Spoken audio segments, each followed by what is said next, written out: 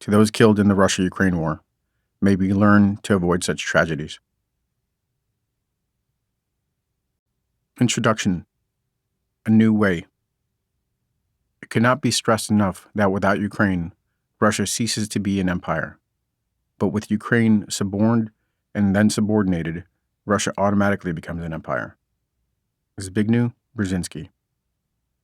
At dawn on February 24, 2022, nearly 200,000 Russian troops, having amassed on the Ukrainian border intermittently for almost a year amid denials by the Kremlin of any intention to invade, crossed the border from three bordering compass quadrants, north, east, and south, while Russian forces bombarded Ukrainian targets throughout the country.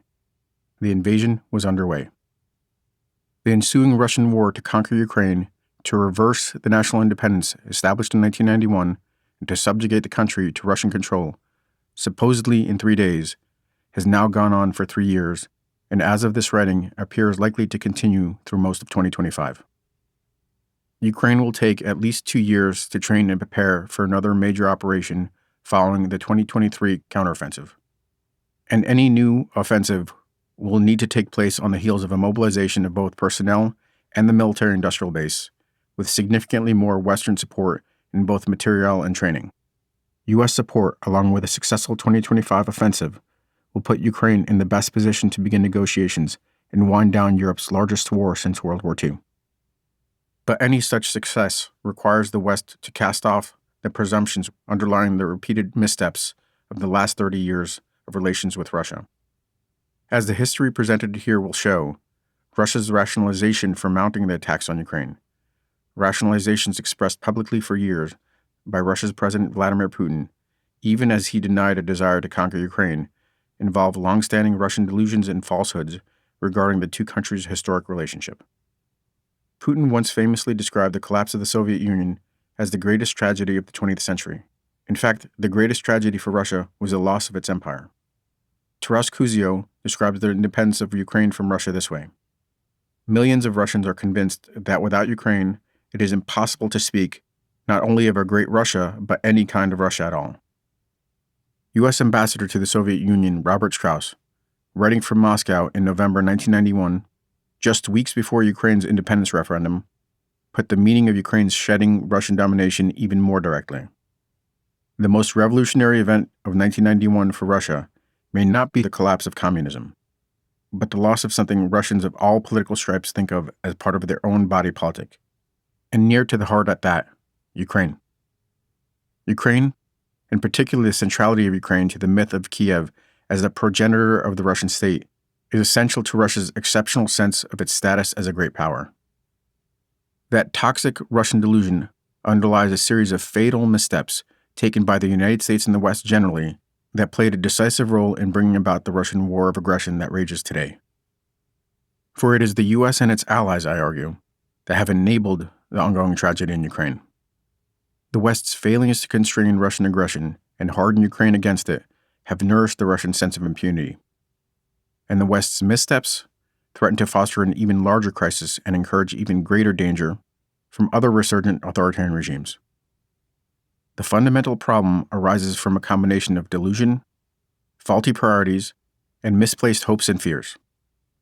Starting with the fall of the Soviet Union at the end of 1991, extending through 6 U.S. presidential administrations, and ranging in mood from fear to skepticism, from hope to anxiety, U.S. policymakers have bought fully into Russia's vision of itself as the exceptionally and naturally dominant player in the post-Soviet space. At nearly every turn, for nearly 2 generations, U.S. foreign policy for the region has been driven by very slight variations on a fundamentally Russia-centric philosophy that persistently relegates the U.S. relationship with Ukraine to a secondary and derivative status.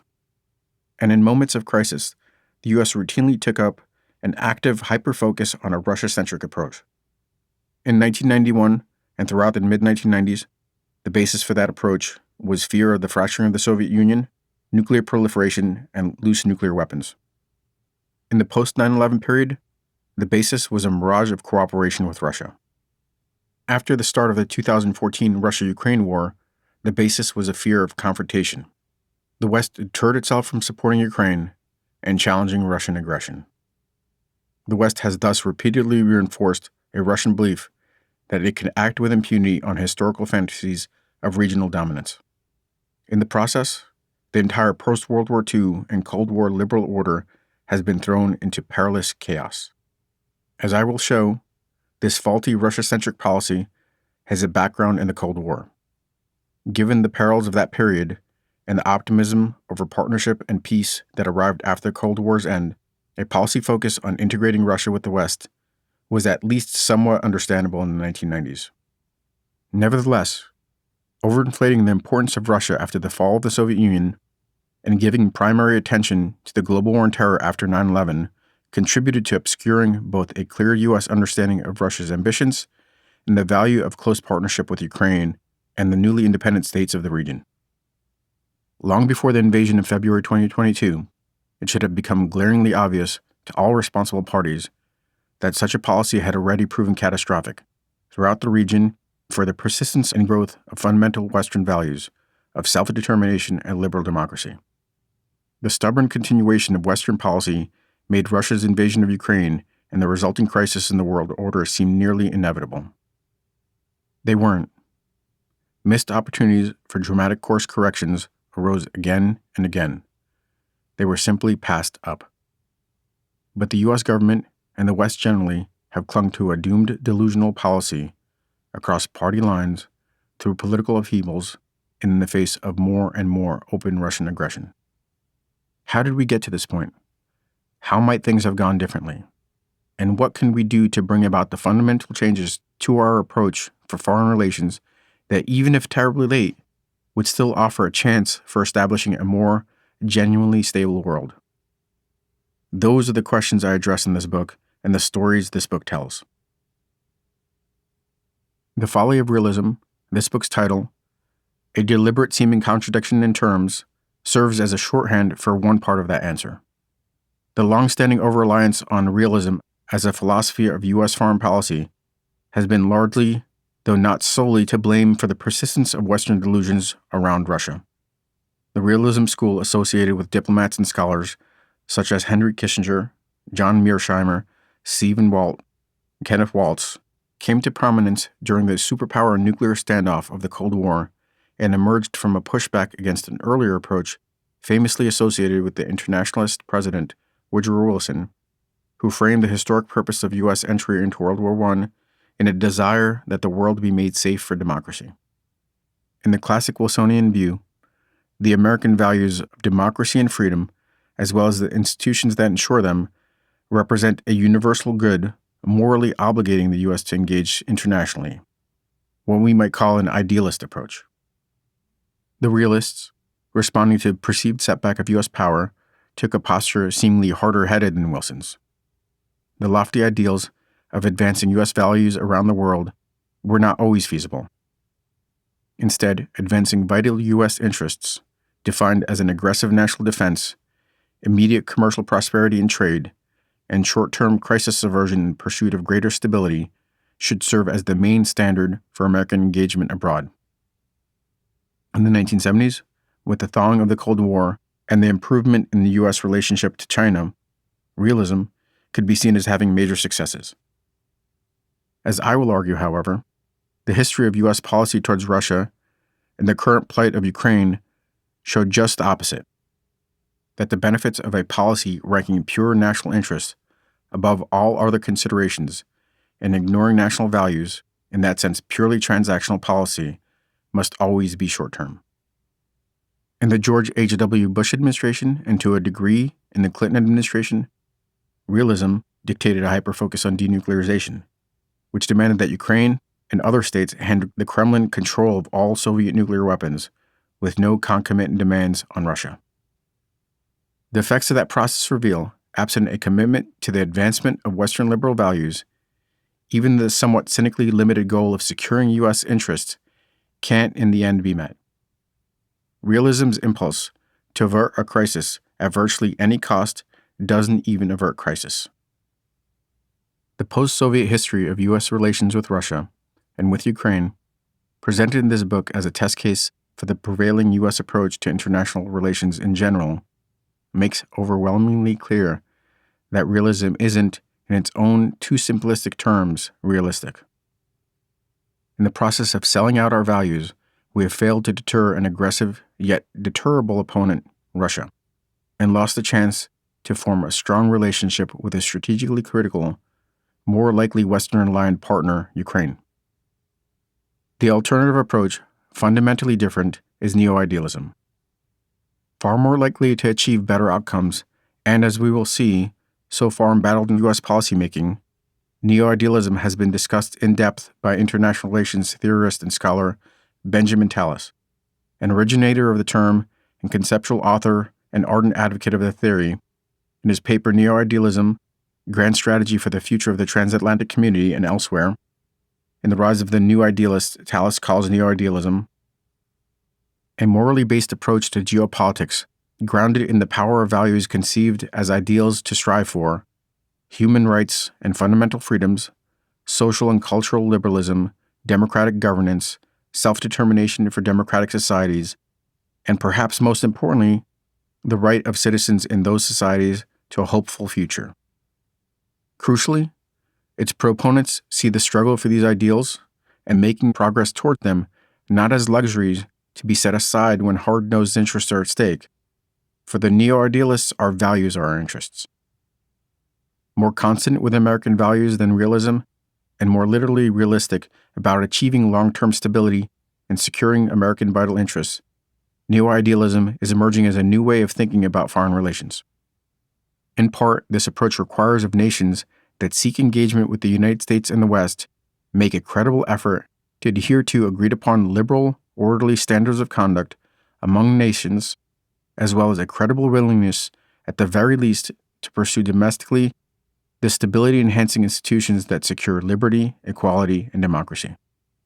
Neo-idealism thus departs sharply from the recent approaches of foreign policy that seemingly reject the short-term, transactionalist basis of realism, but have proven in the end merely fantastical, often with disastrous results. One such approach was that of the neoconservative school, known as neocons. Dick Cheney, Paul Wolfowitz, Condoleezza Rice, Donald Rumsfeld, and others, who came to power with the election of George W. Bush in 2000 and led the U.S. response to the terrorist attacks of September 11, 2001. The prosecution of the global war on terror meant that when it came to Russia, the neocons became at least as transactionalist and short-term in their thinking as the realists. It was the neocons who doubled down on the Russia First policy for Eurasia, trading cooperation with Ukraine for Russian support in the global war on terror.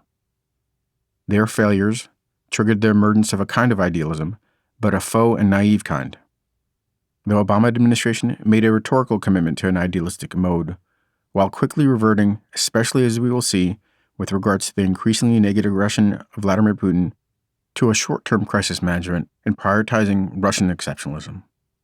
Obama's classical liberal style of idealism focused on cooperation through international institutions, lead from behind multilateralism, and soft power, pursued in the face of Putin's repeated aggression and the growing malign influence of authoritarianism globally, and backed up by less than credible assessments of opponents' and partners' interests and objectives, proved utterly unsuitable for a world filled with realists, let alone with dictators and tyrants. The realists, the neocons, and the latter-day liberal idealist foreign policy schools, not so different in their effects, have governed the last 30 years of U.S. geopolitics. None has been able to focus on long-term interests in a tough-minded and clear-eyed way. The neo-idealism now emerging insists that serving Western liberal values transcends the transactionalism inherent in faux idealism, neoconservatism, and realism alike. The ramifications go far beyond Ukraine and Russia.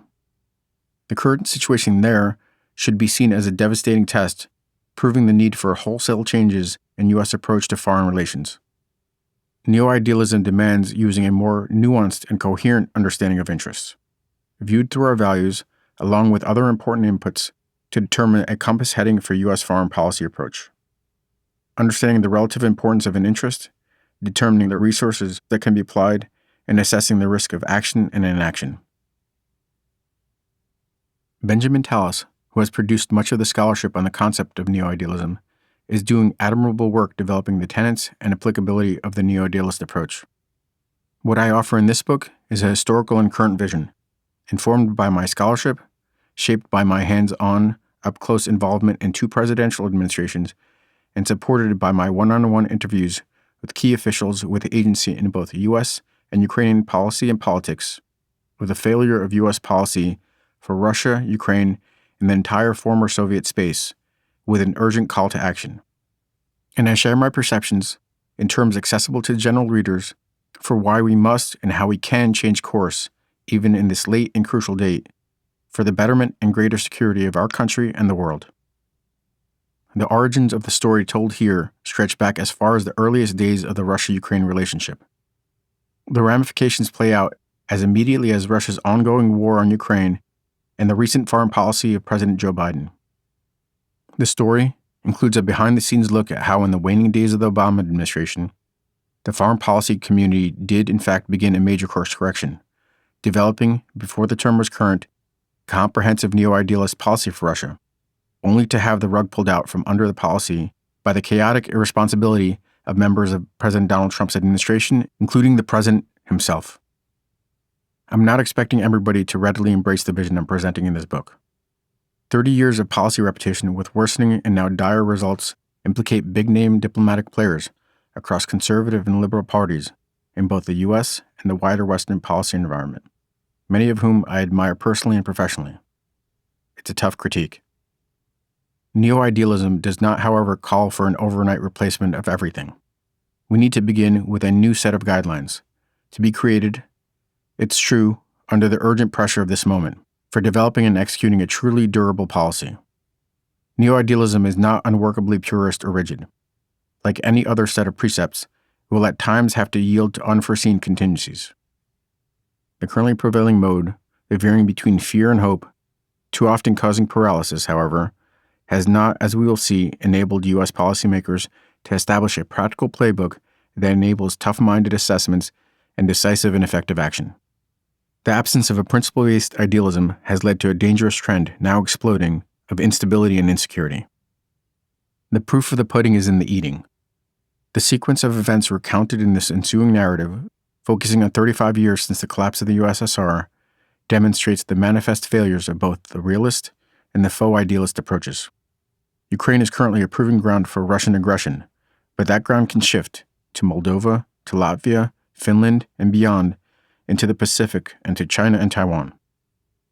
If it does, we will need a tough-minded and clear-sighted way to respond. And to that end, we need a shared vision, a basis for thinking through our responses well in advance of the moment when decisive action is required. Chapter 1. From the Cossacks to Chernobyl, a tale of 2 national identities. On April 26, 1986, a design test was underway for a safety system of the Unit 4 reactor of the Chernobyl nuclear power plant, located on the Dnieper River near the Belarusian border in the northern part of the Ukrainian Soviet Socialist Republic, a strategically critical heartland republic of the Soviet Union. The reactor was to be shut down after the test for scheduled maintenance. At about 1:23 a.m., therefore, when the test began, it was conducted in a reduced power mode that increases loss of coolant throughout the reactor, bringing coolants to the boiling point. Given the reduction in power, the impact is typically minor, usually negligible. About 40 seconds after the Chernobyl test began, however, a rapid increase in power unexpectedly sent explosive steam pressure from damaged fuel channels into the reactor's exterior cooling structure and caused an explosion, instantaneously destroying the reactor casing, bursting through and blasting off the upper reactor's upper plate and blowing off the roof of the whole reactor building. That was the first explosion. The second explosion, more powerful than the first, occurred about 2 or 3 seconds later, damaging the core, ending the nuclear chain reaction, and compromising the reactor containment vessel. It shot out hot lumps of nuclear graphite, which caught fire on exposure to air and spread beyond the immediate area with stunning speed, full of radioactive fallout. A survivor running outside and looking up saw a laser-like blue light caused by glowing ionized air flooding up into infinity. The Chernobyl plant was operated jointly from Moscow, the Soviet capital, about 500 miles away, and Kyiv, the Ukrainian capital, less than 80 miles away. And yet, in the first few hours, the government of Ukraine received little information about the disastrous accident that had occurred within the republic's borders. As huge volumes of radioactive material entered the atmosphere, the nearby city of Pripyat was not evacuated.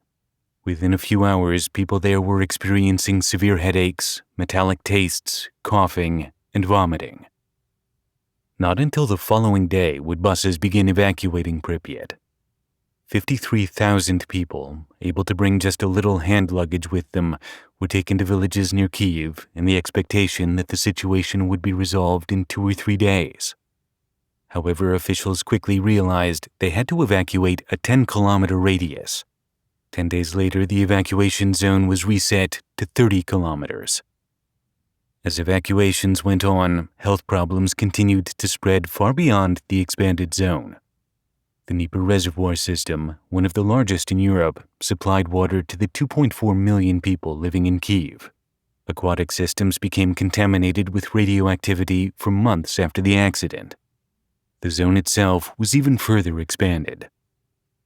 When I visited Chernobyl and Pripyat in 2009, it was clear that those evacuees who thought they were leaving their homes for 2 or 3 days never did return. The zone remains deserted today, and the whole city looks like a post-apocalyptic landscape out of a fantasy movie. Giant catfish the size of Volkswagen Beetles swim in the pond outside the nuclear plant. Desolate apartment blocks, carnivals, and classrooms dot the landscape. One moment they'd been vibrant with humanity, the next completely abandoned. The Chernobyl nuclear disaster represents an especially dramatic marker of a shift, beginning as early as the mid-1980s, in the Ukrainian people's long and difficult relationship with the Soviet Union.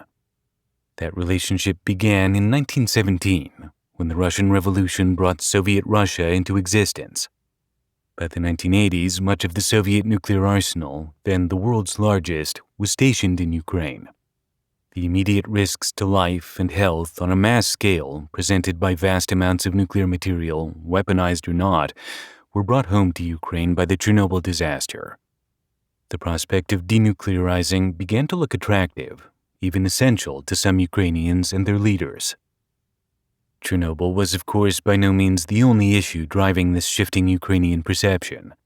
The 1980s saw other events, both related and unrelated to the denuclearization issue, that caused friction in Ukraine's role as a main republic of the Soviet Union and inspired more Ukrainians to hope for greater autonomy. One factor was the release in 1987 and 1988 of Ukrainian dissidents who had long been held prisoner in the Soviet Gulag. Some began to take leadership positions in the nascent Ukrainian opposition to Soviet domination. The year 1989 also saw the end of the regime of Volodymyr Shchybitsky, the head of the Ukrainian government and a member of the Soviet Politburo, and a strong proponent of the Russification of Ukraine. Shchybitsky's downfall arrived as part of the general purge of hardliners by Mikhail Gorbachev's glasnost and perestroika campaigns in Moscow. By the end of the decade, it was clear that at a fundamental level, Ukraine was readying itself for a new relationship with Moscow, one that granted it much greater autonomy and self-determination. That readiness would lead to a series of dramatic events involving Russia, Ukraine, and the U.S., which culminated in the Russian invasion of Ukraine in 2022 and a geopolitical earthquake in world affairs ensuing from that act of Russian aggression. I maintain that the West's and the United States' missteps throughout the collapse of the Soviet Union and the post-Soviet period enabled the current crisis. The ensuing chapters will show that a policy of short-term transactionalism, torn between the realist school of international relations, whose famous authors include Henry Kissinger, John Mearsheimer, Stephen Walt, and Kenneth Waltz, and a fickle form of liberal idealism, supposedly a values-based alternative to realism, but as we will see, not so in practice, has led to failure after failure in our relationships with both Ukraine and Russia, emboldening Russian aggression at almost every turn. I argue that we urgently need a new approach. We must reject the unrealistic cult of realism, embrace a true and tough-minded idealism by which the U.S. confidently asserts its own values, make values-based demands in our relationships with other nations, eschew fear and hope-driven short-term transactions, and prioritize long-term interest and stability. The ramifications of the neo-idealist ethos I'm calling for go far beyond U.S. policy for Russia, Ukraine, and Eurasia. The current disaster for Ukraine, caused by Russian aggression and unwittingly enabled by U.S. policy, serves as the most urgent kind of test case. The principles it encapsulates are evident in a host of other flashpoints around the world, each made more dangerous by a cynical and highly nationalistic local powermonger. But none is so brazen at the moment as Vladimir Putin's Russia. In coming to terms with the urgent requirement for real change, it's important to keep in mind that our relationship with an independent Ukraine is recent, and that the U.S. will be only 250 years old in 2026. By contrast, the interconnected histories of Russia and Ukraine, now coming to another historic climax, have been playing out for more than 1,000 years. The West and its policymakers must better understand the depth of that history if better decisions are to be made regarding the future of this history-defining region. In some ways, the two countries might seem to overlap. They are geographic neighbors, their capitals are only about 500 miles apart.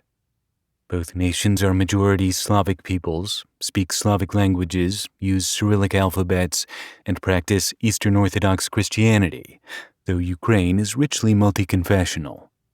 So, before looking at how Russia and Ukraine extricated themselves from one another in the 1990s, before looking at the issues developing in the post-Soviet period, before looking at how those dynamics brought Russia, Ukraine, and the US and the West to the current crisis, it is critically important to have a sense of how Russia and Ukraine, beginning more than a millennium ago, came to see their own relationship in such conflicting terms, and how in modern times Ukraine was brought into the Soviet sphere, from which it emerged only in 1991.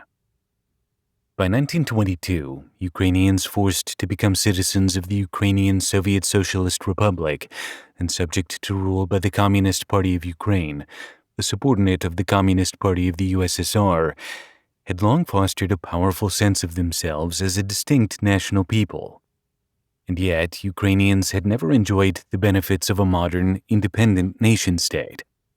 Russia, by contrast, long before establishing communist rule in Ukraine, and indeed before its first emergence as a regional power, had a particular sense of the critical importance of Ukraine to Russian existence as a nation.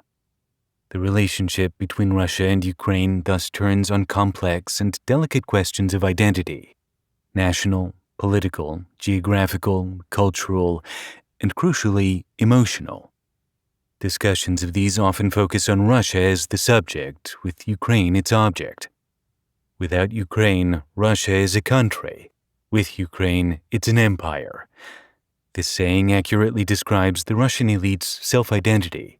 Ukraine is the means by which Russia achieves imperial scale. But that definition makes Ukraine a subject. Russia is either enhanced or diminished by the presence or absence within Russia of Ukraine.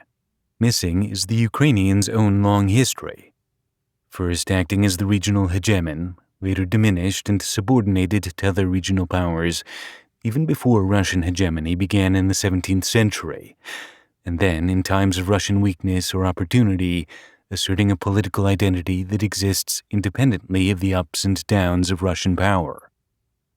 Ukraine and Russia do share an origin story. Both countries see themselves as having sprung from the loins, politically speaking, of Prince Volodymyr, also known as Saint Volodymyr, the 10th century ruler of an ancient Slavic-dominated regional power that historians call Kievan Rus. Centered on what is now the capital of Ukraine, Kyiv, Kievan Rus long practiced pagan religious ways.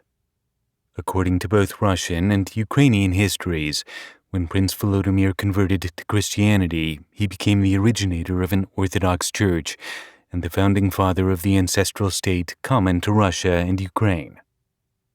The prince's religious conversion involved important matters of trade, security, economics, and crucially, self-determination. In the 10th century, Slavic-speaking peoples had long been subject to a vigorous slave trade, carried out both by the powerful Vikings of Scandinavia to their north and the Muslim caliphates to their south.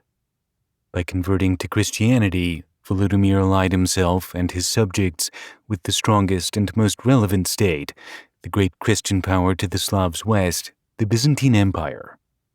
From a Western Europe-centric point of view, the Byzantine world looks Eastern. But from the point of view of Volodymyr and Kievan Rus, the new association was Western, and it was this westward lean that succeeded in opposing and deterring some Viking and Muslim depredations and kicked off the development of a nation out of an early tribal ancestry, making what would become a Western-connected Ukraine the main regional player. In the 11th century, Kievan Rus grand princes were ruling much of what today is Ukraine and Belarus, when certain principalities north and east of Kiev began to claim autonomy. They would later become known as the Russian princes, and they declared their principalities independent of the Kievan capital. Russia thus begins as an eastern effort to declare independence from the western-looking region that was to become Ukraine, and for a time, Russia remained in that sense a sidebar in developments centering Ukraine. In the 13th century, however, after both an internecine struggle with Rus and a series of destructive Mongol invasions, Russian princes were able to consolidate their power by forming the Grand Duchy of Muscovy, centered on what was to become Moscow. By the 15th century, self-defined Russians had established themselves as a distinct power center, free from both the yoke of the Turkic tribes known as Tatars and from Mongol vassalage. From that point onward, Russian rule began to expand in all directions. This expansionism would lead to the creation of a state well known for both its sheer size and its enthusiasm for absorbing regions strikingly remote geographically from its point of origin. Yet, as early as the 16th century, the royalty and aristocracy of the Tsardom, having amassed sufficient strength to make Russia the most formidable descendant of Kievan Rus, inaugurated what would become a persistent claim on all the ancient lands of their claimed ancestry, Ukraine that is, based on the notion that Russia was now the inheritor state of the Kievan Rus principalities, Kiev-centered Rus having all but disappeared from the maps by the early 13th century. In that claim, historically fantastical yet deeply worked into Russian public consciousness, lies the origin of Russia's baseless, ahistorical claim on Ukraine. Russian elites would go on making that claim throughout the Russian imperial, Soviet, and post-Soviet periods. Searching for a Russian identity that solidified regional hegemony, Vladimir Putin inflamed a doctrine of regional exceptionalism that first emerged in the 16th century and remained a deeply rooted nationalist and imperialist dream throughout Russia's history. It is this vision of Russia to which the West has given far too much credence. The modern history of Russia-Ukraine relations begins in the 17th century and involves the famous Cossacks. The term Cossacks was originally used to define representatives of nomadic people out of the steppes of eastern Ukraine and southern Russia, who provided military service to the region's emerging and often competing empires. On January 8, 1654, a Cossack council, assembled in the town of Pereyaslav, in what is now central Ukraine, by the Hetman, military commander Bogdan Khmelnytsky, pledged Cossack loyalty to the authority of the Russian Tsar in exchange for protection from the Polish-Lithuanian Commonwealth, the Ottoman Empire, and the Crimean Khanate. To the Cossacks, this agreement was conditional. They intended only to preserve their nascent Cossack autonomy, a need that had arisen out of their struggle to carve out a Cossack state between the Polish and Ottoman empires. But the Tsars viewed the Pereyaslav Treaty as permanent, progressively subordinating Cossack lands to the Russian Empire, and the agreement in fact created a set of conditions for Russian imperial rule in the region, especially with regard to Ukraine.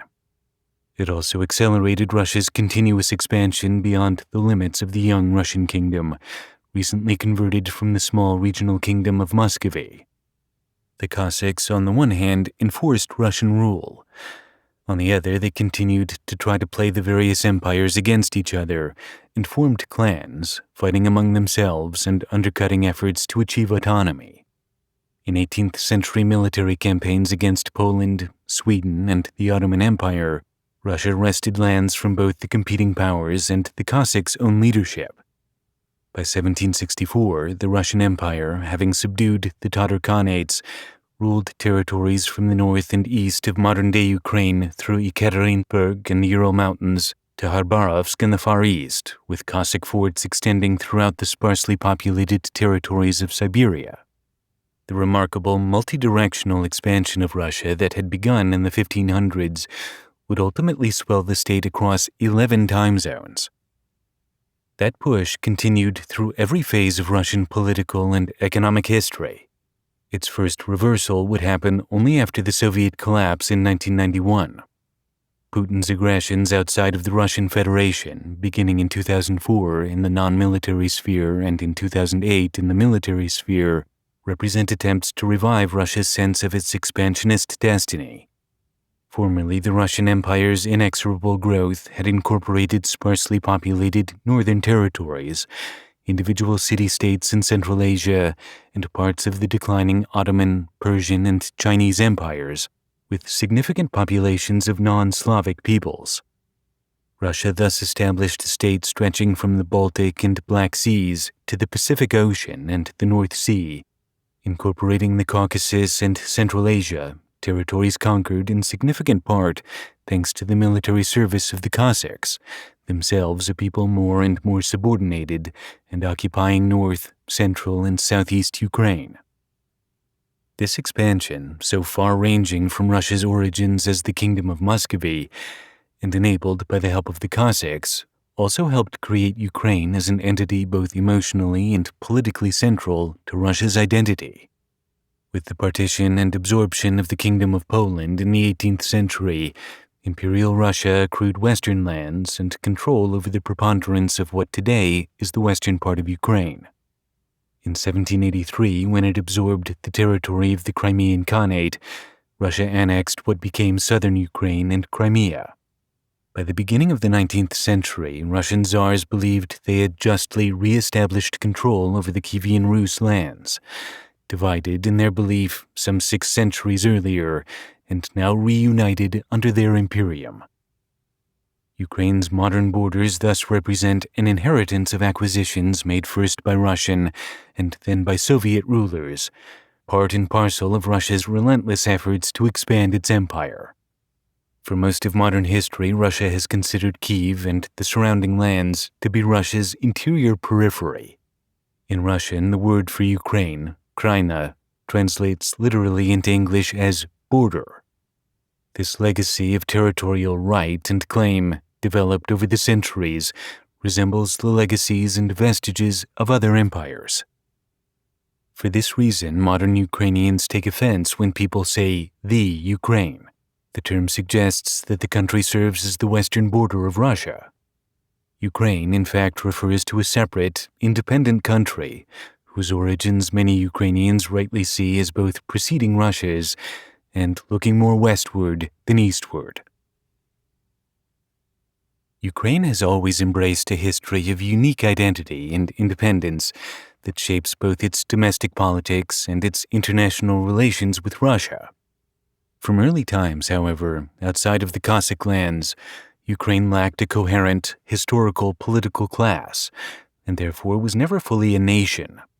A modern construct originating in the 17th century and rooted in a sense of shared tradition with an imperial center, yet not fully developed until the industrial age.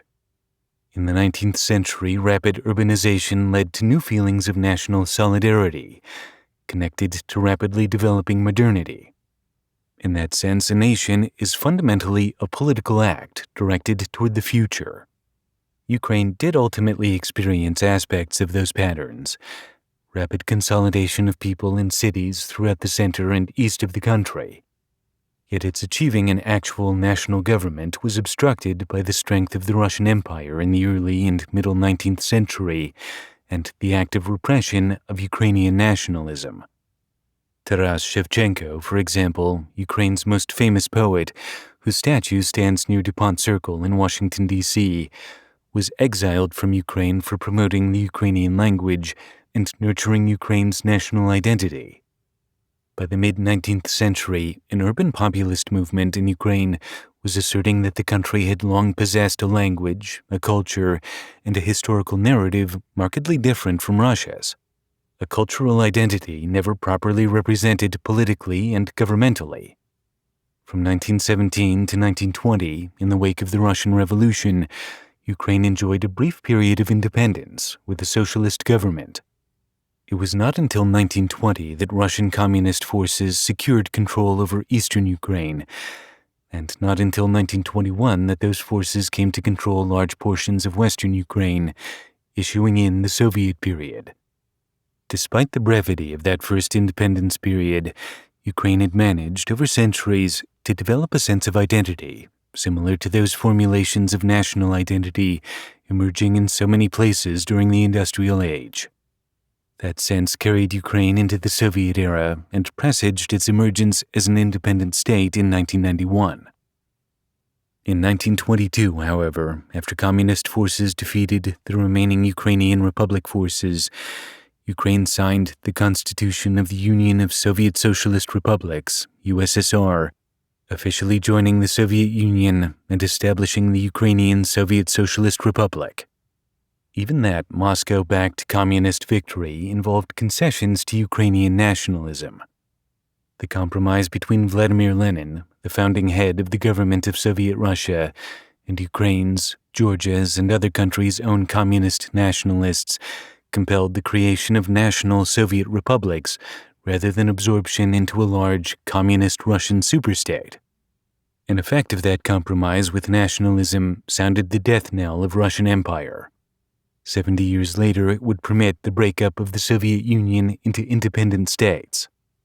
Because the Soviet Union's policies of the 1920s and early 1930s initially offered the republic's nationalists some latitude in sustaining identity, Soviet Ukraine retained important elements of its own national feeling through the later decades of the Soviet Union.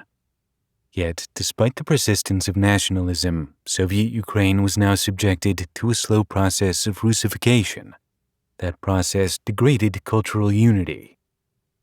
The Russification of Ukraine involved a number of factors, related both to Soviet efforts at utter dominance and to the Soviet period of industrialization. For Ukraine, that meant breaking the link between landowning peasants and their holdings, and consolidating populations into industrial manufacturing centers and cities. By the 1930s, Russian efforts were underway to reduce the threat of rising nationalism within all of the Soviet republics. Joseph Stalin, Lenin's successor, directed widespread terror campaigns against nationalists of all stripes, including even pro-communist nationalists. Notoriously, Moscow also used the Holodomor, organized mass starvation of Ukraine's landed peasantry, to break the power of landowning peasants known as kulaks and subordinate agriculture to the industrial planning forces of the state. To force the collectivization of farms, more than 3 million, and by many accounts up to 10 million Ukrainians, were starved to death. Meanwhile, eastern Ukraine and the Donbas region had become industrialized as part of Stalin's attempt to rapidly develop the entire Soviet Union, an effort powered by coal, making coal-rich parts of Ukraine crucial to Moscow and Russia's other important industrial cities. The brutal agricultural collectivization dovetailed with making eastern Ukraine and the Donbas the Soviet Union's economic engine. In that process, major cities of the Donbas drew much of their industrial labor force from all across the Soviet Empire. Upon absorption into the USSR, Ukraine became the second largest state and Kyiv the Soviet Union's third largest city, thus indispensable to the Soviet Union's economic, military, and national power. And through both industrialization and collectivization, eastern and southern Ukraine and Crimea were populated with ethnic Russians to a higher degree than central and western Ukraine. Thus, the east and south were seen as even more central to Russian power and national identity, and as indivisible elements of Moscow's industrial base and military-industrial complex. Crimea also housed the Black Sea Fleet and enjoyed the status of the premier Soviet vacation destination. Russian military retirees and senior party apparatchiks maintained dachas, vacation homes, there and retired to the region after government service, fostering a higher percentage of ethnic Russians in Sevastopol, the headquarters of the Black Sea Fleet, and Simferopol, the capital of Crimea, than in any other territory in Ukraine, or indeed anywhere else in the Soviet Union outside of the Russian Federation. In the later referendum for Ukraine independence, only in Crimea did the electorate come anywhere near voting to remain with the Soviet Union. Some 40% voted to remain. 90% of the rest of the country voted to leave. This degree of Russification engendered an identity peculiar to the Donbas and related regions that would pose a challenge to Ukrainian unity after independence in 1991. And while this peculiar identity would moderate toward Ukrainian national unity over the next 30 years, Russian aggression in 2004, 2014, and 2022 would become the galvanizing force that led the Ukrainian population to reject Russia in the face of an existential threat and rally around a hard-won national Ukrainian identity. In the late 1930s and the 1940s, the preservation and even extension of Ukrainian nationalism developed. With the signing of the Molotov-Ribbentrop Pact with Nazi Germany in 1939 and the start of World War II, the Soviet Union invaded Poland and thereby acquired Eastern Galicia and Volhynia, former Habsburg and Romanov provinces granted to Poland after World War I and inhabited by many ethnically Ukrainian people. Ukraine thereby gained its current Western boundaries and assimilated a host of Western, culturally Ukrainian influences. The assimilation of Galicia in particular became key to helping Ukraine advance its national identity, and started giving the Soviets various headaches. Because these new lands included territories that had never been part of either Imperial Russia or the Soviet Union, after the war both the Kremlin and the Ukraine SSR had to contend with the arrival of a Western Ukrainian population with a coherent national identity, a prevalent Ukrainian language, and no Russification. Where the more homogenized and Russified Eastern and Central Ukrainian state had become, as a consequence of generations of Kremlin dominance, somewhat reconciled to Russian and Soviet power, the incorporation of Western Ukraine counterbalanced the Russification of the East. The Communist Party now had to deal not only with an ethnically coherent Western Ukrainian identity, progressively strengthening the national identity of the whole of Ukraine, but also with a nationalist insurgency based in Galicia from the end of World War II through the 1950s. This was a far-right movement often referred to as the Banderites, or in Ukrainian, Banderiwits, after its most notable leader, Stepan Bandera, a Galician-born Ukrainian with ties to Nazi Germany.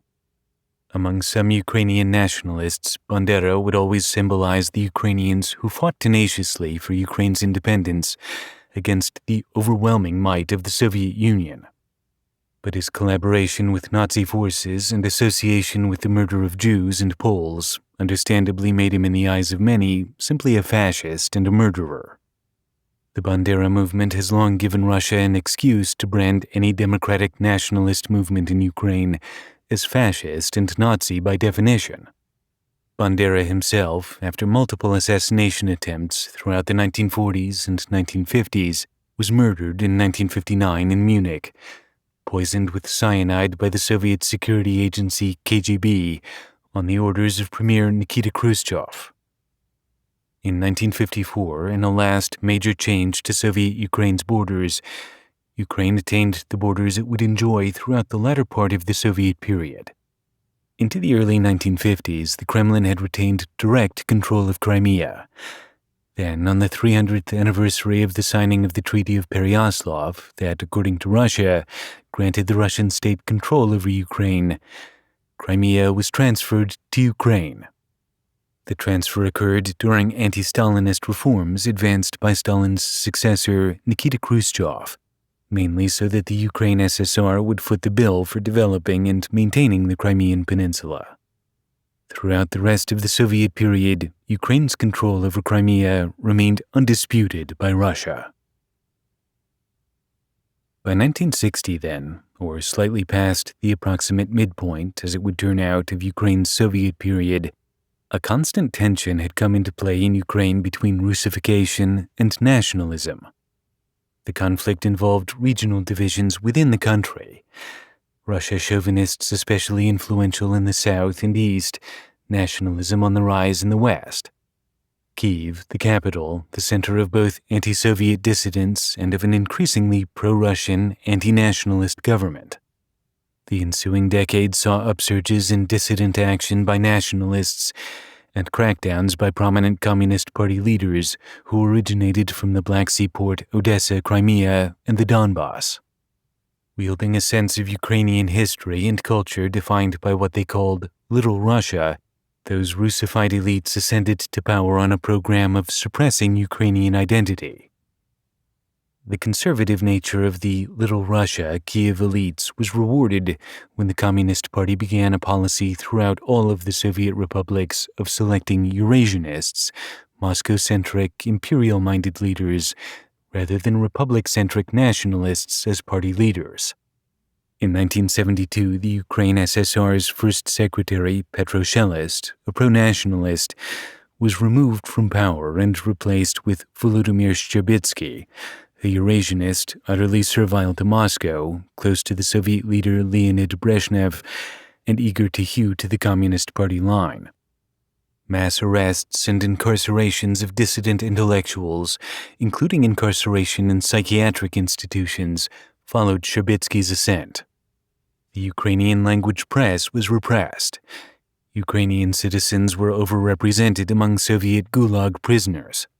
The language itself was officially sidelined as much as possible. Shcherbitsky himself spoke Russian at official events. Shcherbitsky's actions were driven in part by an ambition to succeed his mentor, Leonid Brezhnev, Khrushchev's more hardline successor, as head of the USSR. To that end, he felt he had to prove his Soviet orthodoxy and demonstrate the mettle required to lead the Soviet Union. A critical effect of that effort was seen in the summer of 1979, when the Ukrainian SSR began canceling Jewish refugees' flights out of Kyiv in response to deteriorating U.S.-Soviet relations following the USSR's invasion of Afghanistan and the U.S. boycott of the 1980 Moscow Olympics. Where other Soviet cities continued such flights, Shcherbitsky, hoping to anticipate the Soviet line on the matter, wanted to show himself, if anything, ahead of it. This reactionary policy had a direct impact on my family. My cousin Mila, deep into a pregnancy, was supposed to have her first child born in the West. Instead, her departure was canceled 2 weeks before she was to emigrate as a refugee. Her child, Jane, spent the first 10 years of her life in the Soviet Union. But the political leadership in Moscow was changing rapidly, and Shcherbitsky's ambitions were thwarted. He was passed over for leadership of the USSR upon Brezhnev's death in 1982, when Yuri Andropov was given that role. In 1985, with the accession of Mikhail Gorbachev, who championed the liberalizing political philosophy of perestroika, reform and rebuilding, and glasnost, truth and transparency, Shcherbitsky's days in power were numbered. At the same time, the appeal of denuclearization was amplified by the Chernobyl disaster. An increasingly assertive Ukrainian nationalist movement, inspired and led by political prisoners newly released from the Gulag, began to gain traction. In 1989, amid Gorbachev's purge of conservatives, Shcherbitsky's membership in the Politburo of the Soviet Communist Party was rescinded. Gorbachev himself came to Kyiv and presided over the session of the Communist Party of Ukraine that removed Shcherbitsky from office. Events beyond the immediate Soviet space inspired further assertions of Ukrainian autonomy. Later that year in Germany, the Berlin Wall came down, the Sovietized East German government fell, and the difficult process of German reunification began, based largely on the free market principles of what had been West Germany. Nationalist aspirations within Ukraine for greater self-determination coincided with, and in their bumpy way, were inspired by perestroika in the Soviet Union and an end to communist rule in Germany and elsewhere. With Shabitsky's exit, a group of moderately nationalist reformers turned the Verkhovna Rada, Ukraine's legislative body, formerly a creature of the Communist Party and the Soviet government, into a new parliamentary body subject to partially free elections.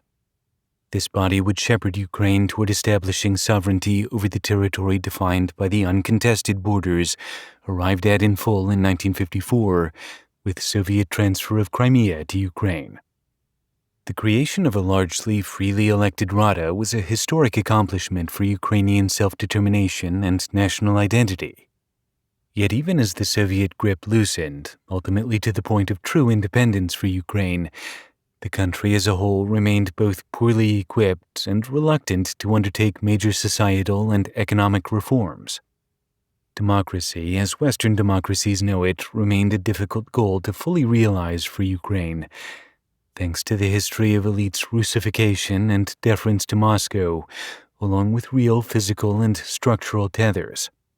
When the world-changing events of 1989 to 1991 began accelerating toward what nobody could yet see coming, the implosion of the USSR itself, Ukraine's struggle over its national identity would connect with the turmoil in Russia and the rapidly developing policies of the United States and the West to create new conditions for fostering familiar desires for empire, independence, and stability.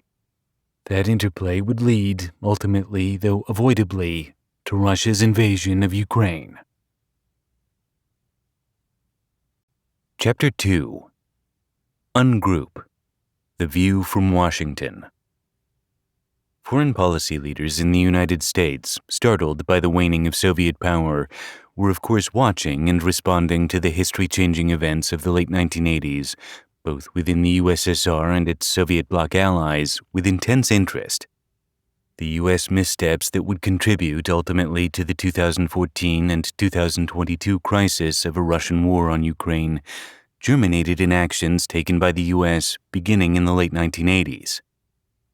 The U.S. assessment of the situation in Ukraine at that time conflated what would soon become the new Russian Federation with that singular great rival, the Soviet Union, involving a historical conception of the power of the Russian Empire.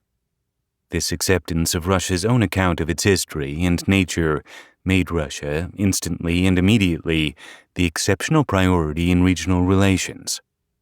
Washington, after 40 years of Cold War antagonism, was all too willing to believe that Russia was at once more fearsome due to upheaval and instability, and also more likely to form a productive partnership with the West than it ever really was. That mentality has persisted throughout many twists and turns of events and ins and outs of politics in the U.S., in Ukraine, and in Russia.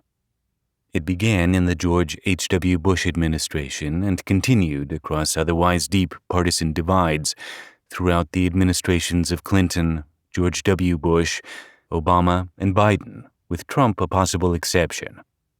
His personal approach was chaotic, and in opposition to his entire national security establishment, he was obsessed with manifesting a friendly relationship with Vladimir Putin, already a proven despot. The prevailing approach across administrations has been crisis management, a transactional mode of at once containing and courting Russia, which allowed little room for the long-term, values-based approach that would have deterred Russian aggression and revealed opportunities to form productive, enduring strategic alliances with others, most crucially Ukraine. But in the late 1980s, the U.S. position seemed reasonable, in part because it operated within a larger Western context of nurturing a Soviet transformation away from hostility and toward peaceful coexistence. That context was by no means lockstep. Where Germany and France prioritized normalizing relations with the Soviet Union and avoiding major disruptions in normalizing relations, the UK prioritized limiting aggression, as did the former Eastern Bloc states that would eventually join NATO and the EU. Both modes, however, were influenced by an acceptance of Russian chauvinist, imperialist, expansionist exceptionalism by the US. That attitude had deep roots in the Cold War period, influenced by the existential threat of nuclear Armageddon, a threat then coming to an end with a future unknown to all participants. Beginning as early as 1949, when the Soviet Union detonated its first nuclear bomb, even as it launched a program of aggressive expansion that would change the face of the region and establish the Warsaw Pact, the Russia-U.S. relationship came to be defined as both a contest over ideas about government and an arms race. It thus became the one relationship critical to the security of the entire planet. While other nuclear powers quickly came into existence, and while the U.S. came to be at stark odds with communist China as well, the bilateral nuclear superpower standoff with the USSR, with the fate of the globe seemingly always held precariously in the balance, was the gravitational force that shaped American thinking about international relations during the decades-long Cold War. In the mid-1980s, much of that tense situation seemed to begin to drastically improve for the first time since the end of World War II. When Gorbachev came to power in 1985, and as he and President Reagan developed a notably positive relationship, U.S. foreign policy officials saw new potential for a more positive, bilateral relationship between their countries. Processing that shift, however, was not as simple for policymakers as it might have looked to the public. In 1987, Reagan visited West Berlin and made a memorable speech containing the famous line, "Mr. Gorbachev, tear down this wall." That was a blunt, even confrontational demand, based on U.S. values around self-determination, a demand made in one of the hottest Cold War spots of Europe itself, a Germany still starkly divided between NATO and Warsaw Pact protections. The president had been advised by his Deputy National Security Advisor Colin Powell, as well as by his Chief of Staff Howard Baker, who were concerned about the possibility of worsening relations with Gorbachev, and that the U.S. president would sound extreme to cut the line from the draft. Reagan ignored them. As early as 1987, then, elements in U.S. foreign policy circles were more concerned, perhaps still reasonably given nuclear and other stakes, with managing the Soviets on the basis of short-term and immediately urgent issues. They reflexively defaulted to a kind of negotiation with the USSR that became bargaining sessions akin to Yalta during World War II, with the Soviet Union charged with reforming Eurasia. The U.S. approach assumed the USSR to be a solid, durable political fact, as well as a potential threat, when in fact it was hollowed out and about to collapse from within. The negotiations focused effectively on reducing nuclear weapons stockpiles, but they were scarce on values-based demands, relying on Gorbachev, a lifelong communist apparatchik, to drive reform within the Soviet Union. The U.S. was reluctant even to support resistance to Soviet authority within East Germany, fearing the possibility of upsetting the apple cart of warming relations. As a result, the autonomy of a Ukraine indistinguishable to many from Russia came to seem of tertiary importance at best, or simply a problem to be kicked down the road. When events in Europe, Eurasia, and Russia began unfolding at a mind-blowing pace amid a transition in the U.S. presidency from Reagan to his Vice President George H.W. Bush, U.S. attention naturally remained fixed on immediate ways of avoiding danger and ameliorating the chaos that might arise from deterioration of centralized power within the Soviet Union. In 1989, with the fall of the wall, the U.S. focused on the complicated process of German reunification.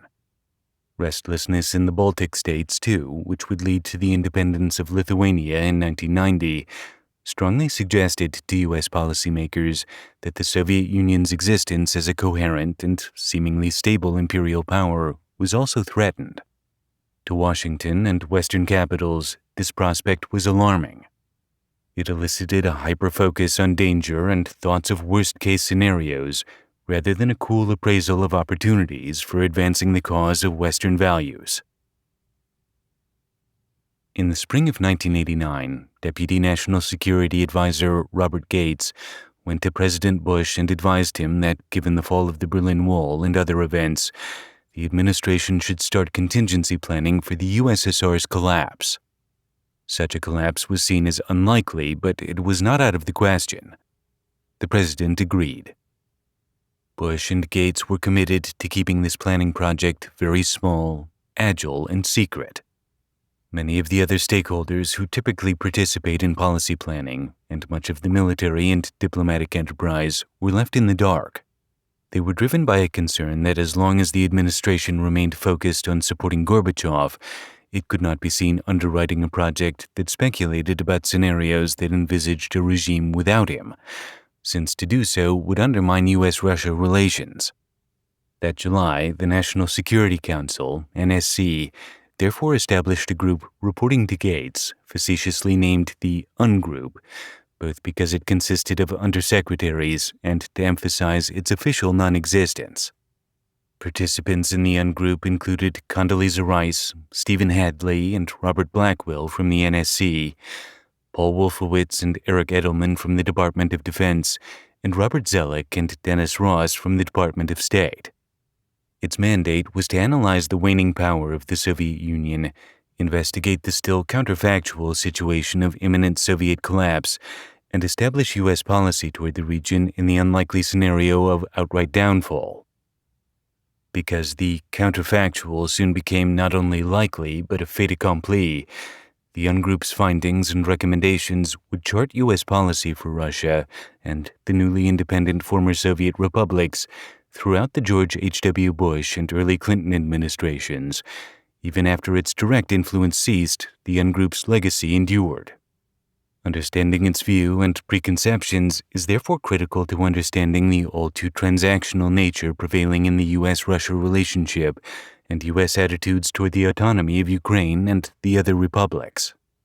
The Ungroup's hyper-focus was on the Kremlin preserving control of the Soviet Empire throughout any imperial collapse and national and regional restructuring. As Gates recalls, the primary conclusion the Ungroup came to us with was the risk to nuclear weapons if the Soviet Union collapsed, a dispersal of the nuclear weapons.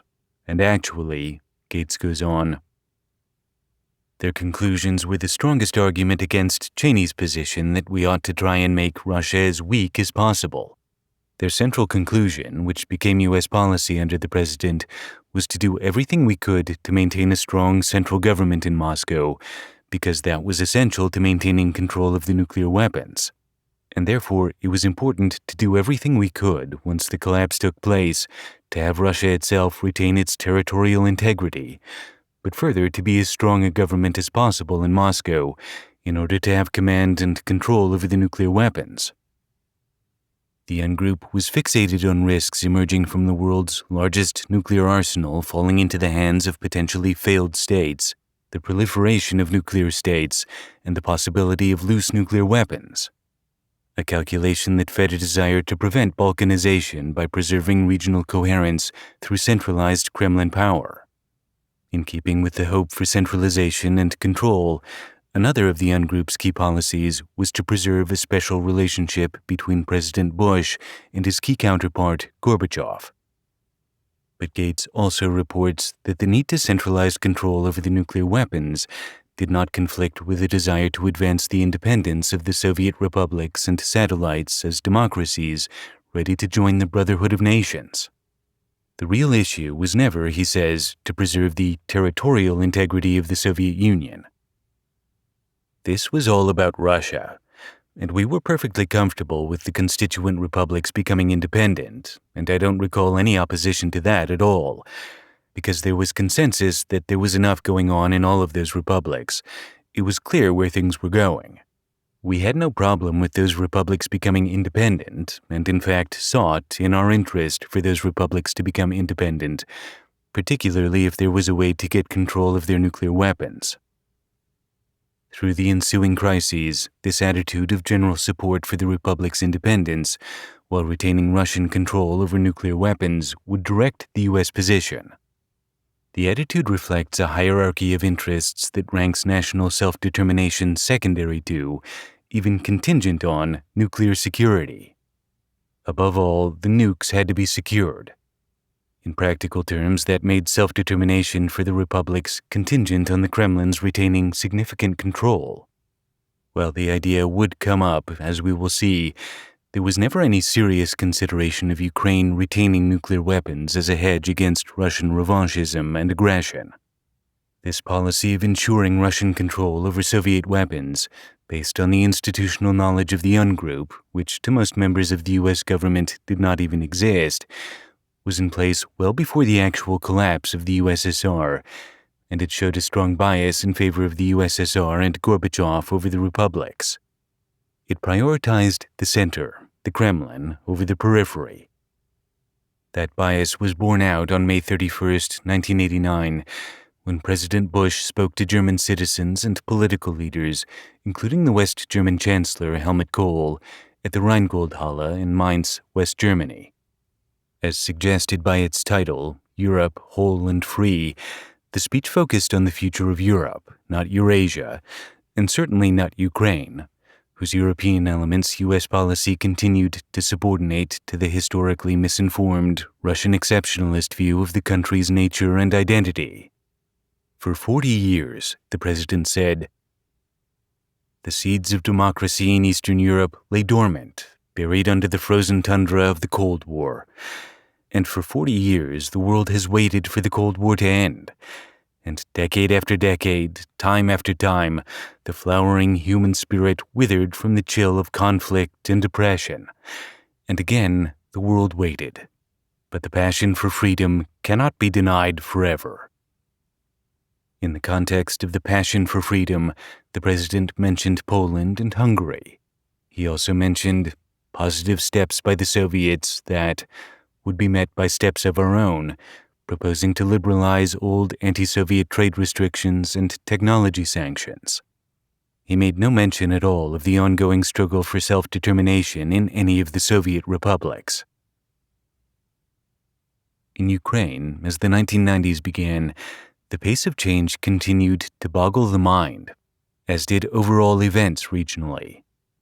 Given the historic place of Ukraine in Russia's imperial self-conception, the Ukrainian drive toward establishing a de-Russified political and cultural autonomy posed a special challenge to the Soviet hegemony that U.S. policy had now become focused on shoring up, or at least managing through an orderly decline.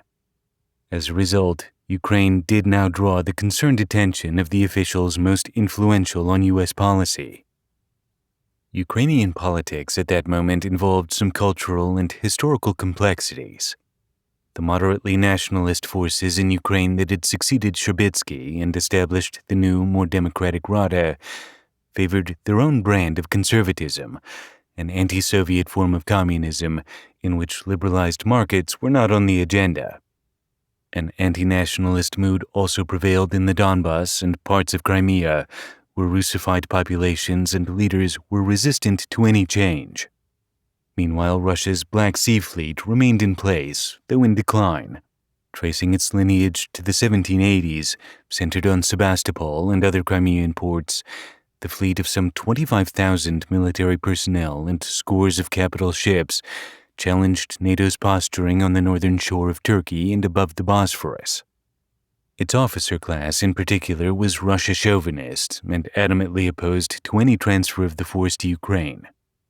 This persistence of the cultural Little Russia servility to the Greater Russia, common among ethnic Russians in Ukraine and among some Ukrainian Russian speakers, especially in the long-governed and more assimilated eastern and southern regions, combined with the Ukrainians' own conservatism to impede reforms that would have weakened connections with Russia and helped Ukraine strengthen its sovereignty in a period of seething transition in both Europe and Eurasia. Nevertheless, by the summer of 1990, a convergence of moderately nationalist forces was gathering enough momentum to push Ukraine toward increasing independence from the struggling USSR. One driver was the People's Movement for Ukraine National Party, known as the Ruch movement in Ukrainian, which formed a coalition with liberalizing Soviet leaders and thereby surmounted the historical dominance of the Eurasianist bloc within Ukraine's Rada. In October 1990, that achievement enabled the declaration of Ukrainian sovereignty, not outright independence, which passed the Rada by an overwhelming majority. In U.S. policy circles, this blizzard of unanticipated changes in Russia, in Ukraine, and throughout the region triggered a conflict regarding the proper approach to take, centered largely on a difference between the Pentagon and the White House. At the Pentagon, Secretary of Defense Dick Cheney advocated a policy of keeping the Soviet Union as weak as possible, maybe even to the point of final collapse, a result many others were wary of. Cheney was especially sympathetic to a scenario that involved Russian regime change in favor of the popular Gorbachev critic Boris Yeltsin. Once a Gorbachev ally and subordinate, then fired by Gorbachev, Yeltsin had become by 1990 his most charismatic opponent. As president of the Russian Supreme Soviet, Yeltsin accused Gorbachev of holding back from true democratic reform. Cheney seemed to view Yeltsin as the more aggressive reformer and the best vehicle to unwind Soviet power, a judgment that would prove correct. Yeltsin would in fact advance the creation of a sovereign Russian state in the final days of the Soviet Union, undercutting the office of Gorbachev as the Secretary-General of the Communist Party of the Union of Soviet Socialist Republics. Yeltsin would also accept the end of the Soviet Union as a fait accompli after the withdrawal of Ukraine and Belarus in December 1991. Conversely, Gorbachev, favored by George H.W. Bush's Secretary of State James Baker, took steps to brace Moscow's control over the republics and maintain the integrity of the Soviet Union. So Cheney was correct. The policy of the Bush administration to support Gorbachev proved futile. Yet Cheney's approach, too, was based largely on short-term interests, not on the development of Western values. Eric Edelman, in 1990 the special assistant covering Soviet and Eastern European affairs for the Deputy Undersecretary of Defense for Policy, recalls that he was convinced early on that the Soviet Union was decomposing, and from our point of view, Ukraine was sort of ground zero, if you will, for the Soviet Union breaking up in a way that would make it much less of a threat to Central Europe for obvious geographic and demographic reasons. The Cheney School, though it supported both Yeltsin and Ukrainian independence and focused on U.S. interests, rested that support and focus less on the spread of liberal democracy than on immediate hopes for containing whatever the Soviet Union was about to become. At the White House, the strongest trend among officials was continuing to push hard the other way. Jack Matlock, ambassador to the Soviet Union, while seeing potential both in Yeltsin and in the autonomy of the republics, also advocated a policy of maintaining closeness to Gorbachev and merely hedging with Yeltsin and other leaders in the republics. National Security Advisor Brent Scowcroft and his deputy, Robert Gates, expressed a strong desire to keep a liberalizing Soviet Union going and to give full support to Gorbachev. If his political demise was inevitable and regime change had to happen, the White House favored at least slowing the pace of change. Gates puts it this way: "My recollection is that the President and Secretary of State James Baker in particular thought that the longer we could keep Gorbachev in power, the better our interests would be served, because he was sort of single-handedly dismantling the Soviet Union. And a big concern was what would happen with all the nuclear weapons in Ukraine if Ukraine declared its independence. I think we were also very concerned that Gorbachev would be compelled to act militarily, as he did in early '91 against Lithuania. It really was more about a managed dissolution of the Soviet Union rather than a chaotic one." Given the nuclear stakes referred to by Gates and the many preceding decades of global tension around the potential for nuclear war, it was probably natural that avoiding a crisis dominated White House thinking during this period. While Secretary Baker did see potential in Yeltsin's agitation for true and total reform of the USSR, he also feared the thing that was keeping many other U.S. policymakers up at night: the Cold War threat of the Soviet nuclear arsenal might be made newly and dangerously chaotic once the Soviets lost control of their arsenal to a balkanized patchwork of its former territories, republics, and satellites. Bush and Baker were heavily influenced by the recent and ongoing example of Yugoslavia, a non-nuclear state which was fracturing into constituent republics that in turn were splitting apart in violent clashes that would lead in the 1990s to regional disaster. And within the Soviet Union, Armenia and Azerbaijan were also seeing spiraling ethnic violence. As James Goldgeier and Michael McFaul noted, the White House feared that the breakup of the Soviet Union might present the worst of all nightmares, a Yugoslavia with nuclear weapons. The Pentagon, by contrast, when it came to the nuclear weapons in Ukraine in particular, was never very worried about that, Edelman recalls. The Ukrainians never had positive control of those weapons. Powell and others at the White House strenuously disagreed, and as for the president himself, Goldgeier and McFaul describe his attitude about the larger changes afoot this way. Bush was reluctant to get ahead of history. He wanted the U.S. to avoid getting caught up in actively trying to bring about historical change, and viewed emerging questions of nationalities in the former USSR as an internal matter. They also note Bush's overall reluctance to explicitly push U.S. values when dealing with foreign affairs, especially regarding Russia. The Bush administration did not pass judgment on the Soviet Union's internal matters, nor did Bush ever label the USSR an empire. Bush never called for the freedom of the Armenian, Ukrainian, or Russian peoples. He was not a Wilsonian champion of self-determination. Described elsewhere as the quintessential realist on foreign policy, Bush operated in the Kissinger-influenced realpolitik mode that criticizes idealism about America's global moral leadership as a crusading sentimentalism, one that is likely to be self-defeating and tends to foster global instability. As we will see, the realist tendency was to become increasingly unrealistic regarding U.S. relationships with Russia and Ukraine, leading to drastically diminishing returns for global stability.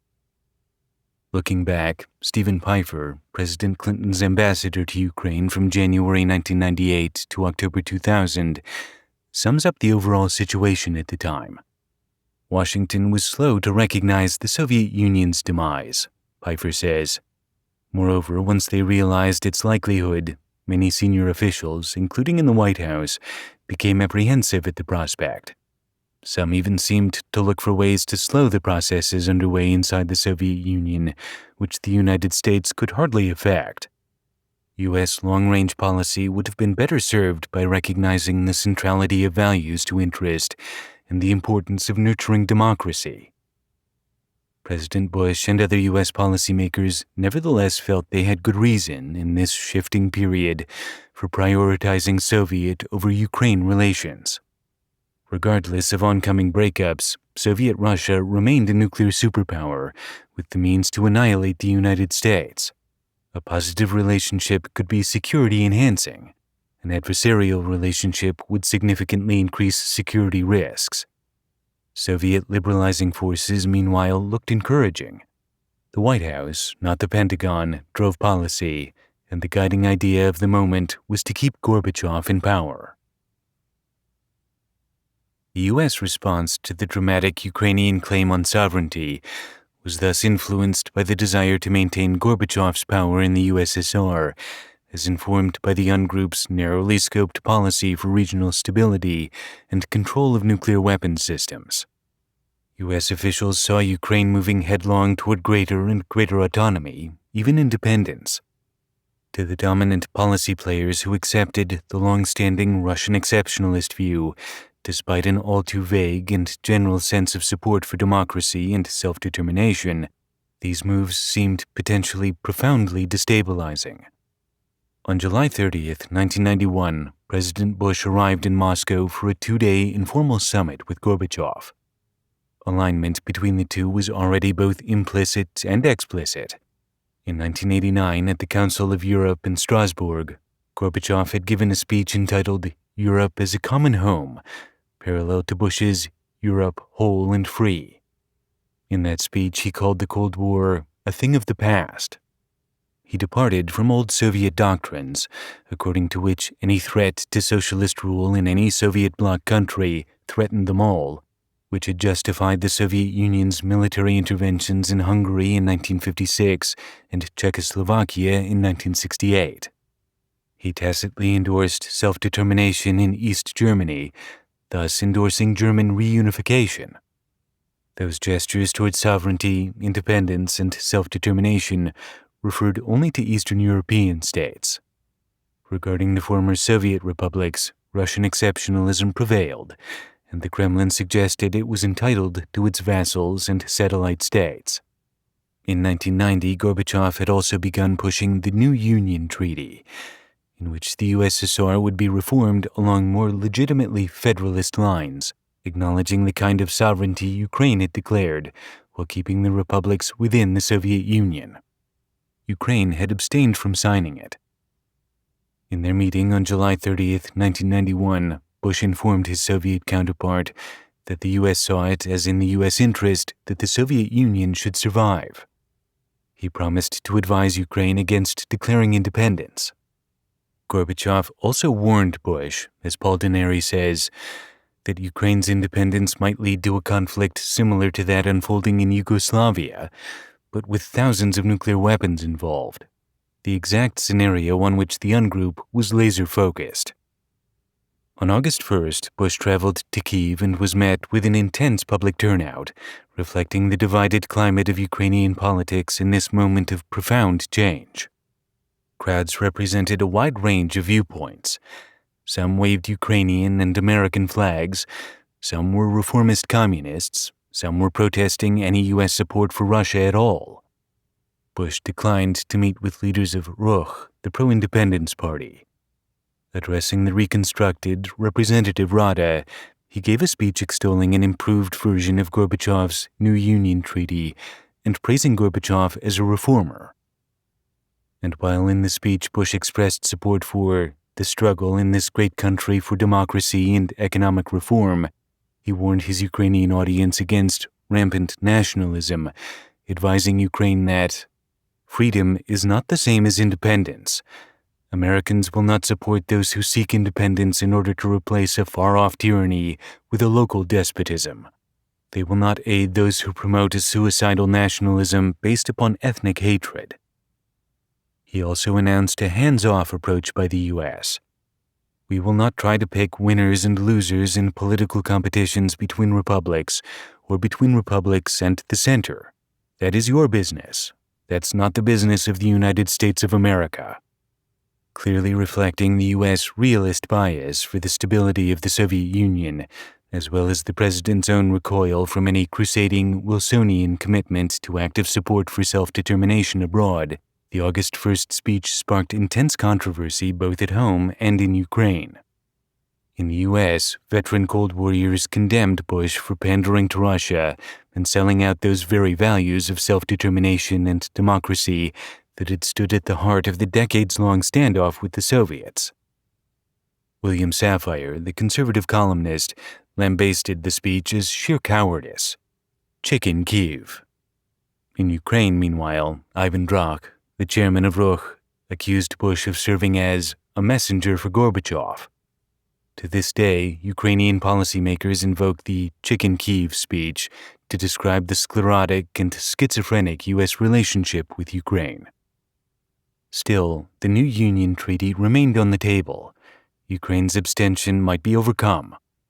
Gorbachev was scheduled to issue a new draft, expected to create a true confederation of fully sovereign states. It seemed to many in the White House far from impossible that Ukraine's newly representative government would endorse the draft. If it did, the most historically and emotionally critical of the non-Russian republics would take an active part in shoring up the Soviet Union and lowering the highly concerning potential for nuclear balkanization. All such calculations were overwhelmed by events.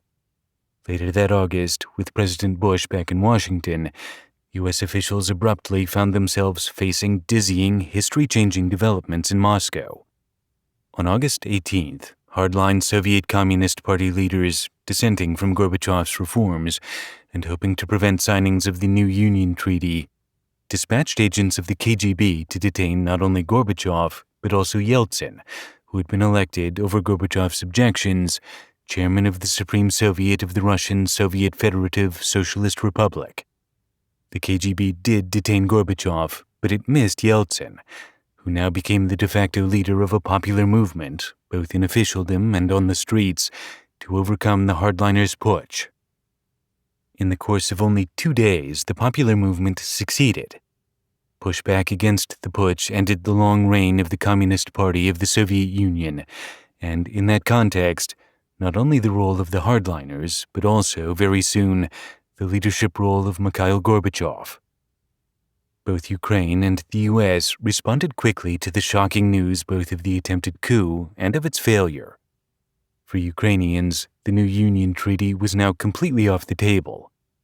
On August 24th, the Rada joined a slew of other former Soviet entities declaring independence.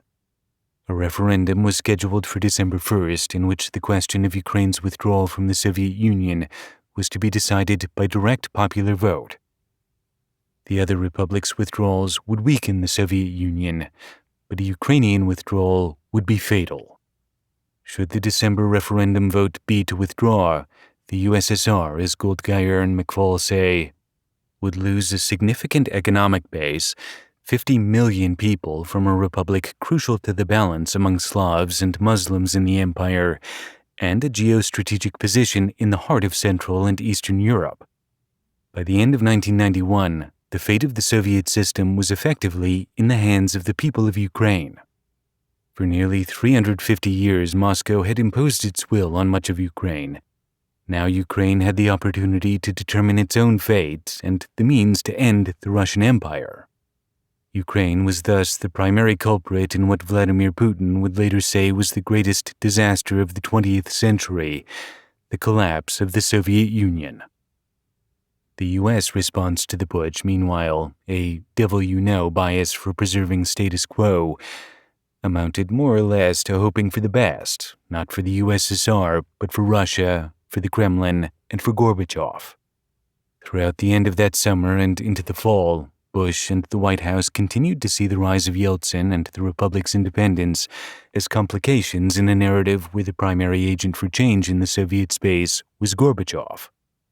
As Eugene Fischel says, despite the fact that Gorbachev emerged from the August 1991 hardline coup attempt severely and probably mortally weakened, Bush remained convinced that Gorbachev and the center could still play a role and that the United States should remain supportive. The U.S. therefore reacted to Ukraine's response to the putsch and the result of the December referendum in Ukraine with grave concern.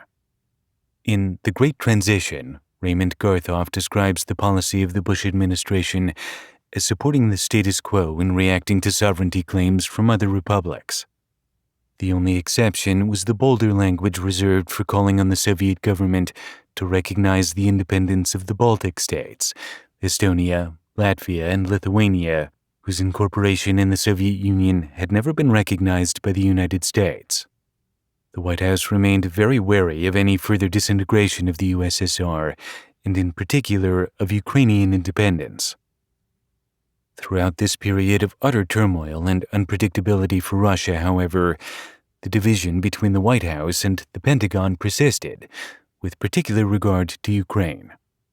Thomas Graham, then at the Arms Control and Disarmament Agency, ACDA, recalls, "The White House clearly had an interest in the Soviet Union sort of holding together, so they continued to work with Gorbachev. I think Cheney and his staff were much more interested in, reaching out to the Ukrainians at that point, getting a better understanding of what was happening, and certainly not opposed to sort of encouraging separatist ideas in Ukraine, and not terribly keen on pushing back against nationalist forces or anything that seemed to be separating Ukraine from Russia and from the Soviet Union." As the December referendum approached, Cheney and his aides at the Pentagon favored being as forward-leaning as possible toward Ukraine, according to Goldgeier and McFall. But they were up against a more powerful coalition centered on the White House. The long-range focus remained on maintaining Kremlin control of weapons systems, a policy borne out in October 1991 when Undersecretary of State Reginald Bartholomew met with representatives of the republics of Russia, Ukraine, Belarus, and Kazakhstan.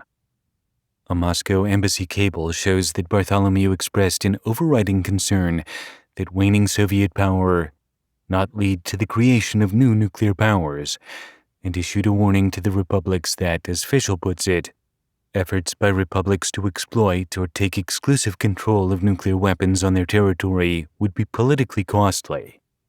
Some of the representatives at the meeting raised the idea that the republics ought to have a degree of input into arms control negotiations, but Bartholomew shot them down. The U.S. government, he said, continued to view the Central Soviet authorities as the U.S. negotiating partner. Yeltsin's representative at the meeting aligned with Bartholomew's rejection of the republics having a role, stating Russia had a strongly positive view of President Bush's nuclear initiative. On November 26th, George Bush and the State Department agreed on a policy of postponing any official U.S. recognition of Ukraine and most other emerging states. 3 days later, in a phone conversation with Yeltsin, Bush went out of his way to underscore that he did not want Ukraine issues to cause division between the United States and the newly emerging Russian government, though, "I hope you understand," he explained to Yeltsin, "that as a democratic nation we must support the will of the Ukrainian people." As Fischel says, Bush almost sounded apologetic.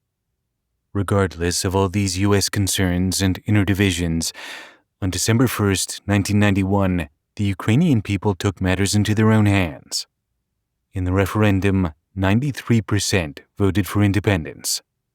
Ukraine, the empire's last, best underpinning, withdrew from the Soviet Union. By then, the monopoly power of the Communist Party of Ukraine had been abolished, but it continued to hold a lot of sway and to seek power. Ukrainian independence therefore represented a compromise among Western-leaning liberal nationalists, communists, old elites, and others. Leonid Kravchuk, chairman of the Rada, formerly a highly placed Communist Party official, became the interim head of state. Elections were scheduled, and on December 5th, Kravchuk, elected the first president of the independent nation, took office. For the first time in its long history, Ukraine, within its current borders, was a sovereign state with a fairly democratically elected government. These developments went largely uncontested by Moscow, with the struggle for power between Yeltsin and Gorbachev, as Yeltsin tried to eliminate Gorbachev's power base as the head of the Soviet Union, dominated everyone's attention. Ukraine, having fatally undermined the structural integrity of the USSR by declaring independence, became the critical agent in a massive historic collapse. On December 25, 1991, Gorbachev resigned as president of the Soviet Union, and the Russian tricolor replaced the Soviet flag over the Kremlin, and the following day, the USSR legally ceased to exist, when the upper chamber of the Supreme Soviet voted to cancel itself, and with it, the concept of a Soviet Union. The Russia-Ukraine relationship, having existed in emotional and political tension for almost 1,000 years, had entered a new and very challenging phase. Despite offering no real support for Ukrainian independence, the U.S. had little interest in supporting a failed Soviet Union. The focus had always been first and foremost on maintaining the Kremlin's central control of nuclear weapons. Supporting the jurisdictional and territorial persistence of the USSR and/or aiding its orderly decline were purely transactional policies, driven almost entirely by the desire to avoid a Yugoslavia with nuclear weapons. It was a policy based not on principle but on a desire to achieve immediate results, arms control, and the pacification of any emerging ethnic or nationalistic tensions. As soon as the USSR had vanished, U.S. attention focused primarily on the newly independent Russia, for it was to Russia that the central management of the USSR's massive national security apparatus now defaulted. The UNGROUP's gamed-out scenario in which existential threats emerged from the world's largest nuclear arsenal falling into the hands of failed states, resulting in a proliferation of loose nuclear weapons, now became an immediate concern. Prioritizing control over nuclear weapons caused U.S. policy to address relations with whoever was to become the Russian counterpart to President Bush.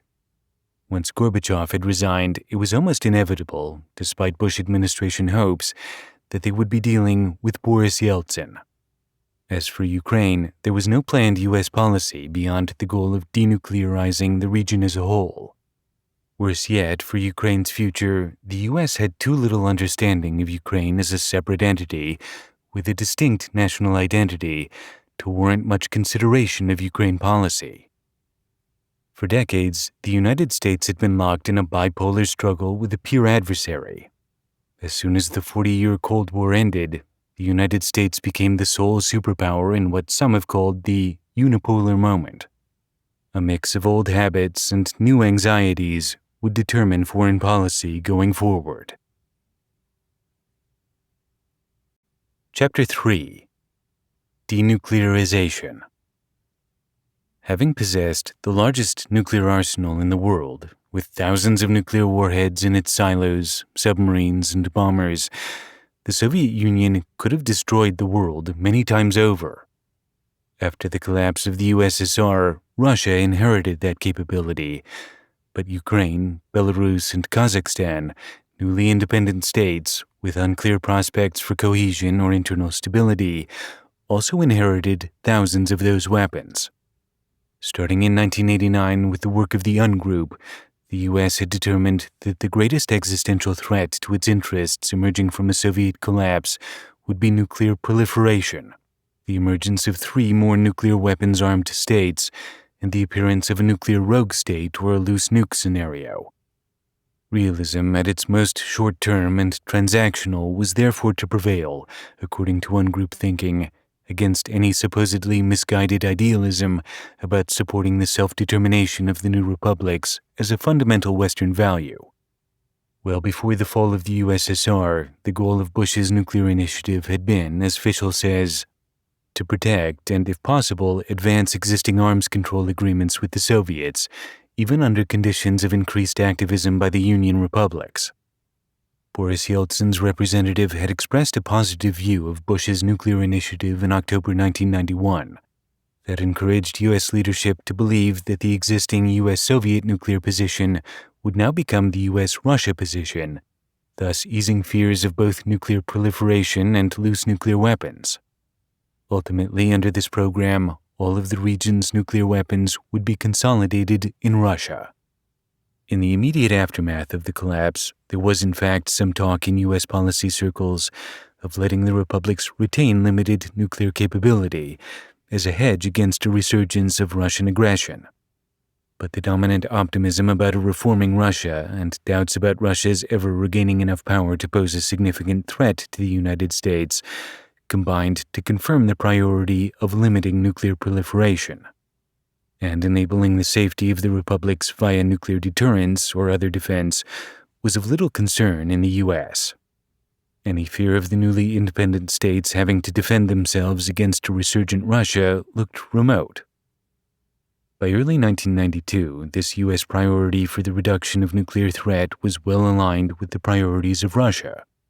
Suddenly a newly independent state, too, Russia had the strongest possible interest in controlling the weapons systems that had now defaulted to it, and it had a special concern for the Soviet-era nuclear weapons stationed nearby, outside its borders. Arguably, the country most at risk from loose nukes in the former Soviet republics was Russia itself. So a bilateral focus on denuclearization intensified throughout the early 1990s between the U.S. and Russia. Ukraine, with its massive new nuclear arsenal, size, and population, was the country where the U.S. and Russia most naturally focused shared attention. Ukraine bordered Europe and Russia, whereas Belarus was small and thinly populated, and Kazakhstan was considered a part of Asia, much farther from NATO's sphere of interest. Ukraine was home to about 20% of the Soviet Union's intercontinental ballistic missile, ICBM, warheads, and about 40% of its heavy bomber weapons. More than 4,500 nuclear warheads were distributed among the ICBMs, cruise missiles, and tactical weapons in Ukraine. U.S. priorities for handling these weapons during the first years of U.S. policy in the post-Soviet period dovetailed with President George H.W. Bush's views expressed in his 1989 Mainz speech, in which Bush tiered the European continent into European states, nations meriting incorporation and integration into Europe's economic, security, and political structure, and other states, former Soviet republics. By setting the eastward boundaries of Europe at the old Soviet border, which meant Poland, Romania, Slovakia, and Hungary were in Europe, but Ukraine was not, Bush had framed the end of communist regimes in Central Europe as making Europe whole and free. Ukraine and other nations on what Fischel calls the wrong side of the artificial dividing line would still be subject to Moscow's authority. As the 1990s went on, that policy vision advanced U.S. relations with the Kremlin ahead of relations with the 14 other former Soviet republics. With Ukraine, the U.S. further subordinated broader policy to a denuclearization imperative. The high prioritization of Moscow was rationalized by the idea that Russia was at once the greater threat and the more significant site of potential progress. Gains made with Russia, it was presumed, would be converted to gains for Ukraine and the other republics. Thus, at the outset of a critical period of political and economic transition, the largest country in Europe, with a population of 50 million, received too little attention from the U.S. and the West as a whole regarding the broad range of challenges it had begun facing as an independent nation, including but not limited to unceasing Russian coercion, stoked by the Russian elite's faith in eternal empire and Ukraine as core province and indispensable organ, Little Russia. The fact was that with the collapse of the USSR, Ukraine remained from the beginning highly vulnerable to Russian revanchism. Ostap Krivdik, later the senior policy advisor to the Speaker of Ukraine's Rada, puts the early situation of independent Ukraine this way. Ukraine was lucky to emerge as an independent state during Russia's period of weakness. The remark emphasizes the contingent, by no means inevitable nature of Ukraine's becoming a nation-state, given its complicated relationship to Russia's historic sense of the region, a sense that, as many Ukrainians saw then, was bound to revive should Russia gain sufficient strength. Alexander Turchinov, Ukraine's former prime minister, former secretary of the National Security and Defense Council, and one-time acting president, puts the issue another way, asserting that, from the very beginning, the Russian Federation laid out a task for itself, the return of the Soviet Union. Thus, all of their actions from the beginning have been aimed at weakening Ukraine. Ukrainians were not being paranoid. From very early in the transition, Russian leaders were anything but timid about playing up the importance of Ukraine to the cause of Russian exceptionalism. Wanting to keep Ukraine in its sphere, Russia was already using the political, societal, and economic links established during the imperial and Soviet eras to influence Ukraine's elites to arrest Western reforms. Yeltsin advisor Sergei Korchinov, echoing Yevgeny Primakov, one of Russia's most important geopolitically minded policymakers, then serving as Minister of Foreign Affairs, argued that only Western interference was impeding what he presented as a natural tendency for Ukraine to reintegrate quickly with Russia. Yet Ukrainians' clear-eyed perceptions of Russian revanchist aims, to be borne out in part in 2004, 2014, and fully in the 2020s, remained hard to envision for the most senior Western and U.S. policymakers at the outset of the post-Soviet period. Consideration of Moscow, not Kyiv, drove U.S. policy for the region, a phenomenon that Fischel has called the Moscow factor. The U.S. did attempt to conduct a broader foreign policy and to engage bilaterally with Ukraine, but only in areas where U.S. concerns about a fractured and unstable Russia and about controlling the nuclear arsenal were not impacted. Even when Moscow didn't directly color U.S. policy, Russia consistently took precedence in U.S. leadership's time, energy, engagement, and financial support. If not wholly derivative of relations with Russia, relations with Ukraine were persistently ranked subordinate to perceived U.S. national security interests around arms control. The long-term potential for a threat to Ukraine, hence to the West and to Western values and global stability, was barely considered. For Ukraine, many of the new problems arising from independence were not first and foremost Russian or American, but Ukrainian. Critical to understanding the development of U.S. missteps in the longer period, beginning with denuclearization in the 1990s and leading to the crises of the 2010s and 2020s, is understanding the specific nature of the challenges facing Ukraine itself in its early independence. All of the republics realizing independence at the dawn of the 1990s found themselves lacking the structures and processes necessary for governing. In Ukraine, the end of Shtcherbatsky's conservative regime in 1989 had enabled a moderately nationalist, moderately reform coalition to establish the Rada that shepherded the country through independence. The driving force for that great change was the establishment of the Rukh National Party, which, though aligned with sovereign Soviet leaders, surmounted the historical dominance of the Eurasianist bloc within the Rada and gained the declaration of sovereignty in 1990, and then, with the backing of the power-seeking Communist Party, saw true independence emerge from the 1991 referendum on withdrawal from the USSR. Independence by no means equated, however, with true or complete reform of government. The legacy of Russian imperial and Soviet rule left not only an absence of strong state-governing institutions, but also a population whose demographics, Ukrainian and Russian, ethnically mixed, national identity muddled, inhibited appeasing Russia's wishes for a pliable neighbor and at the same time prevented pivoting fully toward Europe as a reformed, resilient, and prosperous state capable of defending itself against the Russian revanchism that many Ukrainians could already predict. The Ukrainian state began with no defense or security or foreign policy structures, and the only functioning political parties were the old Communist Party and the nationalist Rukh movement, established only 2 years before independence. In the late Soviet period, the Communist Party boss elites had initiated a process to secure state property in the hands of a nomenklatura. Now, with the old Soviet system in collapse, the survivors who took the reins amounted to the same elites that had operated the Soviet system, a conservative, former communist nomenklatura supported by the Eurasianist contingent still deeply burrowed into Kiev leadership. And in the Donbass and south, the same contingent remained closely aligned with Russia. Taras Kuzio, focusing on the post-independence challenges of economic transformation, put it this way. Kravchuk inherited an economy in freefall with massive privatizatsiya, grabatization, as a pun on the word privatization and the Ukrainian word for to grab, while a culture of rapacious individualism was becoming dominant. Kravchuk adopted economic and political policies that would not disturb those of his allies among the former Soviet Ukrainian elites who had supported the drive to independence.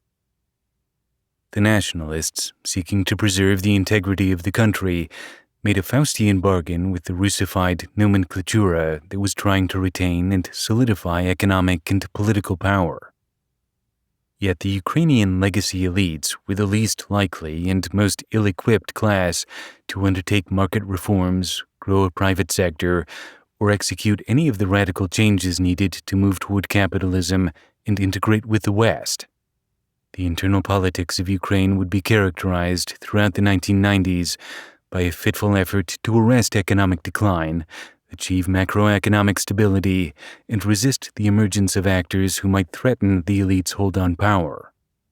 Ukraine, its legacy tethered to Russia, was plagued by a much more robust set of progress-arresting factors than its western neighbor, Poland, to which Ukraine is often unfavorably compared in the context of reform.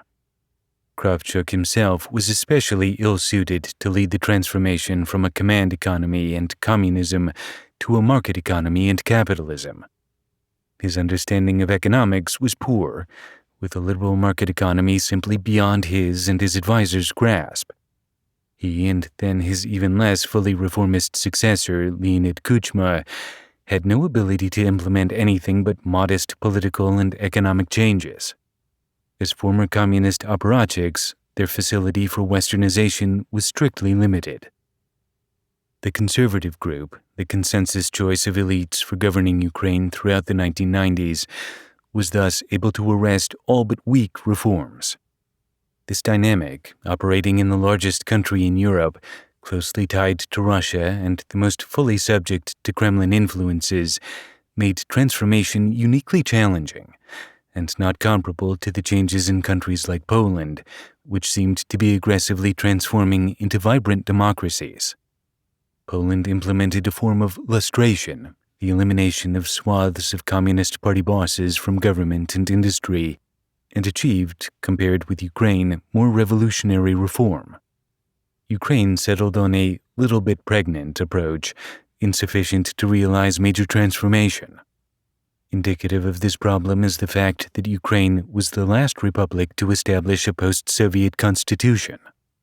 Some organized elements in Ukraine did have a strong desire for real change, yet Roman Shpurluk has suggested that, if they thought about it, the leaders of the independence movements likely reasoned that their de facto renunciation of claims to power was not too large a price for persuading all of Ukraine to secede from the USSR.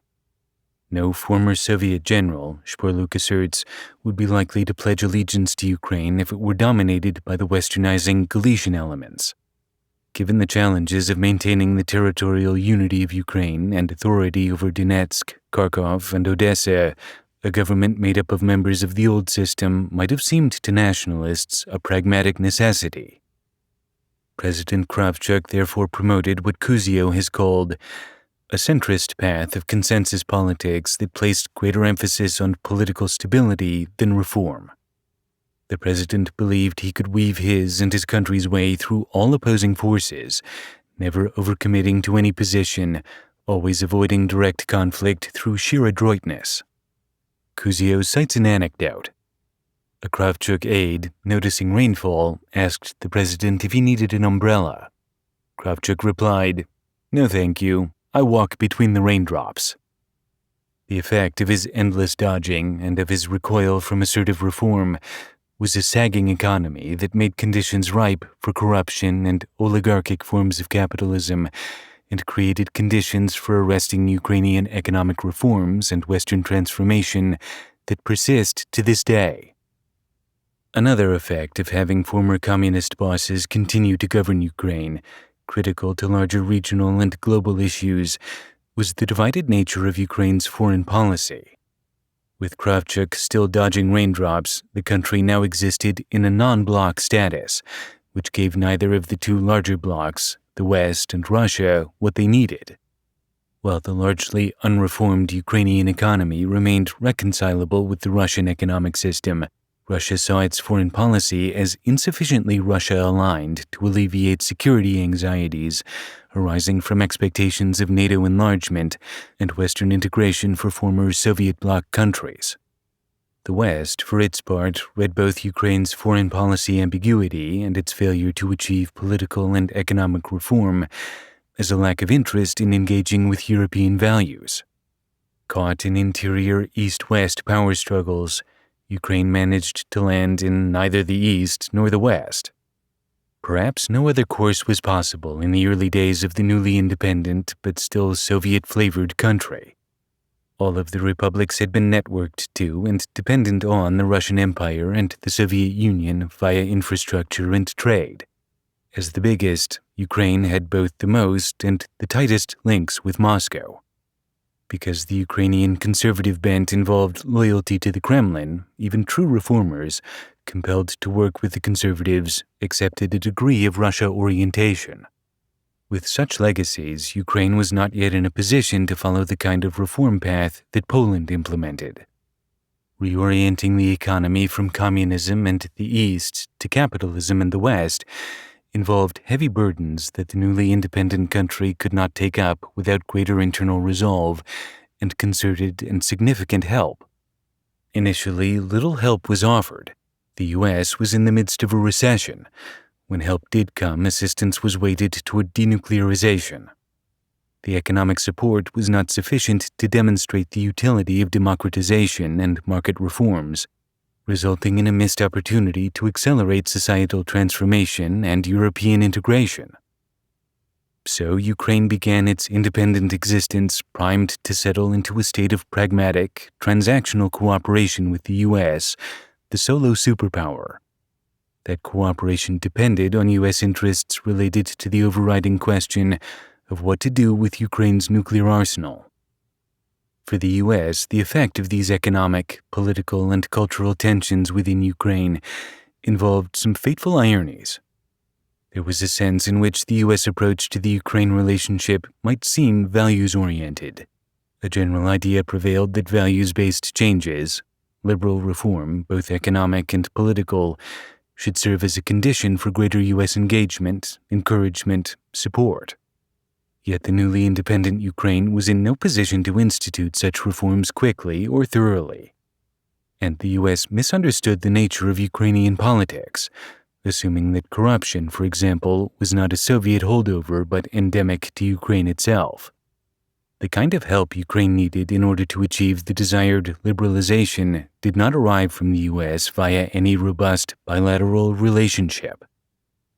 Misreading the complexity of the real situation in Ukraine also further confirmed the U.S. in its ongoing tendency to prioritize relations with Russia instead.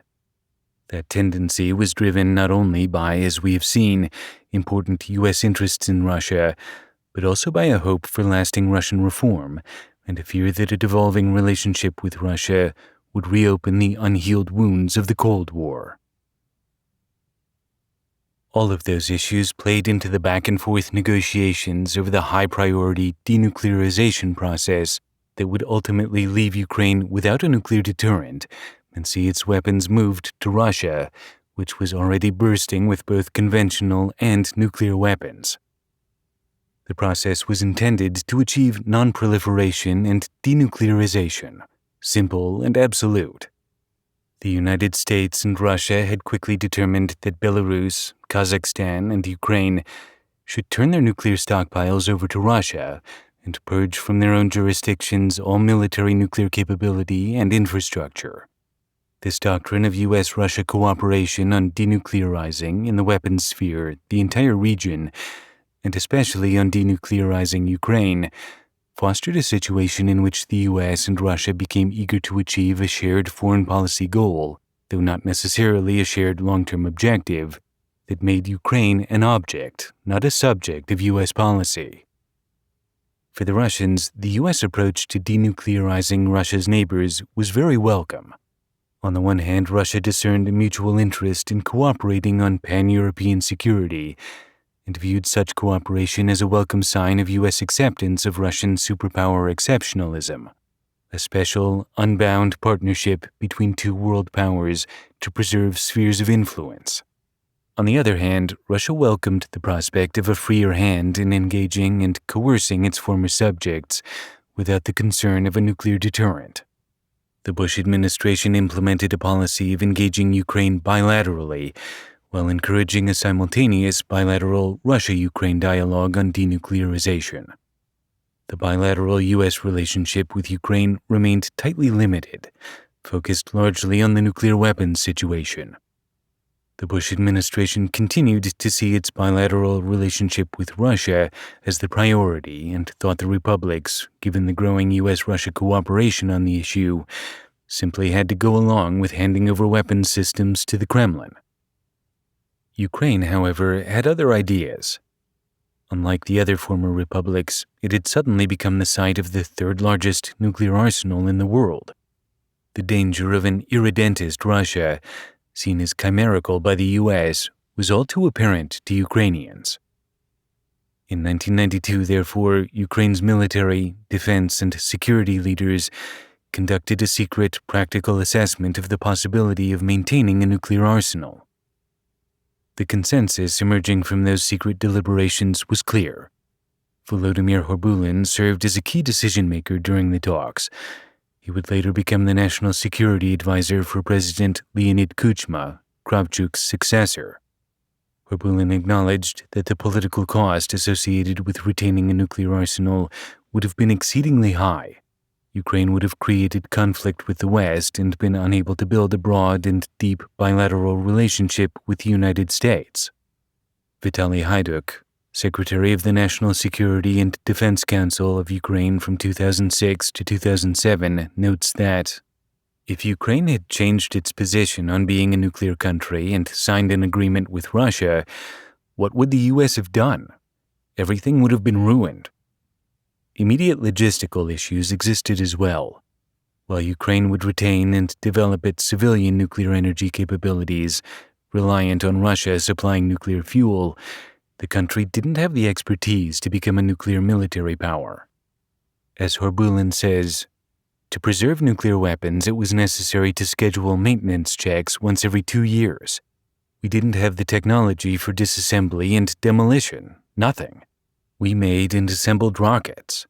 A special branch of the Ministry of Defense in Moscow looked after controls.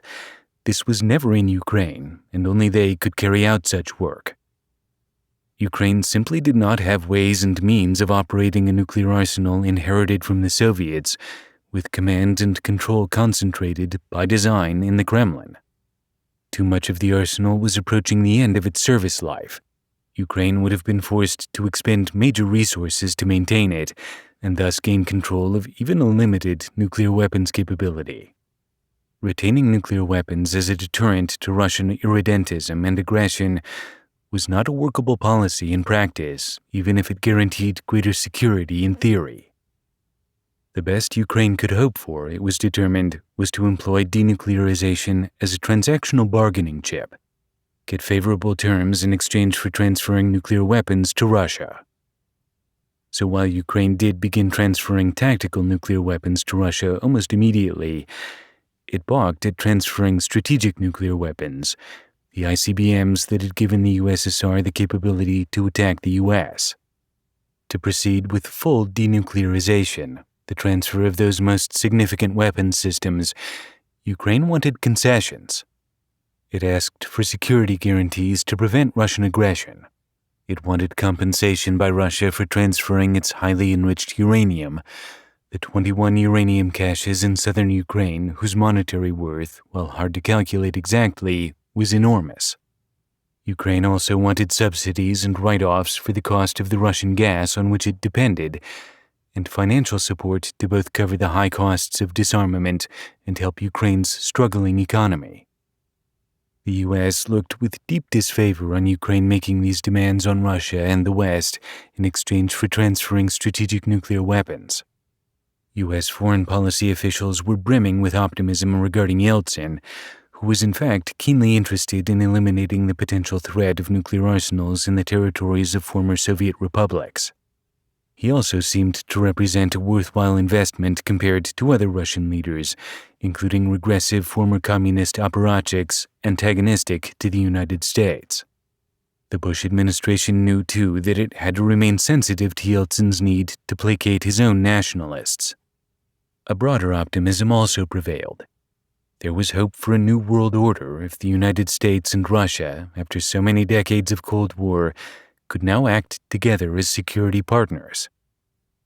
Ukraine's outward desire to preserve a nuclear arsenal as a hedge against aggression, or as a means to extract multiple benefits in exchange for denuclearizing, endangering non-proliferation and denuclearization hopes, gave the U.S. another reason to see Russia as the more stable and responsible player. So the U.S. turned Ukraine's terms around. Preservation of a nuclear weapons program would not be tolerated. No benefits would flow to Ukraine without complete denuclearization, which was to serve as prerequisite and condition for recognition. Only with denuclearization agreed to and implemented would the U.S. consider offering benefits to Ukraine, such as a broader bilateral U.S. relationship, along with the economic and military cooperation that might bolster Ukraine's newly realized sovereignty. The U.S. held that the Kremlin was central to regional arms control and denuclearization, and Yeltsin seemed in a position to make decisions on behalf of the Commonwealth of Independent States, the Eurasian intergovernmental organization that had been formed after the collapse of the Soviet Union. The U.S. therefore made it clear to Ukraine that Russia was central to the overall denuclearization effort. That U.S. position seemed tough, the logic behind it clear. The outcome, however, was not what the U.S. wanted. On January 31st and February 1st, 1992, Bush and Yeltsin held a summit at Camp David, and the United States and Russia agreed on a host of arms control measures. Immediately, however, in response to the overt affront and infringement on Ukraine's newfound independence, President Kravchuk announced that Russia did not have the right to speak on behalf of Ukraine. In accordance with that statement, he temporarily halted the transfer even of tactical nuclear weapons to Russia. Russia responded by asserting that it would remain the regional continuation state for holding nuclear weapons and continue the policies it had agreed to with the United States. This assertion by Ukraine of its sovereignty and by Russia of its exceptional influence ought to have provided the U.S. with a signal of the tensions that would follow, and that a purely Russia-centric approach could be very strategically limiting. Instead, the incident only reinforced U.S. efforts to work through Russia to implement nuclear threat reduction and denuclearize Ukraine. The results were bumpy. On April 1, 1992, President Bush announced, "President Yeltsin's reform program holds the greatest hope for the future of the Russian people and for the security of the American people as we define a new relationship with that great country." When Secretary of State James Baker met with Ukraine's defense minister, Konstantin Morozov, Ukraine at last relented and resumed its transfer of tactical nuclear weapons to Russia. Yet only weeks later, in a memorandum for Secretary Baker, the U.S. showed no awareness of the gains it had accomplished by developing a bilateral relationship with Ukraine, but instead doubled down on its Russia-focused policy. The Baker memo noted that when it came to the post-Soviet nuclear arsenal, nothing is of more central importance in this process than consolidation of nuclear weapons in a democratizing Russia. In May 1992, President Kravchuk met with President Bush in Lisbon. The two sides had reached an agreement, and the presidential engagement was the deal clincher. The parties issued a joint declaration announcing Ukraine's agreement to ratify and implement the Strategic Arms Reduction Treaty, START, and the Treaty on Conventional Armed Forces in Europe, CFE, as well as its commitment to renouncing nuclear weapons and joining the Non-Proliferation Treaty, NPT, at the earliest possible time. The declaration also reaffirmed Ukraine's decision to complete the removal of all tactical nuclear weapons from its territory by July 1, 1992, and all remaining nuclear weapons in the subsequent 7-year period stipulated in START. Then, on May 23rd, Baker and the Ukrainian Foreign Minister Anatoly Zlenko joined Russian Foreign Minister Andrei Kozyrev, Belarusian Foreign Minister Pyotr Krochenko, and Kazakhstani State Councilor for Strategic Affairs Tuligan Zhukayev to sign the Lisbon Protocol to the treaty between the United States of America and the Union of Soviet Socialist Republics on the reduction and limitation of strategic offensive arms. The protocol was an arms control landmark. Belarus, Kazakhstan, Russia, and Ukraine, as successor states to the Soviet Union, would assume the Soviet Union's obligations under START. Belarus, Kazakhstan, and Ukraine would accede to the NPT as non-nuclear weapon states in the shortest possible time and begin immediately to pursue the internal constitutional steps, such as the ratification of laws necessary to implementing the agreement. In return for Ukraine's agreeing to denuclearize, the Bush administration rhetorically adjusted its definition of Europe so that it now included Ukraine, acknowledging in a joint statement with Kravchuk that the Ukrainian people are now building their own state, one whose independence and commitment to democracy can make a vital contribution to the creation of a new Europe truly whole and free. President Bush announced that the United States and Ukraine should be not just friends, but partners. Ukraine's future security is important for the United States and for stability in Europe. There was no negative response to this statement from the Kremlin. Russia got denuclearization on its own terms in exchange for a U.S. rhetorical flourish. And yet Ukrainians' frustration with the U.S. approach could be heard in President Kravchuk's own remarks, made in that same announcement. Kravchuk highlighted the security risks to Ukraine of denuclearizing. He noted assertions of dominion over Ukraine's Crimean Peninsula by officials in Russia's Ministries of Defense and Foreign Affairs. He underscored the need for guarantees by the West to ward off Russian irredentism. He was effectively reviving the Ukrainian security demands that had been rejected in the course of the negotiations. Meeting those demands remained anathema to the Bush administration. Even as President Bush himself, who had just lost the fight for re-election, brought his term to an end at the beginning of 1993, The issue of a denuclearized Ukraine had been resolved on paper, but not in fact, as Kravchuk's remarks might have made clear. Konstantin Grushenko, later Ukraine's Minister of Foreign Affairs, has noted that tension was quite high in both the White House and especially in the State Department. Ukraine did not intend to use nuclear weapons as weapons, Grushenko points out, but in agreeing to give up Ukraine's ultimate security guarantee, its nuclear weapons, it needed some kind of compensation and involvement in this process, some significant security improvement. Chapter 4. The End of History? In the U.S. election year 1992, American political scientist Francis Fukuyama published a book entitled The End of History and the Last Man, which presented an argument widely interpreted as suggesting that the end of the Cold War and the collapse of the Soviet Union represented not just a major historical shift from one phase to another, but something far greater. A grand movement beyond the phenomenon of history itself, if history is understood as a contest among ideologies of government, as an evolutionary process. History now seemed to be succumbing to the permanent victory of liberal, Western, democratic values. Those values would prevail, in Fukuyama's words, as the final form of human government. The book's themes dovetailed with a broader mood of euphoria, mingled with certain key concerns circulating in the U.S. foreign policy community at the fall of the Soviet Union. The age of totalitarianism, Senator Daniel Patrick Moynihan announced, is over, and mankind would be free to construct a new world order. Such hopes, in the air since the late 1980s as Soviet power visibly waned, had been given a boost in 1990 when President George H.W. Bush too proclaimed a new world order, with prospects for a pan-European security architecture and hopes that Russia might be integrated into the community of nations. Students of great nation conflict were shifting focus. The new idea was that nation-states had an incentive to cooperate with one another in limiting the power and impact of destructive conflicts, and that non-state actors and rogue states, carrying out and sponsoring acts of terrorism, would now be the main locus of global instability, violence, and conflict.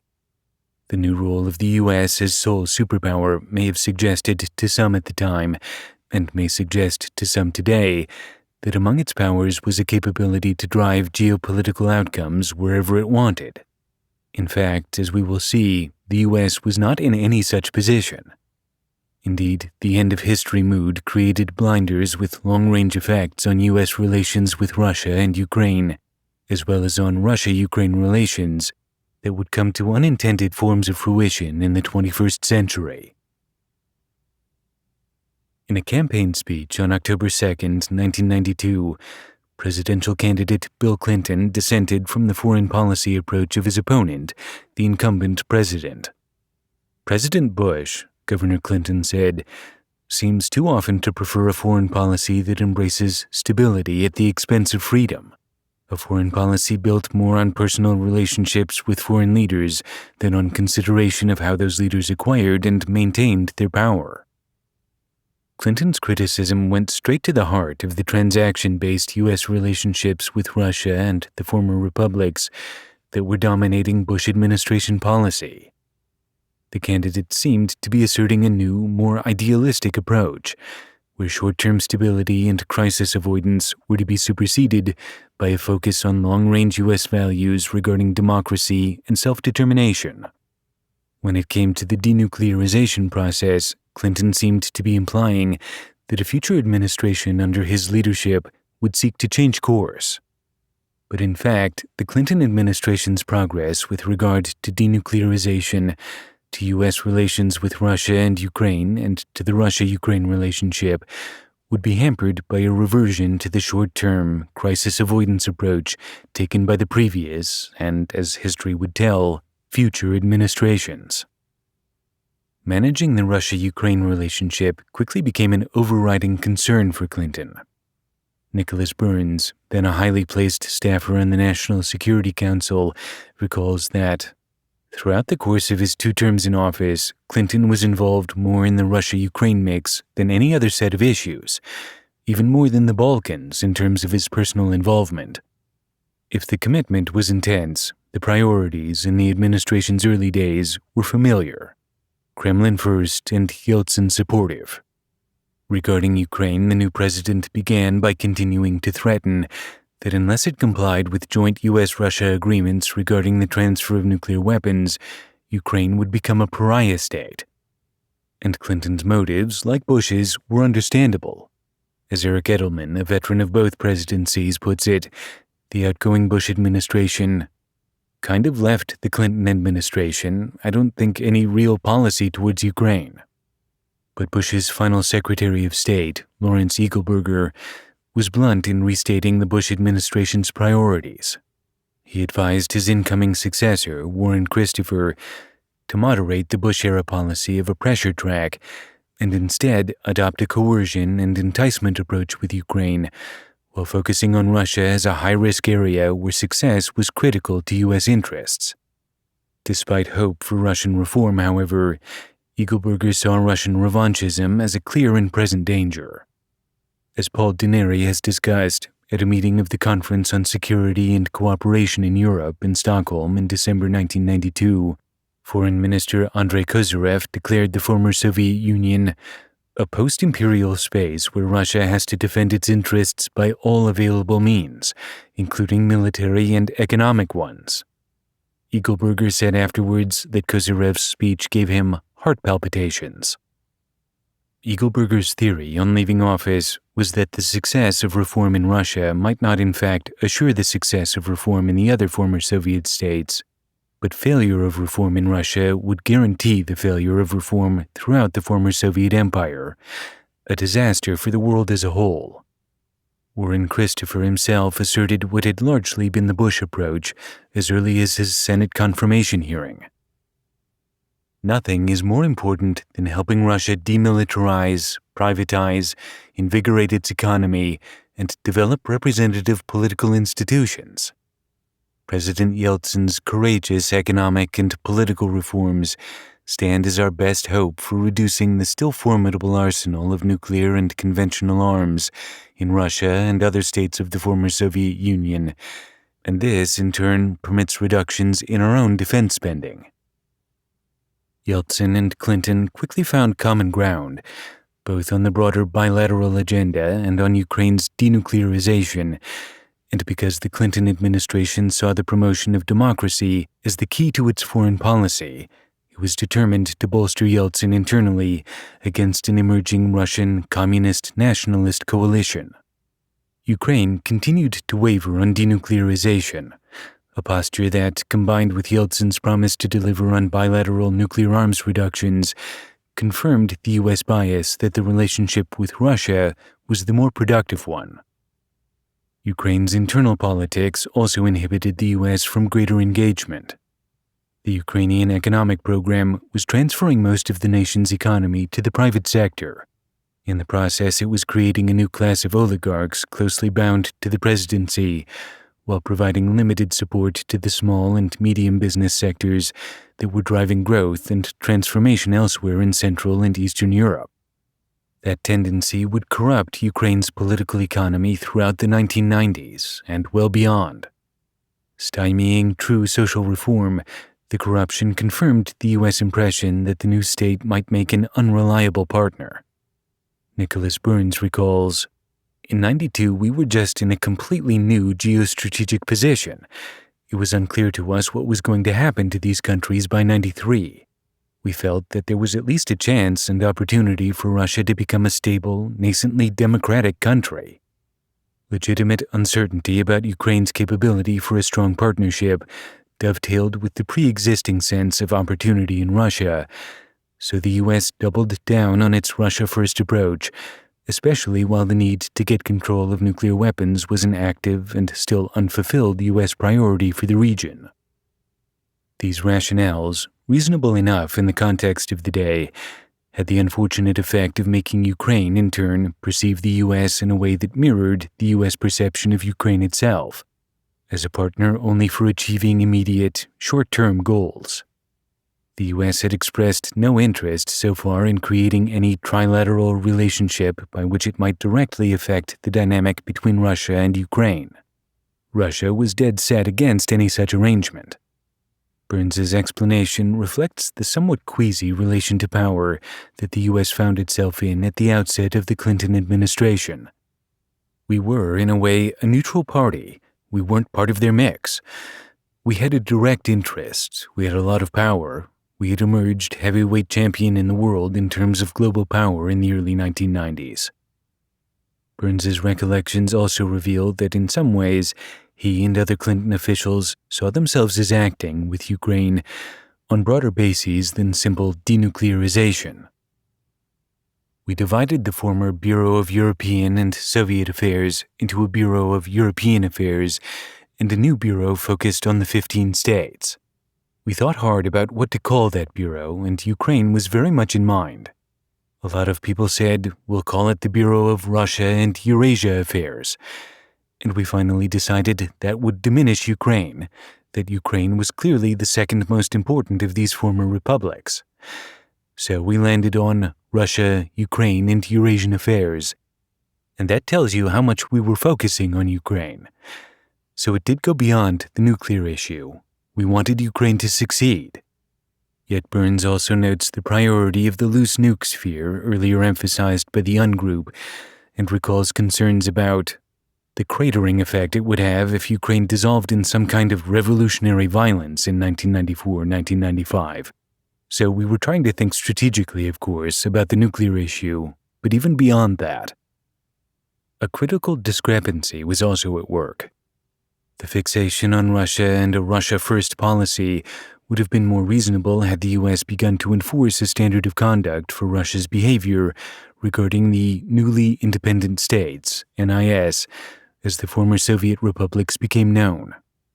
Russia would soon begin to interfere in regional elections, exercise regional economic coercion, and foster regional frozen conflicts, where internal divisions played in favor of Russian dominance.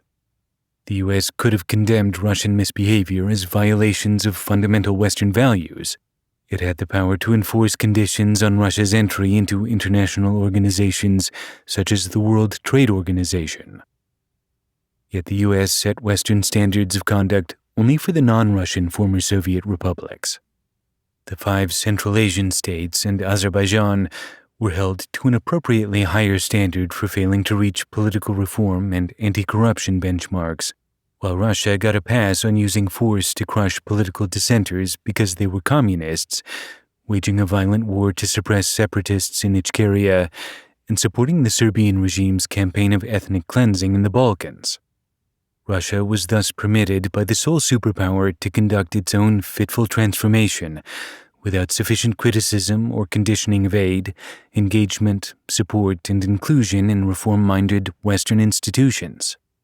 U.S. policymakers continued to fear that criticism would roil Russian elites or give Russian nationalist reactionaries ammunition for further retrenchment. A principled U.S. approach, less biased toward Russia and more equitable to the former republics, would have combined assistance for Russia with making it clear that Russia, too, would have to adhere to the same international standards the West was demanding of others. Clinton did make policy changes, though. While unswerving on the nuclear priority that prioritized and privileged Yeltsin and Russia, in the spring of 1993, his administration began facing some stark facts. Denuclearization remained the priority, but the goal had not been met.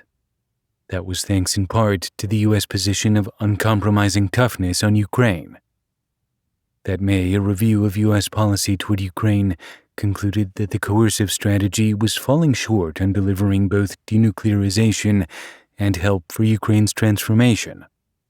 The new administration could see more clearly than its predecessor that even the shortest-term aims weren't being met. The supposedly realist approach wasn't all that realistic in practice. Success would require a change in the relationship. Some senior figures in the administration hoped to push relationships with the newly independent states beyond short-term interests. Daniel Fried, who would become Clinton's ambassador to Poland and Assistant Secretary of State for European and Eurasian Affairs, identified a policy conflict in which all of those countries gave you the political capital that made the Russia First position untenable. The NIS are Europeanized, and because we want to see them through the prism of Moscow, they're little in the eyes of the U.S.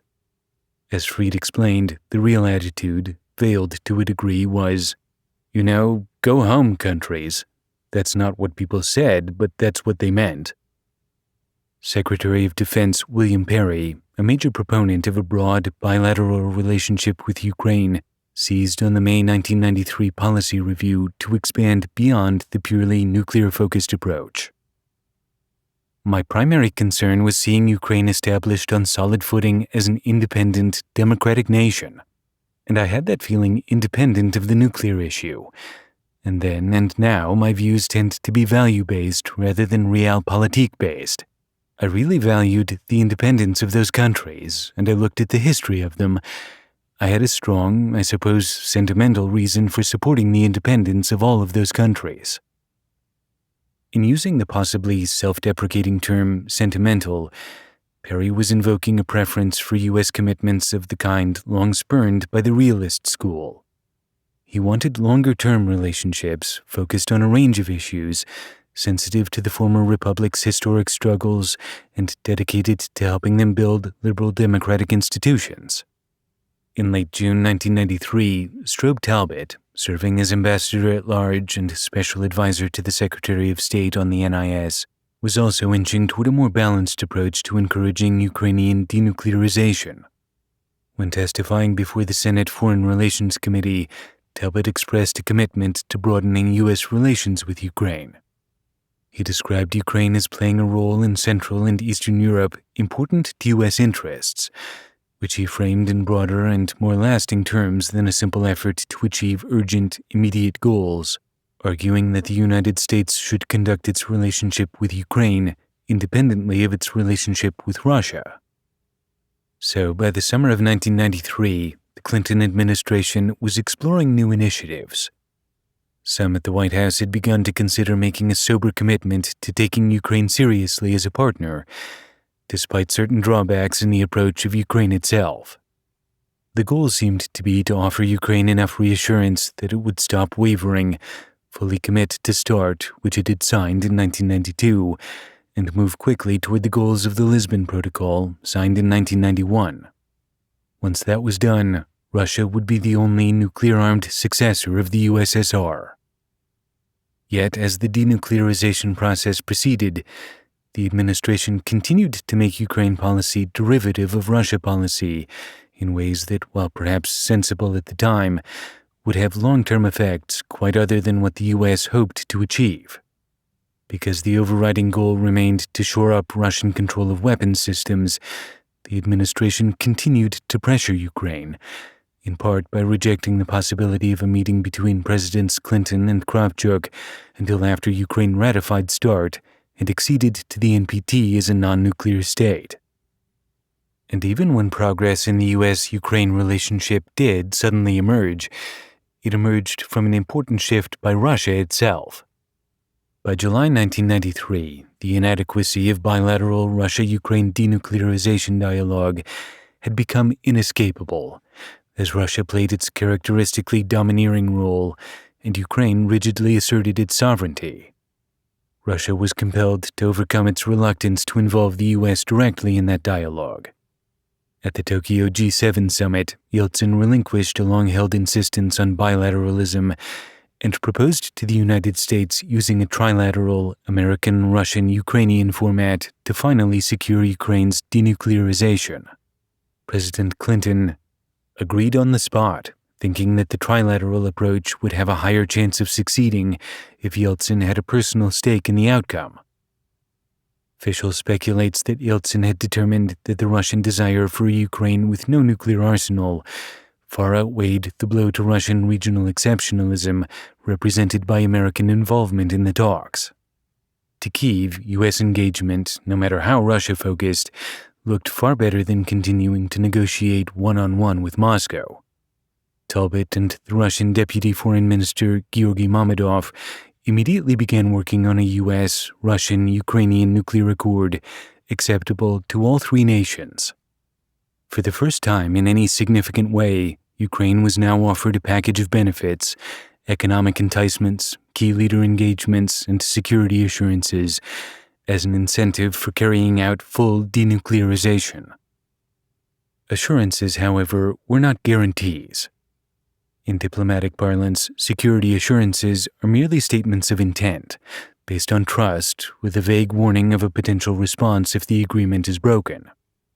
Security guarantees are provisions, such as those in Article 5 of the NATO Pact, which commit all signatories to collective defense, including the use of military force to defend all other signers. The U.S. had never been willing to offer Ukraine security guarantees. The issue had already arisen during deliberations on the enlargement of NATO to include former Soviet bloc states. That process had been ongoing since the fall of the USSR, with support from both the Bush and Clinton administrations and to the concern of Russia. NATO had even initiated relations with an independent Ukraine in 1992 during a visit by Kravchuk to NATO headquarters in Brussels and the establishment of the Ukrainian embassy there, though strong opposition to NATO membership for Ukraine also existed. The Czech Republic, Slovakia, Hungary, and Poland, states that had been part of the Soviet bloc, but not, like Ukraine, part of the USSR, feared that a Ukrainian effort to enter the alliance would be far more triggering for Russia than their own efforts and create roadblocks. In 1993, therefore, NATO membership for Ukraine was not on the table. Ukraine, nevertheless, supported the initiative of Central and Eastern European countries to join the alliance. The offer of security assurances, not guarantees, was therefore as much as Ukraine was going to get. And the offer was combined with direct pressure, including making a meeting between Clinton and Kravchuk conditional on Ukraine's cooperation. Still, a foundation was being built for a bilateral U.S.-Ukraine relationship that might outlast denuclearization. Even as those more positive negotiations were ongoing, however, an event occurred in Russia that cast a strange light on Ukraine's role in the denuclearization process. Russia's Duma election of December 12, 1993, saw the election of Vladimir Zhirinovsky and a significant number of other ultranationalists. A founder of Russia's Liberal Democratic Party, it was avowedly anti-liberal and anti-democratic. Zhirinovsky espoused a harshly authoritarian, Russia-centered brand of nativism, loudly anti-U.S. and anti-Israel. He would soon promise that if he were elected, elections in Russia would cease. Seeking common cause with Western far-right movements, including France's National Front headed by Jean-Marie Le Pen, he took to extremes the long history of Russian exceptionalism, especially regarding Ukraine. 20 years before the 2022 Russian invasion, Zhirinovsky and his followers and allies were claiming Russian dominion over the Crimean Peninsula and other territories. And they were demanding changes in the domestic policies of the NIS to grant ethnic Russians privileged status, including making the Russian language a co-equal official language and protecting ethnic Russian control of the Republic's institutions. An unpalatable demand for newly independent states throwing off the yoke of Moscow control. The election of the Russian ultranationalists, their sights clearly set on ending Ukrainian independence, naturally stoked Ukraine's desire for full-scale security guarantees, not merely assurances, from the West. Yet their rise elicited no U.S. policy change. Still, on January 12, 1994, as a result of the latest agreement, President Kravchuk did finally receive a U.S. presidential visit. President Clinton made a brief refueling stop in Kyiv, met with Kravchuk at the airport, and commended his courage and his vision in negotiating the agreement and praised Ukraine as a nation with a rich heritage, enormous economic potential, and a very important position in European security. 2 days later, at the Kremlin, Clinton, Kravchuk, and Yeltsin signed the trilateral statement on Ukraine's denuclearization. According to the statement, there was to be detailed financial assistance for Ukraine linked to the process of removal of warheads to Russia. Ukraine was also to be compensated for the value of the highly enriched uranium collected. Some of the assistance to cover costs of denuclearization came in the form of U.S. government non-lucre cooperative threat reduction funds, which had been earmarked beginning in 1991 for enabling denuclearization, and some came indirectly as debt relief and low-enriched uranium for Ukraine's power plants. In 1995, as a result of concluding denuclearization agreements, the United States granted $550 million to Ukraine in general economic and reform support. Those funds and their purposes might have appeared to reflect a new degree of U.S. commitment to the long-term growth of democracy in Ukraine. So it was a telling moment, at least for Ukraine, when the White House, announcing the success of the Budapest Memorandum and the Trilateral Statement, assured the American public that no new obligations to Ukraine had been made as part of the agreement. The fact also remained that the commitments were fully contingent on Ukraine's first carrying out its obligations under the agreement, underscored by Assistant Secretary of Defense Graham Allison, who stated, "Ukraine's security problem will be solved once Ukraine gives up its nuclear arsenal." On the surface, the comment was both naive and counterintuitive. The short-term goal was explicitly given priority over the security issue and the long-term relationship with the United States. Truly finalizing the security issues, so critical to Ukraine, was deferred until the summit of the Conference on Security and Cooperation in Europe, held in Budapest, Hungary in December 1994. The Budapest summit defeated, yet again, certain U.S. expectations in ways that presaged later conflicts. Nicholas Burns clarifies the naivete harbored by U.S. officials regarding the relationships with Ukraine and Russia. "We thought that Budapest would go well. There's no question in my memory and in my mind that the Ukrainians understood completely the difference between security assurances and Article 5 security guarantees. And they understood they were getting security assurances. We went through that chapter and verse ad nauseum with them for months." In Budapest, the Clinton administration hewed to the security policy established by its predecessor. It was true that, as reported, no new promises had been made to Ukraine. The negotiated solution repackaged existing security assurances, which applied to all of the former republics, into a narrower, Ukraine-specific set of documents, symbolically and politically important to Kyiv, which sought to bolster its sovereignty. But it did not really give Ukraine any special status or protection, despite the growing evidence of Russian irredentism, whether the rise of nationalist parties or the war in Ichkeria. Burns's and others' expectation that Budapest would go well did not materialize. The Budapest Memorandum, formalizing the security agreement, was indeed signed there, yet many Ukrainian officials eager for westernization felt that the agreement gave Ukraine very little in the way of either security or development in exchange for Ukraine giving up the world's third-largest nuclear arsenal. Kravchuk and others would retain a sharp memory of the pressure that had been applied to them to sign. Some felt that major changes, including EU and NATO membership for Ukraine, should have been at the very least in view.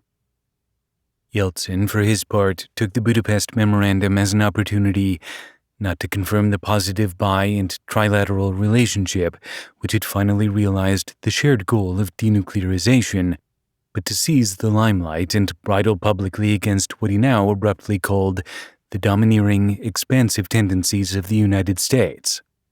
As Burns recalls, "We felt this would be celebratory, but Yeltsin was always focused well beyond the nuclear issue, and he was focused on NATO at that time and on efforts to think about NATO expansion, and he really laid into President Clinton. He gave the speech that was very obstreperous, and it really soured the Budapest meeting."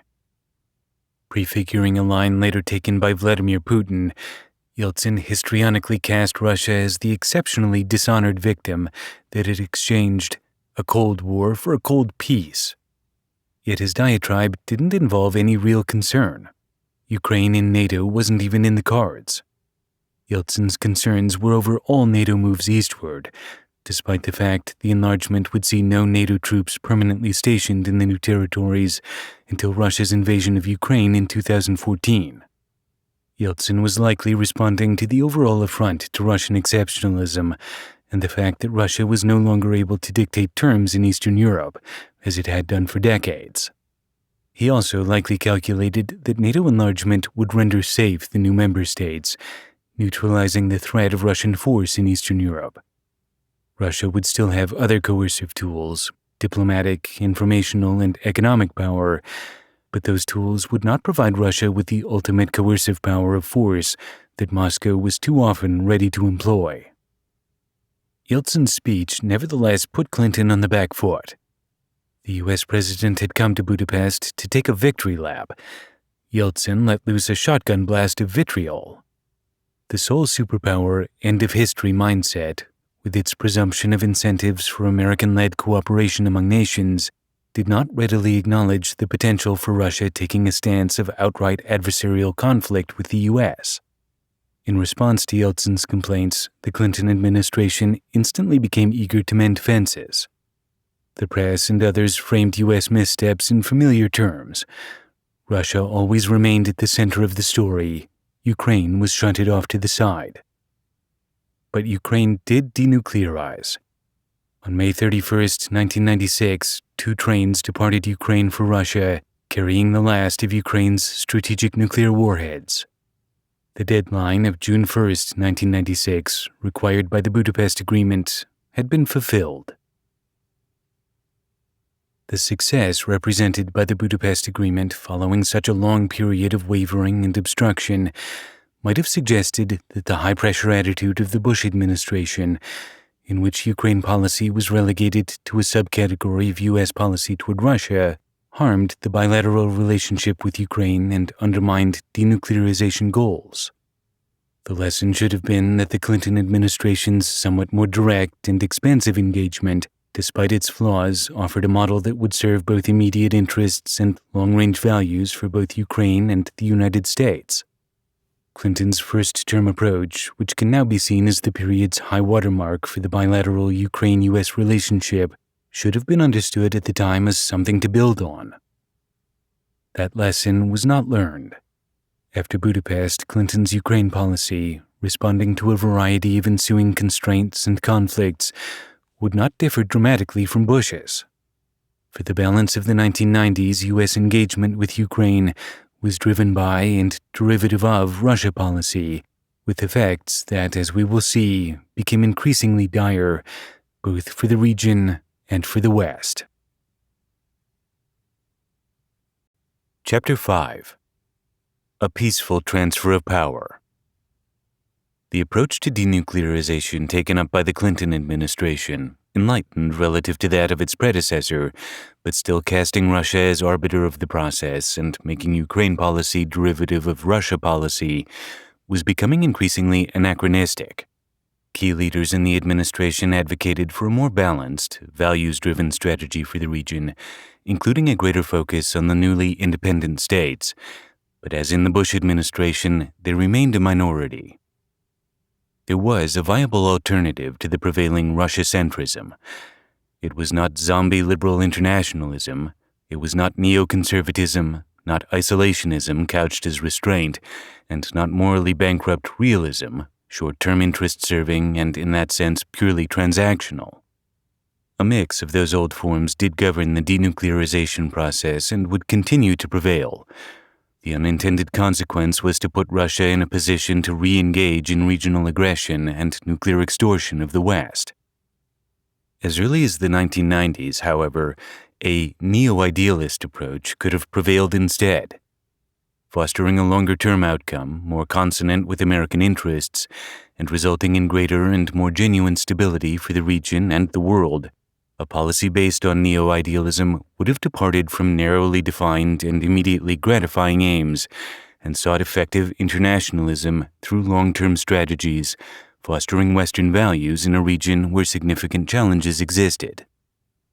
In neo-idealism, geopolitics in general is addressed via a framework grounded in values primacy, the centrality of values to interests, and a moral commitment to fundamental, aspirational ideals: freedom, human rights, democratic institutions, and self-determination. When necessary, those ideals are consistently and muscularly defended. Where values have primacy, vital interests are not discarded. In the denuclearization process, neo-idealism would still have sought nuclear non-proliferation while supporting democracy and warding off Russian aggression. Neo-idealism is now emerging as an approach to U.S. international relations in response to 30 years of failure. But the fact is that the START agreement of the early 1990s already contained provisions for reducing nuclear weapons. The goal, therefore, should not have been to transfer to Russia existing nuclear weapons platforms sited in the former republics, with the bulk in Ukraine, making it easier for Russia to meet the treaty thresholds. The goal should have been to entirely dispose of the weapons and systems in Belarus, Ukraine, and Kazakhstan, while reducing launch platforms in Russia. Since 2022, Russia has used not only its own, but also some of those same transferred systems to threaten a non-nuclear Ukraine with strategic bombers and nuclear weapons that were once in Ukraine's custody. That situation was brought about by failure to adopt a neo-idealist policy in the 1990s. Requiring Russia to cooperate in a true and durable threat reduction effort by neutralizing the weapons, the road not taken in the 1990s, is an example of the tough-minded approach that would be repeatedly avoided, as we will see, in the ensuing series of turning points and climaxes that led to the Russian invasion of Ukraine in 2022.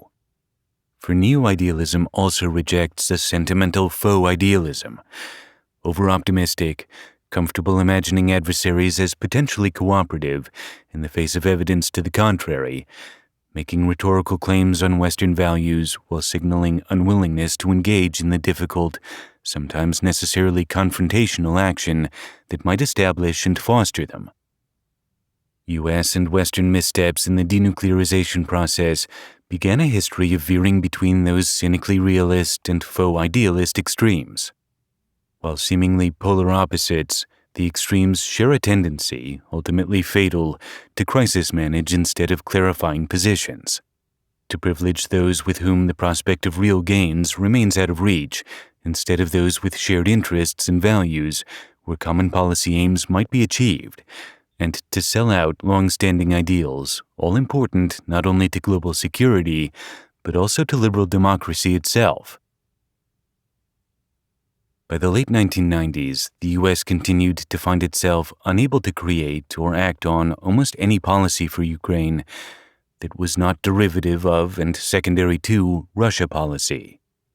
Both before and after the Budapest summit held at the end of 1994, struggles with reforms within Ukraine, related to but not necessarily essential to the West's and Russia's primary transactional denuclearization arc, negatively impacted the country's relationships with both the U.S. and Russia. Events would later reveal that the significance of these problems received insufficient attention from both Ukrainian and Western policymakers. The potential for deterring what would reveal itself as an increasingly naked exercise of Russian aggression would have required the West taking Ukraine's struggles seriously as issues in their own right. The internal Ukrainian issues that came to play a role in geopolitics are naturally better understood in retrospect than they could have been at the time, especially since they center on questions of Ukrainian national identity that were not easily or widely understood in the West. Because the politics of representative government in Ukraine continued to reflect underlying national divisions, it was clear as early as February 1992 that RUK, the party that had guided the country to independence, had reached a high state of tension. Schism threatened between the more nationalistic and Western-aligned factions associated with the capital and Western regions engaged in their Faustian bargain, and the old Russian and Russified former communist nomenklatura, favored as the ruling class by many in the business elite that now controlled much of the economy, emotionally and commercially connected to Russia and accustomed to corrupt, post-Soviet-style operations and practices. The persistence of corruption in Ukraine, often framed by Western commentators and policymakers as endemic and indigenous, was in fact a natural evolution of practices established during the Soviet period. High-ranking Soviet officials had routinely used criminal networks and personal connections to acquire wealth and smuggle both luxury goods and basic necessities from Europe and the United States. Organized crime was also a tool of the Soviet government. Members of the Russian mob in the United States acted as extensions of Soviet intelligence. Russian gangs, with their origins in prison culture, often received instruction and direction from Soviet authorities. Now, new opportunities for corruption blossomed in Ukraine, thanks to the sorry state of the country's economy in the 1990s. After independence, in Ukraine, just as in Russia, organized crime networks took advantage of the new condition of institutional instability and economic destitution.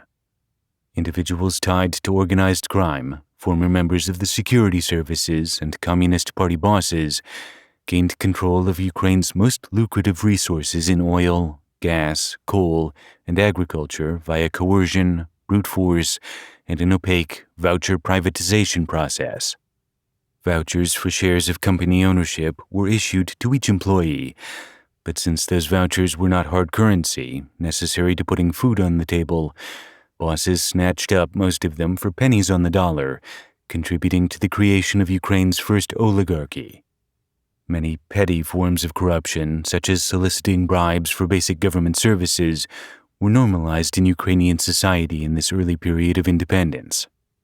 To this day, the 1990s generation of both Russian and Ukrainian leadership blames the West for faltering in shepherding economic reforms.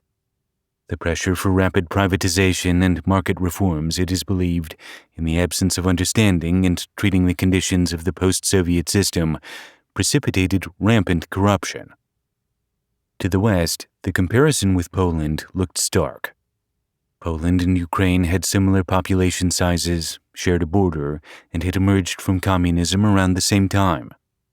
But they'd pursued divergent trajectories for market reforms and democratization, and since Ukraine's economy was larger than that of Poland, Western policymakers found themselves asking why Ukraine was not keeping pace with Poland on reforms and European integration, why it was failing to keep pace with Polish prosperity, and why the Baltic states, too, were making better progress than Ukraine.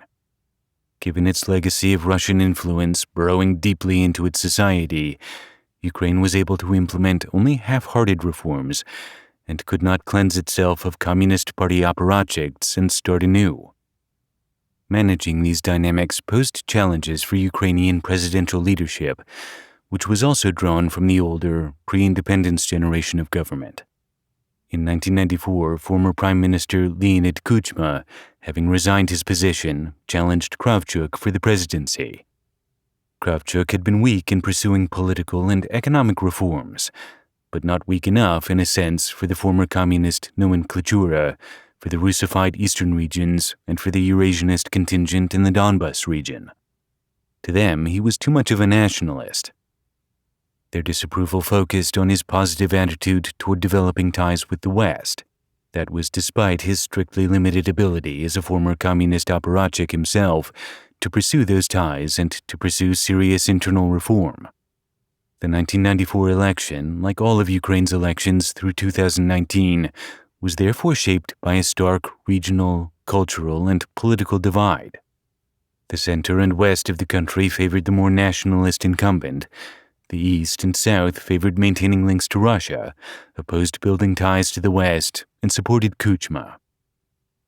The 1994 Ukraine election also had important resonances for geopolitics. Kravchuk was the candidate preferred by Washington.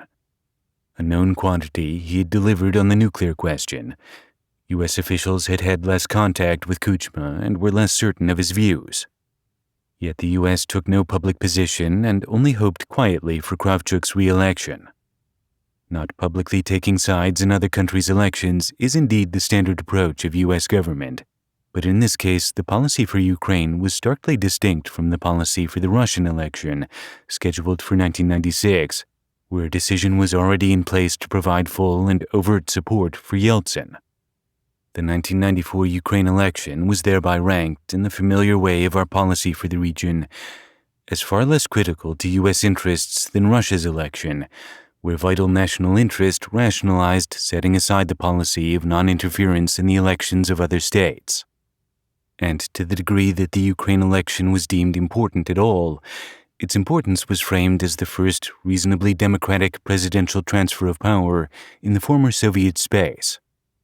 This was a weak benchmark, too easily satisfied by the fact that the election was taking place at all, and did not suggest that there was a sufficiently compelling concern for Ukraine in the White House. Ukraine's election proceeded without U.S. involvement, while for the Russian election 2 years later, the administration was ready to put a thumb on the scales. When Kuchma won the election, his victory was indeed seen by the West as a success, insofar as it showed Ukraine was capable of a peaceful transfer of presidential power. But the result also represented a rejection of Ukraine's nationalism in favor of closer ties with Russia, and that ought to have alarmed the West, or at least indicated that Ukraine's journey to European-style democratic statehood and fully escaping the influence of its imperial overlord would be long and fraught. Instead, the U.S. was satisfied with the mere peacefulness of the transfer of power and shifted its priorities elsewhere. Not that Kuchma succeeded in reversing conditions and reverting wholesale to Soviet-era practices. As Taras Kuzio has shown, Kuchma didn't re-establish the Soviet domination of Ukraine by the Dnipropetrovsk Mafia, the old USSR-aligned nomenclatura. His election did shift even more political power to the traditional elites of eastern Ukraine, but then, as Kuzio puts it, in the manner of Russian President Yeltsin, Kuchma balanced and played off regional groups. Ihor Smeshko, later the head of the Ukraine State Security Service, noted that Kuchma was a Soviet technocrat. Kuchma even said, "Tell me what to build, and I will build it in very Soviet fashion." Government institutions that are strong help limit the influence of overly political actors. Instead, we had oligarchizing and poor privatization. Kuchma would be president for 11 years. To date, he is the only Ukrainian president to serve more than a single term. But his leadership was characterized by a queasily fluctuating politics of stasis that did not succeed in encouraging national unity. The country's conservative streak, embedded in the old nomenclatura, expressed itself in both a lack of reform and a continuation of the Kravchuk foreign policy that enabled neither the transformation necessary to integrate with the West, nor the unified pro-Russia stance that might have, as Ukraine inched farther from Kremlin control, at least partially assuaged Russia's concerns about security on its western border. Caught in its own internal East-West power struggle, Ukraine landed in neither camp and remained alone, outside either sphere of influence, while nevertheless retaining an economy still dependent on the Russian system. Even though some people in Russia believed Ukraine was going too far in breaking free of Russian influence, it never went far enough to strengthen its sovereignty and deter Russian coercion. Ultimately, Ukraine's decidedly ambiguous policies regarding reform and Western alignment were read by U.S. officials with too little nuance as indicating a lack of interest. Throughout 1994 and 1995, various forms of compensation and relief did come to Ukraine under the terms of the denuclearization deal from both the United States and Russia. Yet U.S. resources for the post-Soviet space as a whole remained relatively paltry. The largest share was sent to Russia on the basis of size and need. Ukraine was subject to the usual Russia derivative calculations. Secretary of Defense Perry remained an outlier. Through January 1997, when his service ended, he pushed for a broad, well-grounded bilateral relationship with Ukraine based on the values of independence, democracy, and self-determination. But much of the Washington consensus was against him. All of this produced, effectively, a reversion to a Bush administration policy for Ukraine. Domestically, like Bush, Clinton was focused on reviving a struggling U.S. economy. Like Bush, he saw the success of reform in Russia depending heavily on a single individual, Boris Yeltsin, and therefore invested considerable personal effort in bolstering him. Domestic party politics played a role too. In 1996, Clinton was running for re-election. American commentators were comparing progress in Ukraine unfavorably with that of Poland and the Baltic states. Polls showed that the U.S. electorate did not support substantial aid for either Russia or Ukraine. To the extent that the eyes of the U.S. public were on the region at all, they continued to see Russia first and foremost, and they had not fully thrown off the idea that Russia remained an antagonist, even if the Cold War was officially at an end. In this, the public was more perceptive than some policymakers, even though for those who cared to look closely, widening cracks were becoming visible in the edifice of Russian reform. Those cracks began raising skepticism on Clinton's team about the likely success of Russian democracy and Western cooperation. And skepticism, like the hope it began to replace, played into the bias for doubling down the focus on Russia and overlooking Ukraine. One factor was the outbreak of Russia's first Chechen War, a brutal anti-independence counterinsurgency begun by Russia at the end of 1994 and carried out through the summer of 1997. The Chechens fought the war to a standstill with Russia's superior on paper army. Underperforming and outfought, Russia resorted to the scorched earth policy of leveling Chechen cities. Yeltsin also failed to reform Russia's economic system, which resulted in the famous Wild West Russian economy of the 1990s. Emerging U.S. skepticism about Russian reform set an unfortunate pattern for future U.S. policy for both Ukraine and Russia, a pattern prefigured, as we have seen, by Lawrence Eagleburger at the end of the Bush administration. Excessive U.S. hope about Russia was suddenly replaced by excessive U.S. fear. This increasingly reactive approach of the U.S. to Russia had a peculiar impact on Ukraine. Amid a growing U.S. fear of Russian revanchism and concerns over the conflicts in Yugoslavia, the Clinton administration did expand the bilateral U.S. relationship with Ukraine, including giving critical assistance to the support of market economy reforms there. A potentially useful effort, the Gore-Kuchma Commission, put the U.S. Vice President Al Gore in direct contact with President Kuchma on a range of issues beyond denuclearization. That effort was in some ways parallel to, so not in that sense entirely derivative of, a host of other vice presidential commissions to foreign nations, including the Gore-Chernomyrdin Commission, which connected Gore directly with the Russian Prime Minister Viktor Chernomyrdin. Yet even this policy progression in Ukraine was triggered by concerns regarding Russia and Europe. It was thus tactical, still a subplot in the greater Russian policy drama, with no long-term, values-based sustainability. Despite the infusion to Ukraine of much-needed aid, the relationship lacked the nuts and bolts policy components that addressed the needs of Ukraine itself. That left the country still operating outside any stable sphere of influence and perennially subject to changes in Russia's status as perceived by the U.S. All of those uneasy shifts in the key relationships, with outcomes hazy to all concerned, were occurring in the context of the ongoing and, from Russia's perspective, potentially highly problematic issue of NATO enlargement. By 1996, after years of pressure from Central and Eastern European states, and after navigating past Russia's presidential elections, Clinton openly supported a rapid and thorough enlargement of the alliance, a policy endorsed by many Republican lawmakers. That year he announced his desire to see former Warsaw Pact countries and post-Soviet republics, clamoring for the security of NATO as a guarantee against Russian territorial ambitions, become alliance members. Dissent came from a number of foreign policy thinkers. They included Democratic Senators Bill Bradley and Sam Nunn, former Secretary of Defense Robert McNamara, and George Kennan, the prominent Soviet Russia hand who authored the famous Long Telegram, credited with organizing the U.S. Cold War strategy. They argued that Russia represented no external threat to the independence of those countries, that the Clinton administration, at the insistence of the countries themselves, was pursuing a policy of enlargement not justified by concerns of Russian revanchism sparked by the Chechen War, but as an anchor to secure Eastern Europe in the Western, democratic, European project.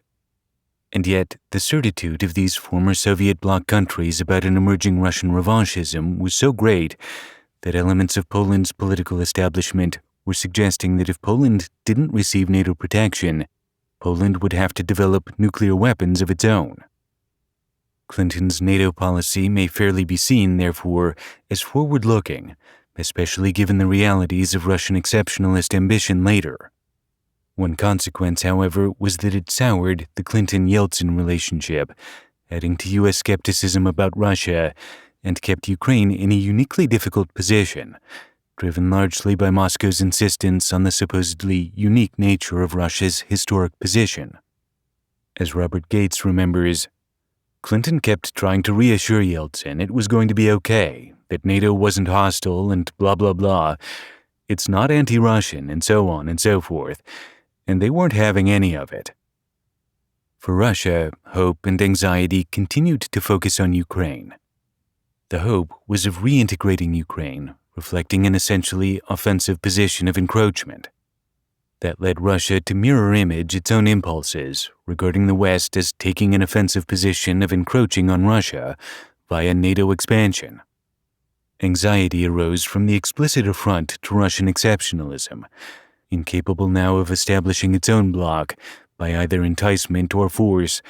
Russia felt the painful lack of a veto power over European affairs, let alone world affairs, that it believed it had inherited from the Soviet Empire. Gates underscores the fact that the very independence of Ukraine remained a sore point with Russia. At the beginning, Gorbachev was very open about this before he left office, that any attempt of Ukraine to become independent would be a huge problem, and Yeltsin repeated that line. They had real issues with that even then. And Yeltsin, because he needed Clinton's help, Yeltsin swallowed it, but he was very blunt with Clinton about the consequences of NATO expansion, and particularly involving Ukraine. And I think that he warned Clinton on several occasions in some pretty specific language that this was a huge strategic mistake. Within Ukraine, meanwhile, ongoing tensions in the domestic political and cultural situation discussed above led to an official attitude about NATO membership that was unusual among former Soviet republics. Given the First Chechen War and other signs of Russian restlessness regarding its former empire, many Central and Eastern European countries were actively pursuing NATO applications with eager support from voters. But in Ukraine, as Klimkin reports, it was totally futile to expect Kravchuk to come up with an idea for gaining membership into NATO and EU. All the early functionaries came from Soviet backgrounds. They wasted all of the opportunities presented to them. It was a wasted chance, begging for something rather than building a common narrative and unified goal. Political and business elites wanted to use Russia to maintain and develop their business positions. At the same time, they wanted to be quasi-independent, not independent, because they profited from gas prices, commodity prices, and entering into different kinds of relations. This hybrid form of interaction with Russia went on through Kuchma's time, with Kuchma steering these relations. Soon, many new countries had joined NATO or were on track to do so. But not Ukraine. It hadn't even applied. The NATO issue would be revived, as we will see, in Bucharest in 2008, with dramatic effect. At the end of the 1990s, however, a combination of long-standing Russian anxieties, Ukraine's inability to unify around a genuine casting off of Russia's influence, and the U.S. tendency to keep its relationship with Ukraine derivative of its relationship with Russia, fostered a situation in which Ukraine on its own, lacking any nuclear trump cards and receiving only spasmodic, provisional support from the West for addressing its many problems, faced the rapid rise of a new force in Russia's government, a force for which nobody was sufficiently prepared: Vladimir Putin. Chapter 6. The War on Terror. A common misconception about the formulation of Ukrainian national identity emerged in the 2010s in the U.S. According to this idea, such an identity consolidates itself mainly in response to Russian claims, chauvinism, and threats. In other words, it exists only negatively, in opposition to Russia, not positively as a function of Ukraine itself. It would be equivalent to arguing that Ireland is best understood as not British, rather than inherently Irish, or that Portugal is not Spanish. This misconception, as if the country's political elites and the population at large harbor no clear vision of Ukraine in a regional or geopolitical context outside the existential threat of national extinction, contributes to Russia's sense of its own exceptionalism and the privileging of that exceptionalism in Western Europe. The reality, as we saw in Chapter 1, is that a distinct Ukraine identity has long existed.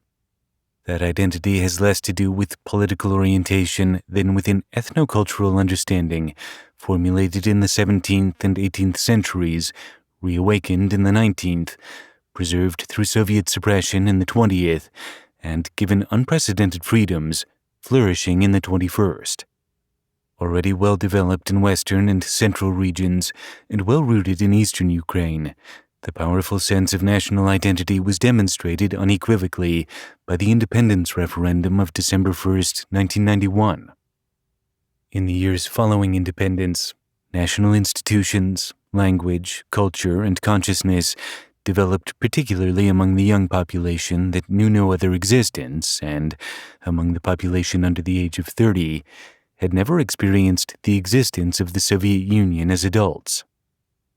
And yet, as the 20th century came to a close, the faulty sense of Ukrainian history that contributes to this now common misconception continued to warp the relationships among Ukraine, Russia, and the U.S.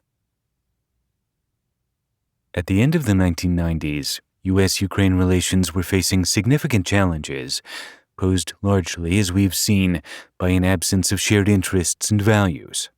Though Ukraine no longer held the United States' attention as a nuclear state, the prospects for a bilateral relationship remained feasible as long as Ukraine remained aligned with U.S. values. As the decade ended, however, Ukraine increasingly pursued domestic and foreign policies that diverged from Western values. Inadequate reforms, obstruction of democratization, and growing corruption. On the domestic front, the U.S. point of view was colored by a dramatic and widening contrast with the progress of Poland, which, while it had struggled with corruption and anti-democratic tendencies even to this day, was making much bigger strides in westernization than Ukraine, whose corruption was a regular agenda topic of the Gore-Kuchma Commission. Western forays, small, medium, and large, into doing business in Ukraine, profit-seeking, of course, but also risk-taking investments necessary for Ukraine's development as a market economy, came under constant assault by corrupt Ukrainian businessmen and their government partners. Kuchma's administration was both unwilling to implement and incapable of implementing reforms within the judiciary, law enforcement, and state security services that would undermine factions critical to the president's power base and wealth. The United States was finding the messy business of democracy building exhausting. As the corruption expanded and became endemic, it aggravated the U.S. perception of Ukraine as an unreliable partner. The U.S. also had a poor understanding of what President Kuchma was dealing with domestically.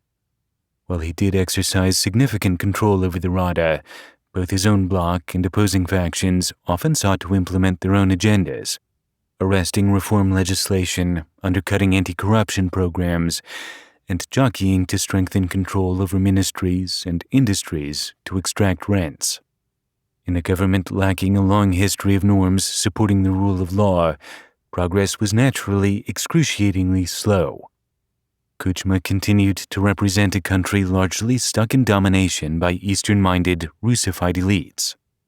His fumbling efforts to play various political forces and oligarchs off against each other, along with his government's abuse of administrative tools to punish political opponents, added to U.S. skepticism. On foreign policy, Ukraine's pursuit of its national security interest, trying to drive hard bargains to extract concessions, security assurances, and financial support in exchange for denuclearization, was interpreted by the U.S. not as an understandably dogged pursuit of national aims, but as waffling disingenuousness. In a Western diplomatic system prizing veracity, follow-through, and concrete deliverables, Ukraine was seen as a bad faith actor. Kuchma also continued his efforts to perform balancing acts with Ukraine's position between Russia and the West, further contributing to the downturn in the relationship with the U.S. In 1999, Kuchma set the stage for what would become known as Ukraine's Orange Revolution of 2004. That year, he manipulated the electoral process to allow him to hold on to the presidency, in part by marginalizing one of his toughest likely opponents in a runoff. The death of another top opponent in a car accident, just as the campaign was revving up, also served to improve his chances. The quality of the U.S. relationship, which had reached a modest high-water mark during the first Clinton administration, worsened through the second term. As we will see, more outright tensions would emerge in 2000, amid the final days of the Clinton administration, and persist and develop in early 2001 with the beginning of the presidency of George W. Bush. The Ukraine-Russia relationship of the late 1990s also played a significant role in the troubles that would develop in the new century. Kuchma attempted to expand relations with the West while maintaining relatively friendly relations with Russia. Retaining economic links with Russia was a reasonable approach.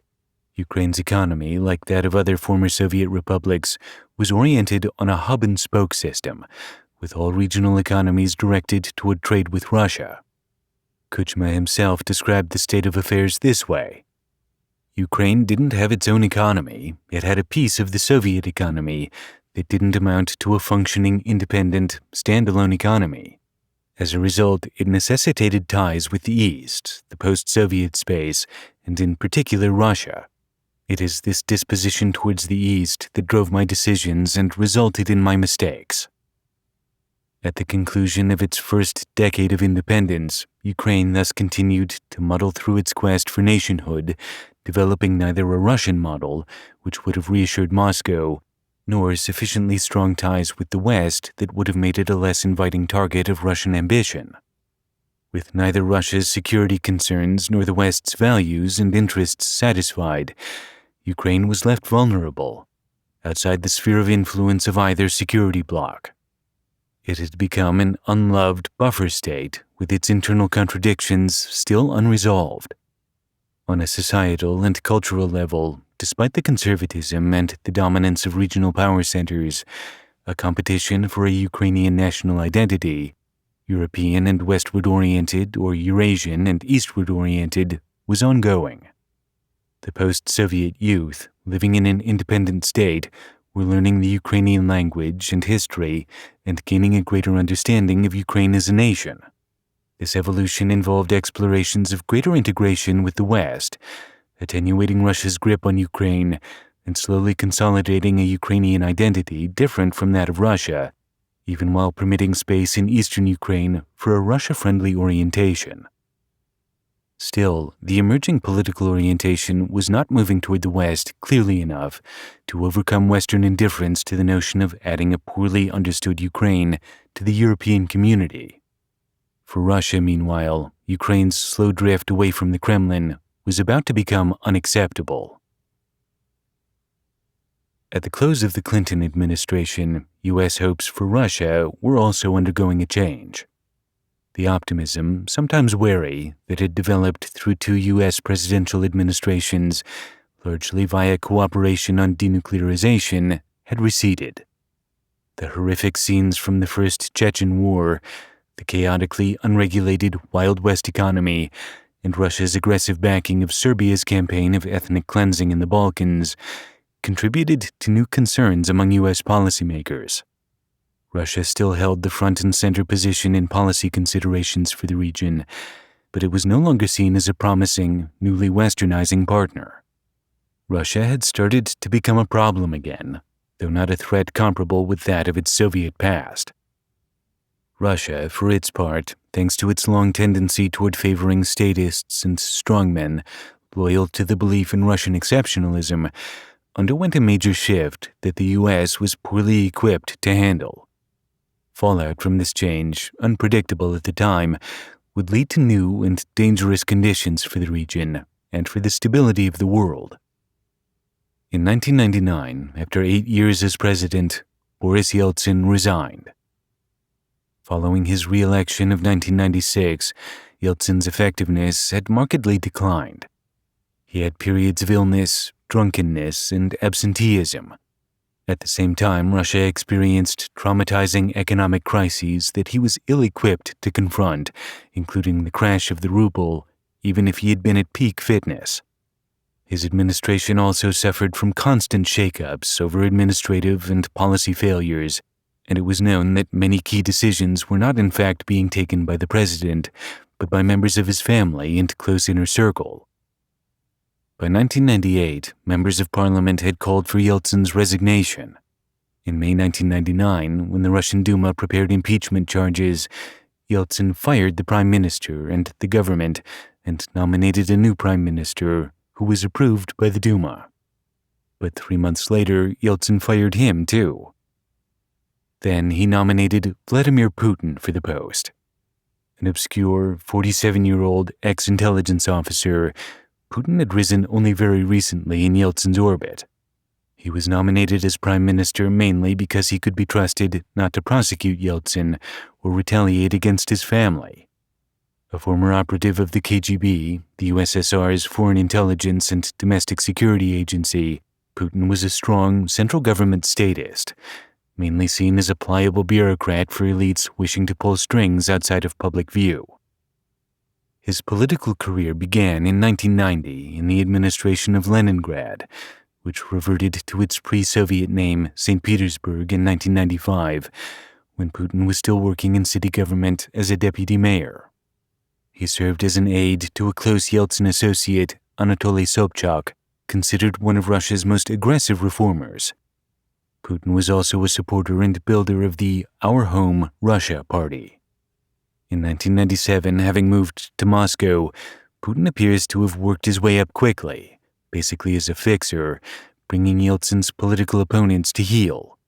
A malleable functionary who could secure Yeltsin's legacy without threatening other dominant political elites then running Russia. For reasons that Fiona Hill and Clifford G. Gaddy in Mr. Putin, Operative in the Kremlin, call mysterious, Putin was first appointed by Yeltsin to the role of Deputy Chief of the Presidential Staff and Chief of the Main Control Directorate of the Presidential Property Management Department, which was responsible for Russian assets, both hard currency and other forms of wealth, located in foreign countries, and for transferring to the Russian Federation all assets of the former Soviet Union. That put Putin in a position to allocate the resources of a slush fund established by the intelligence services and state apparatchiks in the late Soviet period among the various political elites. In July 1998, Putin became the head of the Federal Security Service, FSB, the little reformed offspring of the KGB. Then, in August 1999, Yeltsin not only appointed Putin acting prime minister, but also announced a preference that Putin succeed him as president.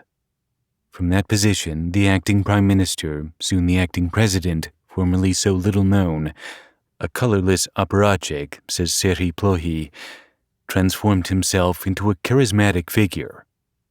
He galvanized major support with remarkable speed, largely, as Hill and Getty have shown, by leveraging public reaction to recent events that seemed to signal a growing Russian weakness. They included humiliating bilateral treaties coming out of the Chechen War in 1996, where Great Russia was compelled to negotiate with a tiny separatist region and granted autonomy, the loss of the Baltic states to NATO, and loosened connections to the former republics, especially, of course, Ukraine, where some Russian elites and indigenous Russified elements remained especially concerned about retaining Russian control of the Black Sea Fleet. Putin characterized these phenomena as a trend that was degrading Russian power and identity, which he promised to reverse by applications of new strength. To personify this, Putin very publicly took personal charge of a massive offensive against the newly active Chechen rebels, galvanized by a series of bombings of Moscow apartment buildings that experts think were orchestrated by Russia's Federal Security Service to create a pretext for the Second Chechen War. With the help of allies who controlled Russian media, Putin's public support shot from the low single digits to majority support in a matter of months. He cast his tough guy stance in relation not only to foreign policy, but also to the prevailing domestic, social, and economic chaos. taking advantage of the public's mounting impatience with lawlessness, a law-flaunting oligarch class, economic hardships, and the general malaise undermining the view of Russia as exceptional. As part of his effort to win the upcoming presidential election, he appealed to the desires of security elites and oligarchs who had influence over elections, promising stability and strength. Overall, Putin established a grand bargain with Russian society. In exchange for centralizing control in his person, he would usher in an assertive conservatism, rejecting democracy and concentrating power, reversing Russia's economic and geopolitical slide. That bargain would remain the basis of his rule until the start of the Russia-Ukraine war in 2014. As Hill and Gaddy put it, everything Putin has said on the subject of saving Russia from chaos is consistent with the general elite consensus in the late 1990s. Putinism is a reflection of the conservative faction's political desires of that moment. Putin promised, that is, a return to Russian exceptionalism, and in May 2000, in a climax to his meteoric rise to power, he was elected president. Late in 1999, President Clinton had received a call from Yeltsin, assuring him that as Prime Minister, Putin was a solid man who was kept well abreast of various subjects under his purview. Clinton had also met Prime Minister Putin himself at an Asia-Pacific Economic Cooperation meeting in New Zealand. He told both Putin and Yeltsin that the critical thing from the U.S. and Western values point of view was a free and fair election to replace Yeltsin. But when Yeltsin unexpectedly resigned and Putin slid in as acting president, the anointed successor, in advance of an election, the U.S. administration's attitude became less focused on the democratic principle of fairness. The focus shifted to avoiding violence and instability. A peaceful transfer of power became paramount for the Clinton administration, now in its final year ahead of what would prove to be a famously contested and protracted U.S. election in the fall. Ukraine's President Kuchma, for his part, understood Putin's ascendance as a sign that his country would now have to manage a neighbor that would leverage its dominant security and defense apparatus to gain authoritarian control within Russia, expect to extend broad influence over the former Soviet space, and claim a central role in dictating the world order. Yet his keen analysis of the coming challenges with Russia didn't carry over into either hardening Ukraine against the Russia threat or introspection regarding his own shortcomings. Kuchma instead blamed the problems in the U.S.-Ukraine relationship on the U.S. and Russia, and presented Ukraine as blameless, though his self-serving conclusions aside, Kuchma was in fact culpable in Ukraine's avoidance of real reform and failure to move forcefully toward the West. In an increasingly challenging period for the Russia relationship, the persistence of conservatism in Ukraine, as perpetuated by Kuchma himself, obstructed the advances in liberal democracy that would have improved the bilateral relationship with the United States. That fact was dramatized in September 2000 when Georgy Ruslanovich Gungadze, a Georgian-Ukrainian journalist who had become one of the leading critics of Kuchma and his administration, disappeared. In November, his body was found in a forest about 40 miles outside Kyiv. He had been shot in the head and then, in an effort to cover up the crime, decapitated and bathed in acid. Kuchma's own intelligence aide presented substantial evidence that Ukrainian security services had carried out the murder and that Kuchma was implicated. Throughout 2001, the murder would become a national and international scandal, sparking protests within Ukraine, drawing intense criticism from the West, and increasing tensions over the question of Ukraine's place in the group of liberal nations. In December 2000, the Supreme Court of the United States finally ruled on who had won the presidential election more than a month earlier. The Republican candidate, George W. Bush, governor of Texas, was inaugurated in January 2001.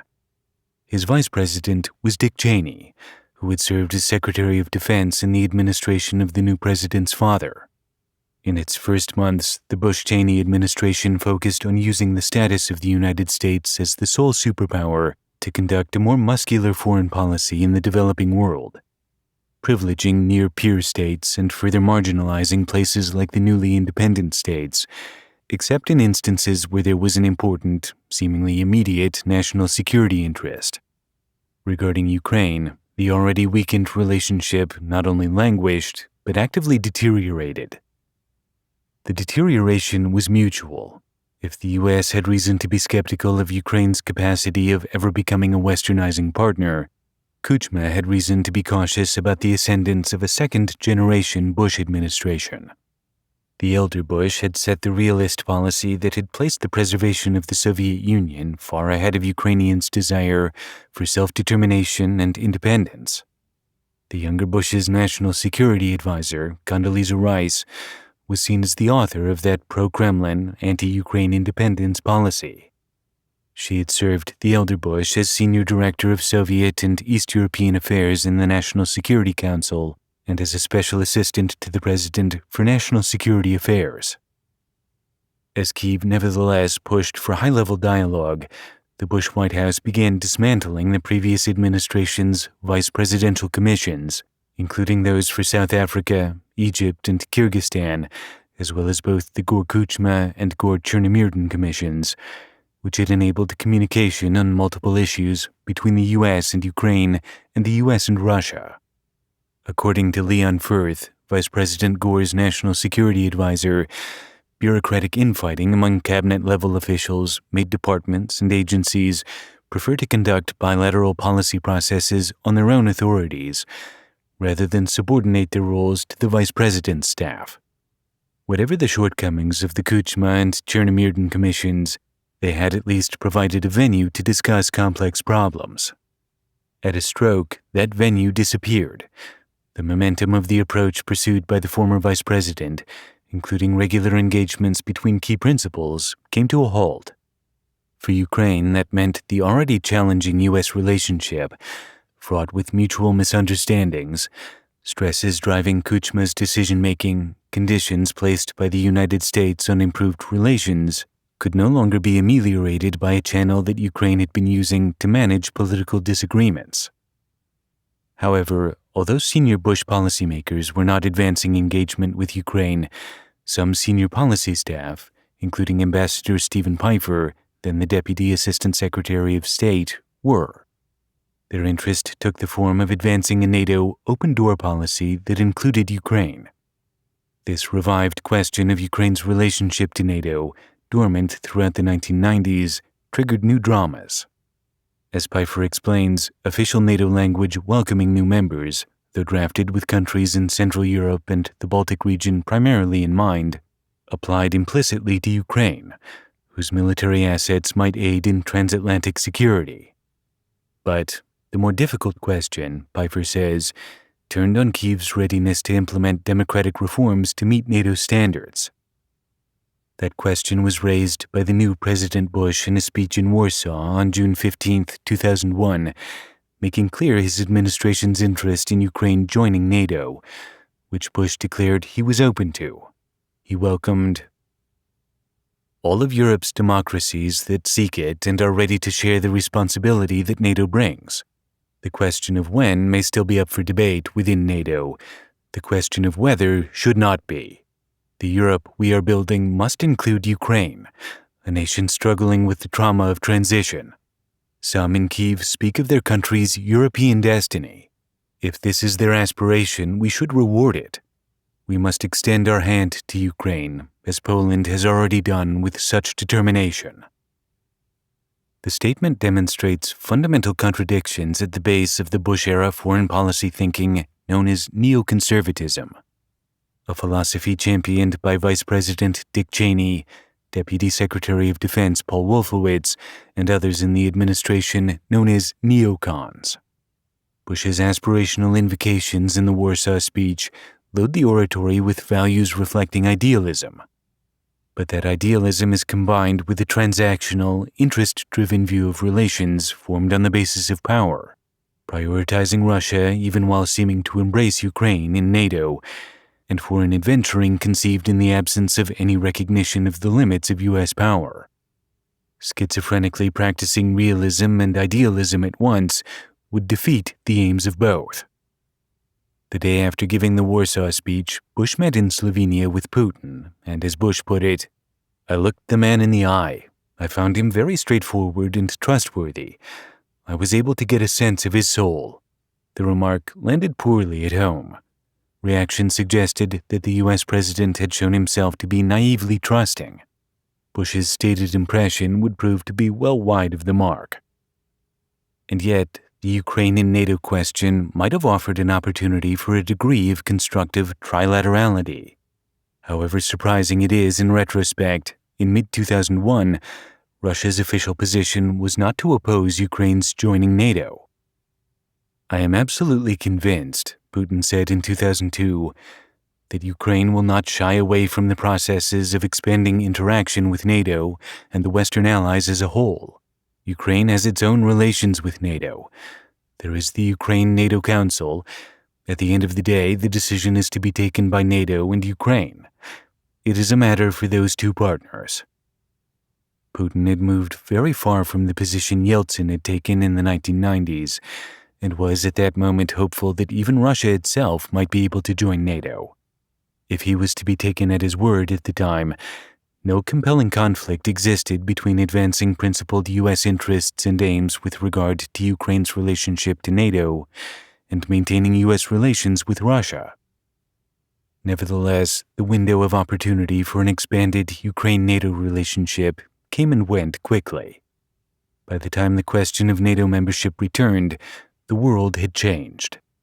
In this entirely new context, the question of Ukraine and NATO would become explosive. On September 11, 2001, many of the issues explored in this book so far were swept into a new and unforeseen vortex with both immediate and long-range consequences for all the relationships involved. The terrorist attacks on the Pentagon and the World Trade Center caused a shift in U.S. policy that shaped relationships with Putin's Russia and Kuchma's Ukraine in new and ultimately highly unfortunate ways. The new climate of immense urgency and extremity confirmed and amplified the short-term, crisis-driven approach that has habitually marked U.S. foreign policy decision-making. In light of much later events, especially Russia's 2014 invasion of Crimea and eastern Ukraine and 2022 invasion of all of Ukraine, the U.S. reaction to the 9/11 attacks can be seen as a characteristic U.S. response to a foreign policy crisis. The reaction included a global war on terror, a war of choice in Iraq, a concomitant privileging of the Russia relationship, and relations with Ukraine defined almost solely by short-term transactions, not the long-term fostering of Western values. While understandable from the point of view of the moment, the response was never based on a cogent, strategic consideration of long-term ramifications, credible priorities, and relationships appropriate to U.S. values. When U.S. relationships to Ukraine and Russia entered a new phase in late 2001 and 2002, the American public's focus was firmly on other issues. The terror threats that 9/11 placed front and center punctured a delusion in a way that state actors never had, that the two oceans surrounding the United States provided impregnability. 8 months into President George W. Bush's term of office, the administration therefore completely refocused its foreign policy on the Middle East and what Bush called the global war on terror. That fixation was to drive U.S. policy for most of the next 2 decades. Having to prioritize both their time and the nation's resources, senior policymakers now ranked the war in Afghanistan and the global war on terror as the top priorities, demoting the importance of nation-state threats. Given the unipolar, sole superpower moment, when nation-state threats seemed remote, and given the end-of-history view that still held sway, it seemed a reasonable trade-off to downgrade nation-state relations in order to deal with a threat that had brought a catastrophe to the U.S. mainland. Such, at least, was the rationale for the Afghanistan campaign. And by a strange twist of logic, Iraq under Saddam Hussein was framed as a terror threat of another kind, an authoritarian regime seemingly brandishing weapons of mass destruction. In addition to fighting the good war, punishing al-Qaeda for attacking the United States, Eliminating international terrorist safe havens in Afghanistan, the United States therefore launched another war, this one a war of choice, in Iraq, and then, with the Hussein regime toppled, proceeded to manifest in Iraq the same insurgency threat that it had gone to Afghanistan to root out. The new goal became democratization through nation building, along the lines Bush would lay out in 2003 in the Freedom Agenda. From today's perspective, the long-term engagement in wars of choice in the Middle East, with the aim of confronting enemies that never posed an existential threat to the U.S. or even our allies, and drawing resources away from coping with nation-state actors that might in fact amount to existential threats, should be viewed as a mistake, as the subsequent history of Russia-Ukraine-U.S. relations and relations with China clearly shows. Because the neocons had the aims of defeating terrorism globally, while sweeping into the Middle East and establishing democracy by military force, departed so sharply from the tightly restricted, realist school approach of George H.W. Bush, those aims did reflect a kind of revived idealism.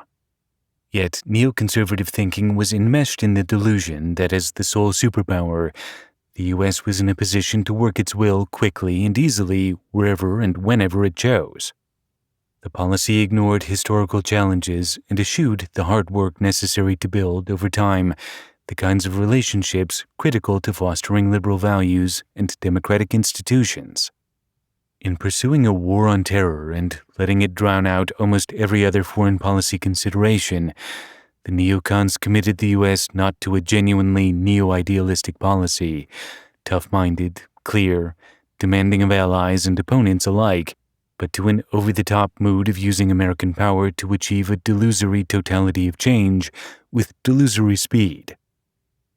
Other policy objectives were indeed occasionally pursued during the period, at times becoming temporarily preeminent.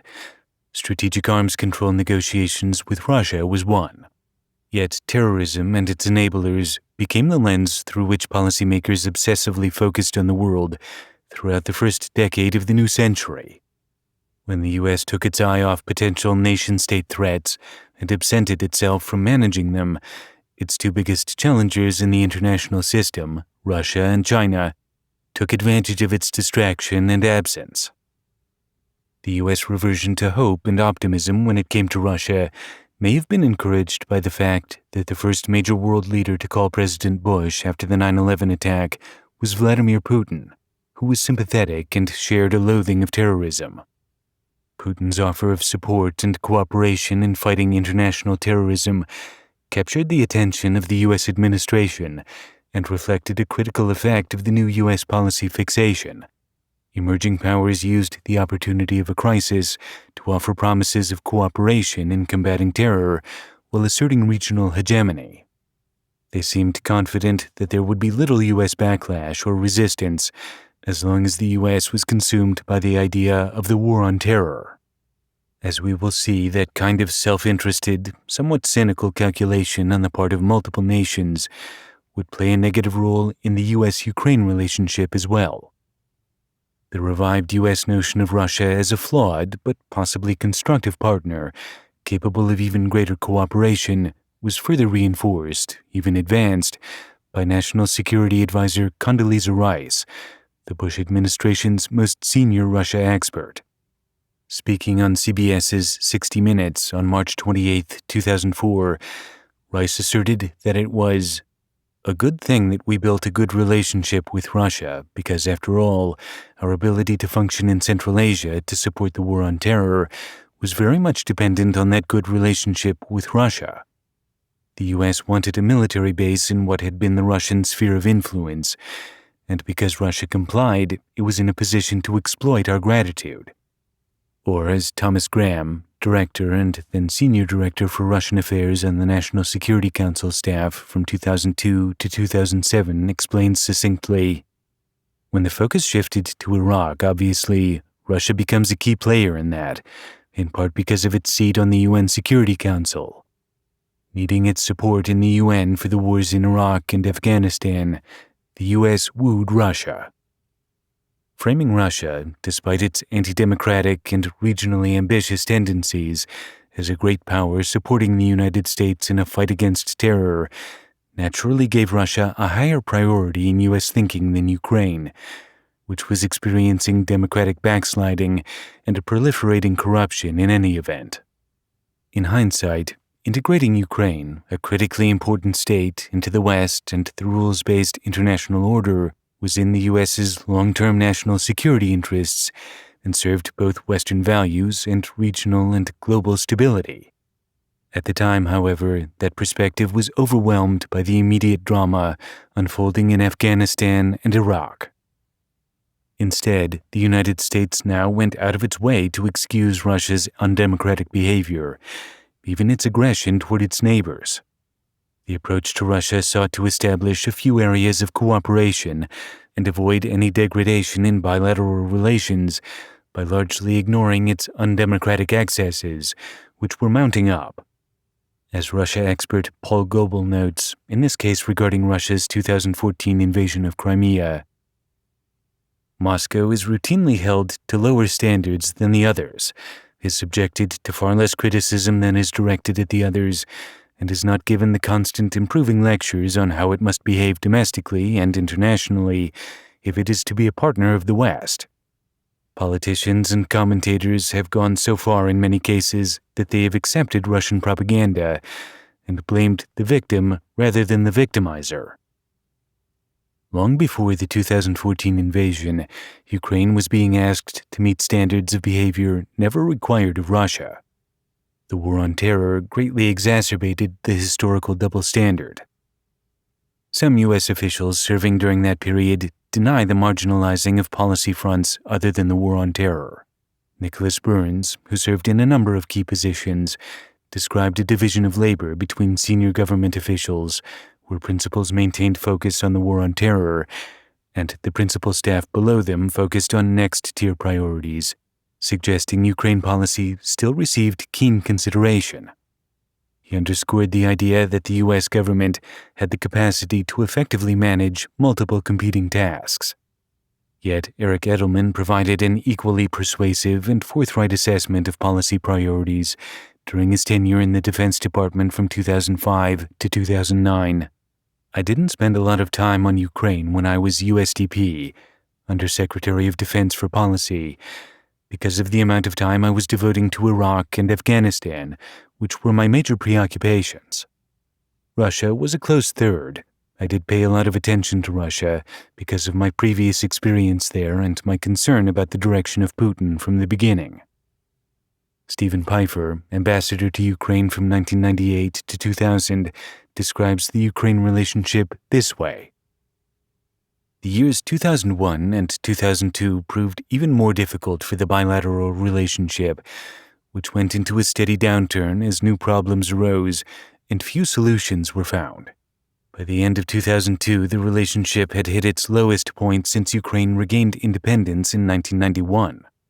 It was so difficult that President Leonid Kuchma told a December 2002 press conference in Kyiv that the year's most difficult thing is the worsening of relations with the United States.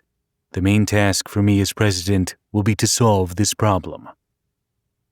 It is especially important to keep in mind when criticizing U.S. missteps in Ukraine policy that the problem Kuchma is referring to in the Pfeiffer quotation involves a series of uncooperative moves on his own part that contributed to undermining the relationship. On the one hand, in May 2002, Kuchma actively sought entry into NATO for the first time.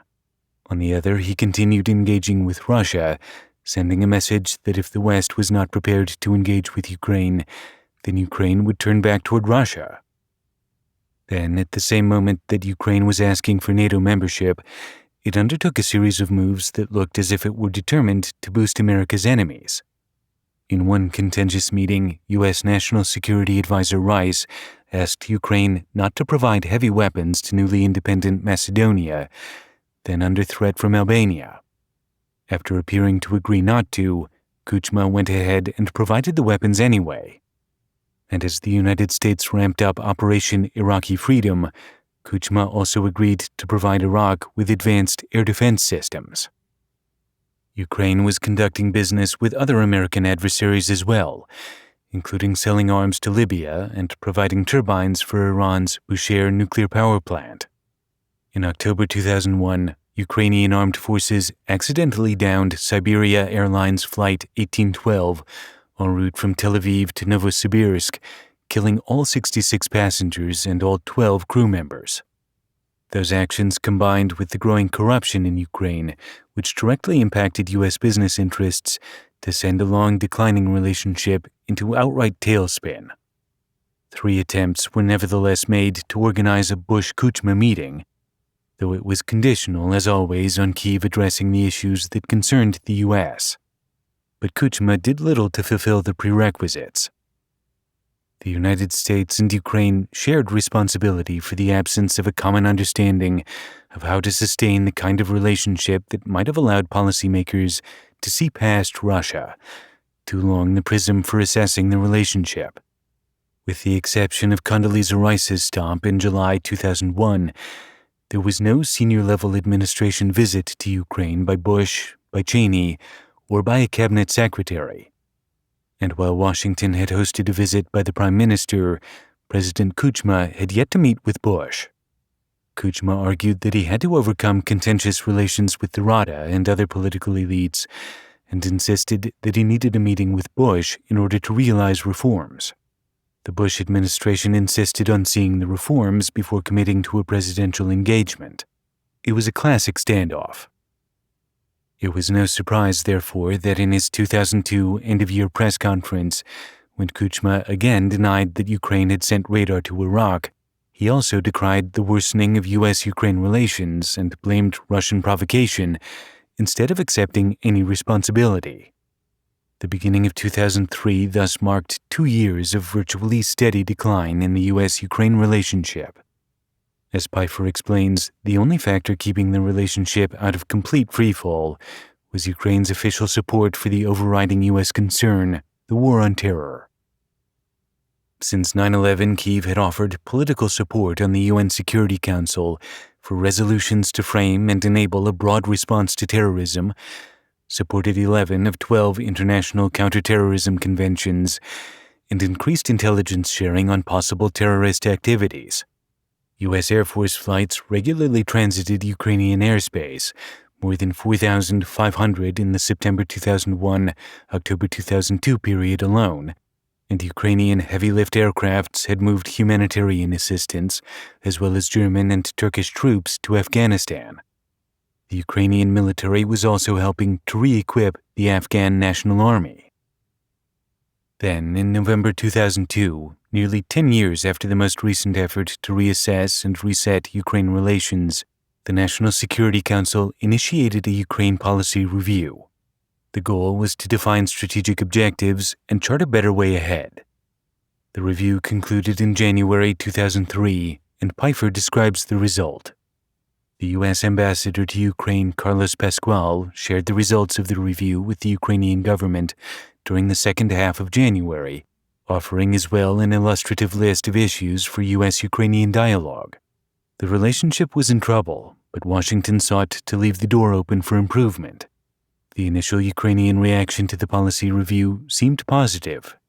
The policy review helped the relationship to improve, but not to be transformed. It was still essentially transactional, now reshaped for the post-9/11 world.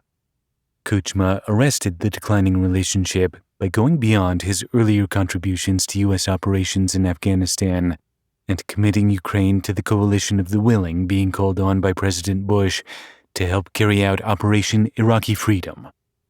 Ukraine provided 1,800 troops, the fourth largest contingent, to that operation and to Operation Enduring Freedom, including hundreds of chemical weapons troops to the forces conducting operations in post-Saddam Hussein Iraq.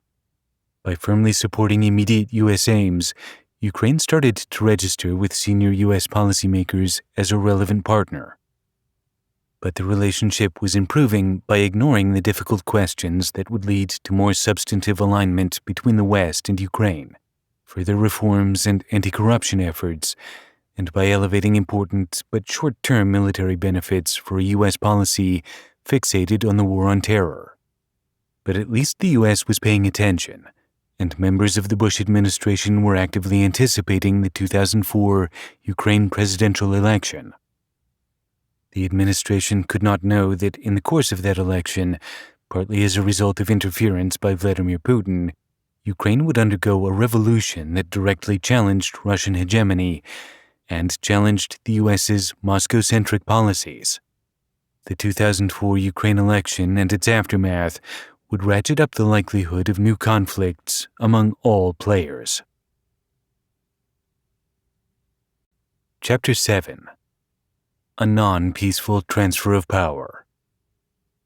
Despite Russia's cooperation with the U.S. in the fight against terrorism, a growing sense of unease was developing, both in the region and in the West, regarding Russia's undemocratic, soon anti-democratic activities, both domestically and throughout the former Soviet space. Yet even as Russia's violent conduct during the Second Chechen War and continued support for Serbian nationalists in the Balkans raised alarms, the U.S. government managed to harbor hope that a durably democratic Russia would emerge. Even Vladimir Putin's attacks on private property and the expropriation of oligarchs' assets in media and energy holdings continued to be explained away in U.S. policy circles by the argument that these were compromises required to exert control over the unruly oligarch order in an effort to reduce corruption and ultimately bring about reform. This proved to be a delusion. To offset any U.S. concerns, Russia appealed to two major U.S. interests: progress in the war on terror and fruitful arms control negotiations. During the Bush presidency, a contradiction between the American exceptionalist desire to interact with other exceptional great powers on the one hand and support for self-determination on the other was rationalized by the need to prioritize the fight against terror over diplomacy with multiple nation-states. Efficiency trumped idealism. This concatenation of U.S. biases and rationalizations amplified Ukrainian skepticism about U.S. and EU seriousness in supporting Ukraine as a unique nation-state with its own identity. Ukraine parliamentarian Hanna Hopko has summarized the view this way: "For all 30 years of our renewed period of independence, the West has never considered Ukraine more than a buffer state. It's all just rhetoric. When Ukraine needed true investment and support, the West was absent." Hopko's bluntness is both refreshing and understandable. During 3 administrations, the United States showed reluctance about countering or directly criticizing Russia's regression toward authoritarianism and irredentism. Even as Russia attacked domestic civil liberties, property rights, and business interests, and signaled a more muscular approach to relationships with its neighbors, U.S. thinking continued to be moored both in the naive idealist hope for a Russia interested in democracy and a pan-European security architecture, and to the realist concerns about averting and managing crises at all costs. Neither the delusional idealism nor the short-term realism was a viable way to manage our relationship with Russia. As events would show, the region and the world were changing. The 2004 presidential election would lead to the protests and changes in Ukraine known as the Orange Revolution, which directly challenged Putin's new efforts at reasserting Russian hegemony. Although Russia remained the dominant priority for the U.S., one result of Ukraine's tangible commitments to Operation Iraqi Freedom and Operation Enduring Freedom was that the U.S. had a greater stake in the outcome of the 2004 election. The U.S. Freedom Agenda was extended to include a desire to see a free and fair 2004 presidential election in Ukraine. As Denary says in Ukraine and Russia, "It was widely anticipated that the 2004 election would be pivotal for Ukraine because one of two things had to happen. If the election were free and fair, many believed Kuchma or his designated successor would be defeated, reversing Ukraine's slide toward authoritarianism. Kuchma and his supporters were expected to try to rig the election through tactics including controlling the media, patronage, and fraud. That would consolidate autocracy and likely move Ukraine away from the West and toward Russia. Therefore, well before the election, opposition groups were preparing to run a parallel vote count and to challenge fraud through protest. Kuchma favored Viktor Yanukovych, a former prime minister with an eastern Ukrainian power base, as his successor. Yanukovych prioritized stronger relations with Moscow, official status for the Russian language, and rejecting closer relations with NATO. As a teenager, he had been convicted and imprisoned for robbery and assault. He acted the tough guy, and this, combined with his Russia-centrism, lent him a certain appeal to some voters, especially in the East.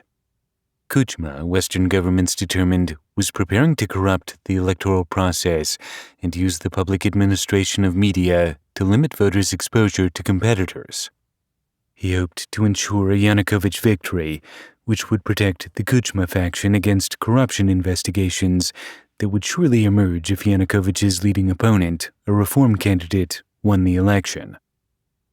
Yanukovych's rival was Viktor Yushchenko, also a former prime minister. He had been forced out of office in 2001 after his political fortunes began to eclipse Kuchma's. Ukrainian-speaking, a pro-Western technocrat nationalist, Yushchenko was also a former governor of the National Bank of Ukraine. He was campaigning on ending corruption, fostering liberal economics, and on pursuing a non-Russified Ukrainian nationalism. To Russia, Yushchenko was an unwelcome demonstration that Ukraine was marching forward as an independent state, fitfully but steadily building a national identity, and most alarmingly, slowly shedding its deference to Russia. That fact represented a wound in Russia's sense of its own exceptionalism. Moscow's hold on Little Russia was becoming tenuous anyway. The Yushchenko victory, which seemed possible, would further loosen the hold. It was clear to Russia that Kuchma's candidate, the pro-Russian heavyweight Yanukovych, was more likely to maintain Russian influence. After meeting with Kuchma on July 26, 2004, Putin, as Pfeiffer says, effectively endorsed Yanukovych. In fact, Putin did far more than endorse. As the electoral battle began, he poured Russian money into the Yanukovych campaign. Gazprom and other Russian sources reportedly contributed $300 million to Yanukovych's campaign war chest, according to Pfeiffer. Putin stage-managed a high-profile engagement to validate his preferred candidate when U.S. National Security Advisor Condoleezza Rice visited Moscow in May 2004, and he paraded Yanukovych before her. He was telegraphing to the United States not only that he had picked the next president of Ukraine, but also that he would not tolerate a Ukrainian president who threatened to move Ukraine further from Russia and toward the West. In making an overt expression of regional power, impinging on both Western values and the stability of Europe's frontier, Russia had become a U.S. adversary, and the United States didn't realize it. The reform candidate Yushchenko fully recognized Kuchma's desire to install a successor who was ready, willing, and able to protect him from the kind of investigations a reform government would be bound to undertake. Yushchenko and his allies laid the groundwork for large-scale protests in the likely outcome that the election was stolen from them by some subterfuge or overt fraud. Privately, Washington regarded Yushchenko as the candidate who was more pro-Western and better aligned with U.S. interests and values. Yet the administration held to its decision to support a democratic election process, and that meant avoiding any perception of U.S. support for any candidate. The Kremlin, by stark contrast, had no such inhibitions. As well as openly and aggressively campaigning for its candidate, Russia conducted covert influence operations. As Pfeiffer notes, Gleb Pavlovsky, a Moscow political technologist who had worked on Russian political campaigns, established a Russian club in Kyiv that aimed its efforts at supporting Yanukovych and criticizing Yushchenko, while Russian electronic media, relatively available in eastern Ukraine, broadcast a steady stream of pro-Yanukovych and anti-Yushchenko messages. President Kuchma also took a heavy hand in trying to influence the election. Yushchenko's flight clearances for campaign trips were denied, and his campaign's access to media was curtailed. Administrative resources were turned to manipulating the election commission and pressuring civil servants to support Yanukovych. Yushchenko supporters were harassed. Opposition rallies were disrupted. As word of these efforts surfaced, reform supporters became ever more vigilant in organizing to protest what they assumed would be a stolen election. Then, on September 5th, Yushchenko fell gravely ill.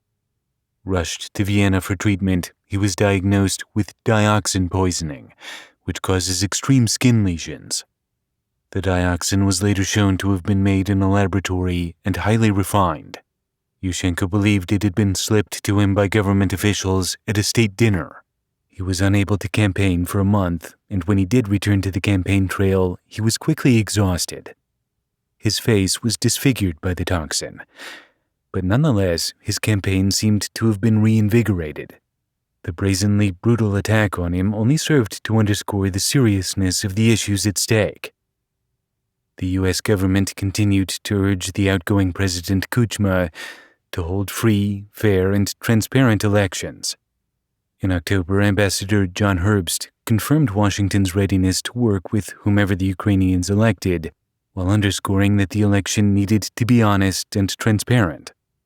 The State Department released a statement expressing the U.S. government's disappointment and added that the disruption of opposition rallies, muzzling of independent media, misuse of administrative resources, and other serious violations cast doubt on the Ukrainian government's commitment to its democratic obligations. The statement urged the Ukrainian authorities to allow a free vote and warned that if the election failed to meet democratic standards, Washington would need to re-examine its relations with those engaged in election fraud and manipulation. The remark was aimed at Kuchma and Yanukovych. But the U.S. shied away from criticizing Russia's machinations, even though much of the fraud and manipulation was sponsored by Moscow.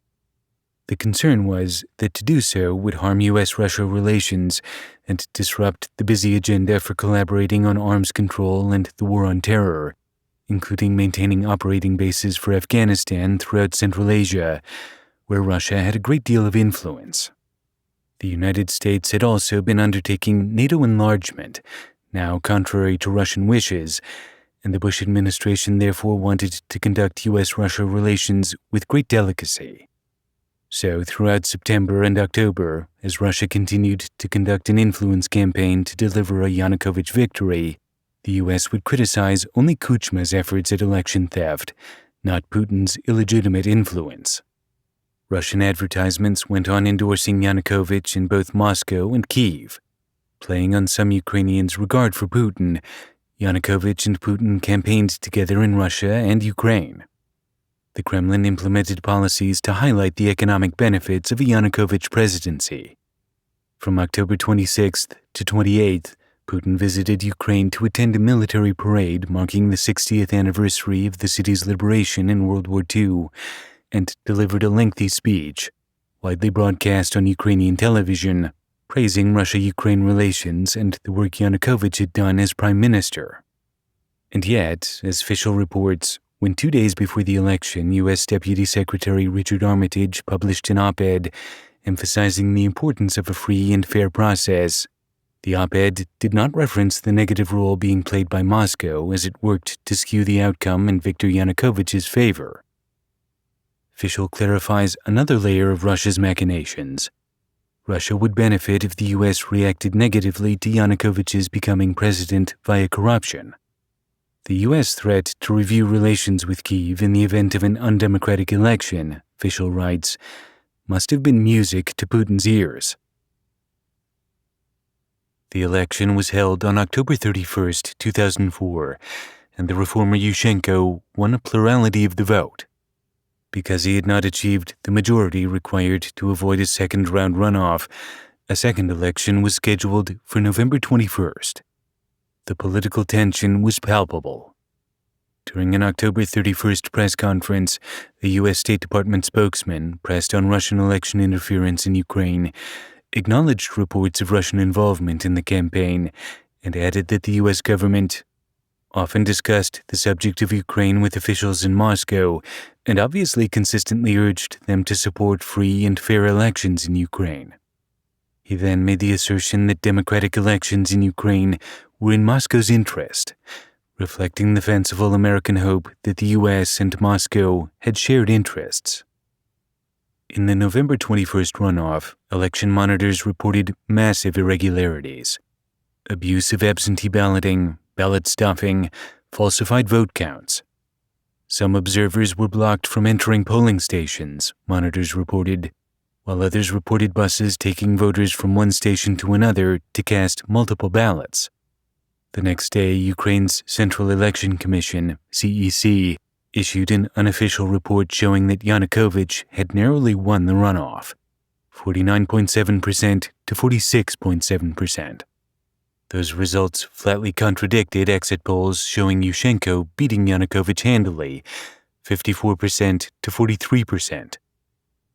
Analysts questioned the results from the CEC, showing that voter turnout in pro-Yanukovych areas had improved by incredible margins since the first round. Some areas in his power base of Donetsk and Luhansk reported turnout up by more than 40%. Yanukovych's eastern strongholds also delayed sending returns. All of that combined with the suspect data from the CEC to convince many that election manipulation had occurred. On November 22nd, the International Election Observation Mission in Europe, coordinated by the Organization for Security and Cooperation in Europe, delivered a scathing assessment of the vote. The report cited a higher incidence of serious violations than on October 31st, and that, in Donetsk Oblast, preliminary turnout figures announced by the CEC are so improbable as to cast doubt on whether that the voter's choice was always safeguarded.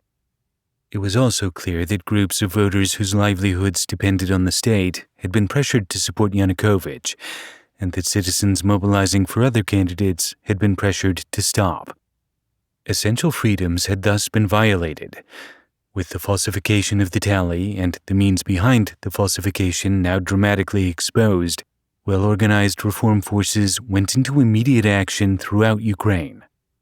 Protesters occupied the Maidan Nezalezhnosti, Independence Square, Kyiv's central square. Other major protests occurred around the country, ultimately involving millions of Ukrainians who were rapidly mobilized due to the advanced preparation by pro-democratic civil society organizers to demonstrate nonviolently on a mass scale against both the election theft and Russia's hand in it.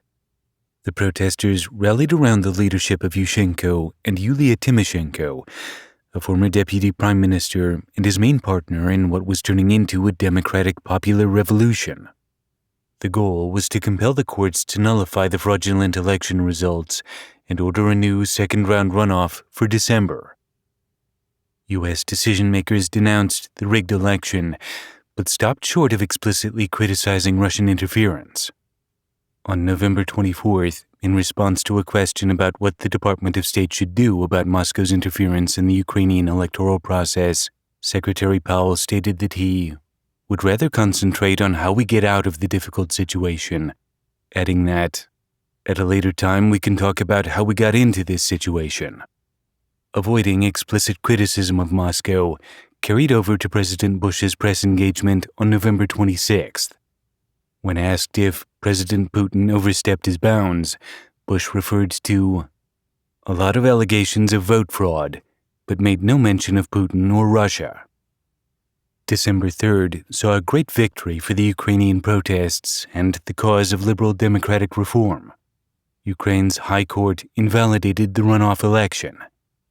A new election was scheduled for December 26th. On December 7th, during congressional testimony, U.S. Ambassador-designate to Ukraine and U.S. Deputy Assistant Secretary of State for European and Eurasian Affairs, John Tefft, finally mentioned Moscow's open support for Yanukovych, but while he noted reports of Russian financial backing for the Yanukovych candidacy, Tefft also stated that the U.S. government would pursue balanced cooperation with governments in the region, code for the policy of calibrating between support for Western values and not upsetting Moscow. On December 17th, Secretary of State Powell put the policy of balanced cooperation more clearly and yet again underscored the importance of the relationship with Russia above everything else. President Putin has taken some steps that we think do not lead toward cementing his democracy properly, and when that has been the case, we have spoken to him about it.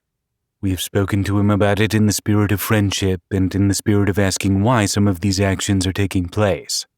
And so, Russia is not going back to being the Soviet Union.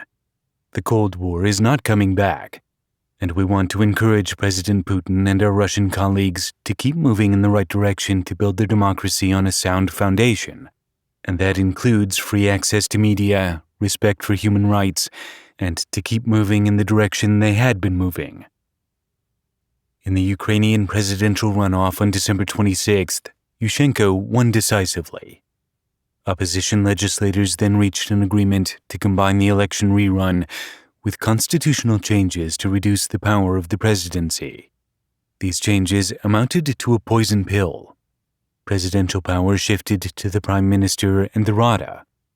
The president would now be more reliant on the pro-Russian bloc of parliamentarians, undercutting Yushchenko's ability to implement westernizing reforms. Nevertheless, the nonviolent mass protest movement on behalf of corruption reform, individual liberty, and a national identity not beholden to Russia had delivered a fair election result which placed a Western-leaning reform candidate in the presidency. Those events became known as Ukraine's Orange Revolution. Yushchenko's supporters had taken orange as the color of his campaign. It was one of the many color revolutions underway in the former Soviet space on behalf of self-determination and liberal democracy, and in opposition to the persistence of Soviet-era apparatchiks and Russia-leaning elites. These color revolutions were naturally deeply disconcerting to Putin and the Russian elite, and Ukraine's Orange Revolution was the most important and disturbing of them all.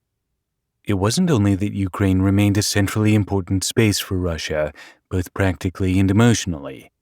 The revolution there had also been directly precipitated by Russian overreach within Ukraine. Feeding Putin's fears about possible instability in his regime, the Orange Revolution was seen by many, both in the upper echelons of Russian government and in opposition civil society, as a model for ousting Putin himself.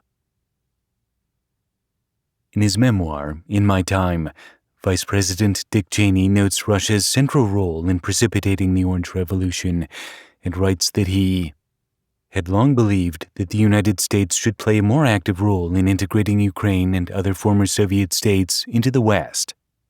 And in the wake of the Orange Revolution, U.S.-Ukraine relations did make tentative steps toward becoming less derivative of Russia policy. Nevertheless, Bush administration policy, as well as the policies of successor administrations, retained its long-standing bias. In The Limits of Partnership, Angela Stent writes, like its predecessors, the Bush administration was divided over how much its policy toward the post-Soviet states should take Russian concerns into account. The office of Vice President Cheney advocated a tough policy toward Russia, generally supporting Russia's neighbors and expressing suspicion about Moscow's intentions, while others, including the NSC Senior Director for Russia, Thomas Graham, advocated a more realist and interest-based policy toward Russia, recognizing the necessity of taking Russian interests into consideration when crafting U.S. policy in the post-Soviet space. Meanwhile, Russia's efforts at election interference were not publicly condemned by the U.S., nor were they sufficiently criticized in private by policymakers who remained concerned that such criticism would spoil the possibility of Russia's support for the war on terror. Fischel has summarized the policy toward Russia's role in the Orange Revolution. The Moscow factor primarily manifested itself through the Bush administration's conscious and sustained failure to call out and confront malign Russian interference in the run-up to and during the 2004 presidential election in Ukraine, including through explicit support for its preferred candidate during the campaign and by extending its political support once the fraud was committed. Both the Bush White House and the Department of State routinely and consistently declined multiple opportunities to accurately characterize Moscow's clearly negative role in undermining Ukrainian democracy, and therefore willfully misrepresented election-related developments in Ukraine in order to avoid criticizing Moscow.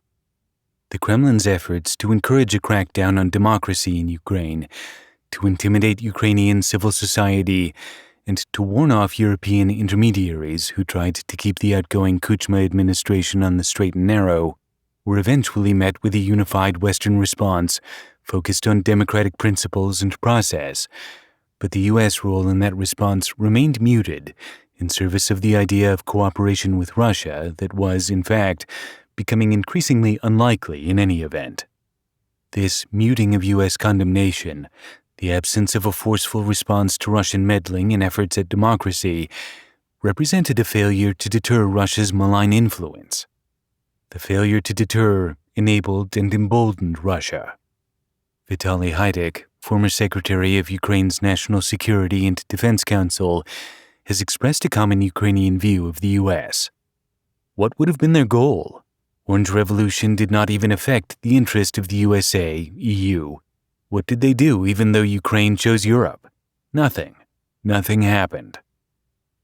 Haiduk's criticism extends beyond the nature of U.S.-Ukraine relations to decry the lack of any strategic U.S. vision for bi- and multilateralism, revealing a deep Ukrainian skepticism about its relationship with the West ever having much utility, or any, compared to its relationship with Russia. Eugene Fischel, though taking a perhaps more balanced and nuanced view, arrives at a similar conclusion. The Orange Revolution ultimately became a poster child for President Bush's freedom agenda, but Washington did not press its advantage. In fact, the U.S. government redoubled its efforts to engage Moscow, perhaps believing that it was possible to have it both ways, and despite the mounting evidence that Putin's Russia was utterly rejecting the liberal world order as envisioned in Washington. Though the U.S. government went out of its way not to blame Moscow for its irresponsible behavior vis-à-vis Ukraine, the Kremlin clearly did not think this was sufficient when it came to leadership changes in the post-Soviet space, particularly in Ukraine. Even at critical junctures such as the Orange Revolution, U.S.-Ukraine relations remained derivative of, and consequently subordinate to, relations with Russia. And yet, for Putin, the outcome of the Orange Revolution undermined his aims for a Ukraine oriented toward Russia and demonstrated diminishing Russian influence and the lack of a Russian regional hegemony that he had tried so hard to recapture. As Deneri notes, Russia was vulnerable in a way that it had not realized. It had been humiliated, and it was determined to act. If many Russians had assumed that sooner or later Ukraine would return to the fold, the Orange Revolution raised the prospect that it might be lost permanently, and Western interference was seen as being to blame. One unintended consequence of the U.S. policy not only of non-interference in Ukraine, but also of non-criticism of Russian interference, was that Russia was able almost immediately to declaim, unchallenged, a completely false version of events, in which the unseen hand of the United States had manipulated Ukrainian politics to bring about the Orange Revolution. From the blow to Putin's hopes for 2004, much conflict would now flow. Instead of ignoring Russia's developing narrative of U.S. and EU interference, the United States might have attempted to counter the propaganda and condemn Russia's vilification. Principled support for democracy and democratization could well have been very effectively integrated into the Bush administration's freedom agenda and even added substance to that rhetoric regarding the post-Soviet space. Verbal support for a democratic outcome might have been backed up and nurtured by resources and direct attention to Ukraine. Coming on the heels of anti-democratic moves within the Russian Federation against property rights and oligarchic interests, and following the violent suppression of a civil war in Chechnya and attacks on Russian civil society and opposition groups, the United States would have been sending the message that although undemocratic trend lines in the Russian Federation were internal affairs, and the U.S. was not prepared to interfere in such affairs, it would counter Russia's attempts to export its undemocratic policy to former Soviet states that were seeking to chart a path toward democracy. That was the road not taken. Instead, the consequences of the Orange Revolution led decisively, if at times circuitously, to the invasions of 2014 and 2022. The Orange Revolution was a more critical juncture in all of the key relationships than has been widely acknowledged. If U.S. policymakers had abandoned, at that critical juncture, the short-termist habit of mollifying Russia as a priority and had insisted on asserting long-standing U.S. and Western values along tough-minded, principled, neo-idealistic lines, the increasingly bold and even extreme moves Putin made later could have been deterred, and a number of catastrophic crises forestalled. Instead, further missteps by the U.S. and West in the wake of the Orange Revolution put Russia, Ukraine, and the West on a trajectory toward outright conflict.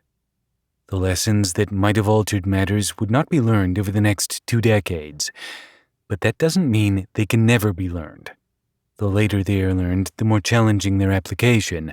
Still, even amid the current crisis caused by Russia's disastrous 2022 invasion of Ukraine, U.S. policy has the capacity to bring enduring regional stability. Chapter 8. Russia Revanchist. Although it has become clear to me that the period in U.S.-Russia-Ukraine relations beginning in 2005 initiated an inexorable slide toward war in Ukraine, unobstructed by the U.S. seizing the opportunities to prevent it, I had no such clarity at the time. I was sure that we had not reached the end of history, that nation-state actors and great and regional powers still had a role to play in war and peace. But during the early days of the color revolutions and the Yushchenko presidency, I was a junior U.S. Army officer, fully immersed in combat. I'd arrived in Iraq in the fall of 2004. I had deployments in Fallujah and Mosul. Even while serving in Iraq, and with my work and study as a foreign area officer still ahead of me, I was by no means oblivious to the exciting events occurring in Russia and Ukraine in the early 2000s. I was glued to the reports of the corrupt election of Yanukovych in 2004, the hundreds of thousands who protested in the streets of Kyiv, the city of my birth, and the ongoing power struggles in Ukraine between forces of authoritarianism and democracy. In early 2005, when Yushchenko was inaugurated, I felt I had reason to hope for a Western-leaning democratic future for the country of my ancestry. Soon, that hope, along with other career factors, would inspire me to change my Army career, studying Russia, Ukraine, and great power relations generally. Once I began to gain experience in the region and in policy-making roles, I did come to see the conflict between Russia and the West as inevitable.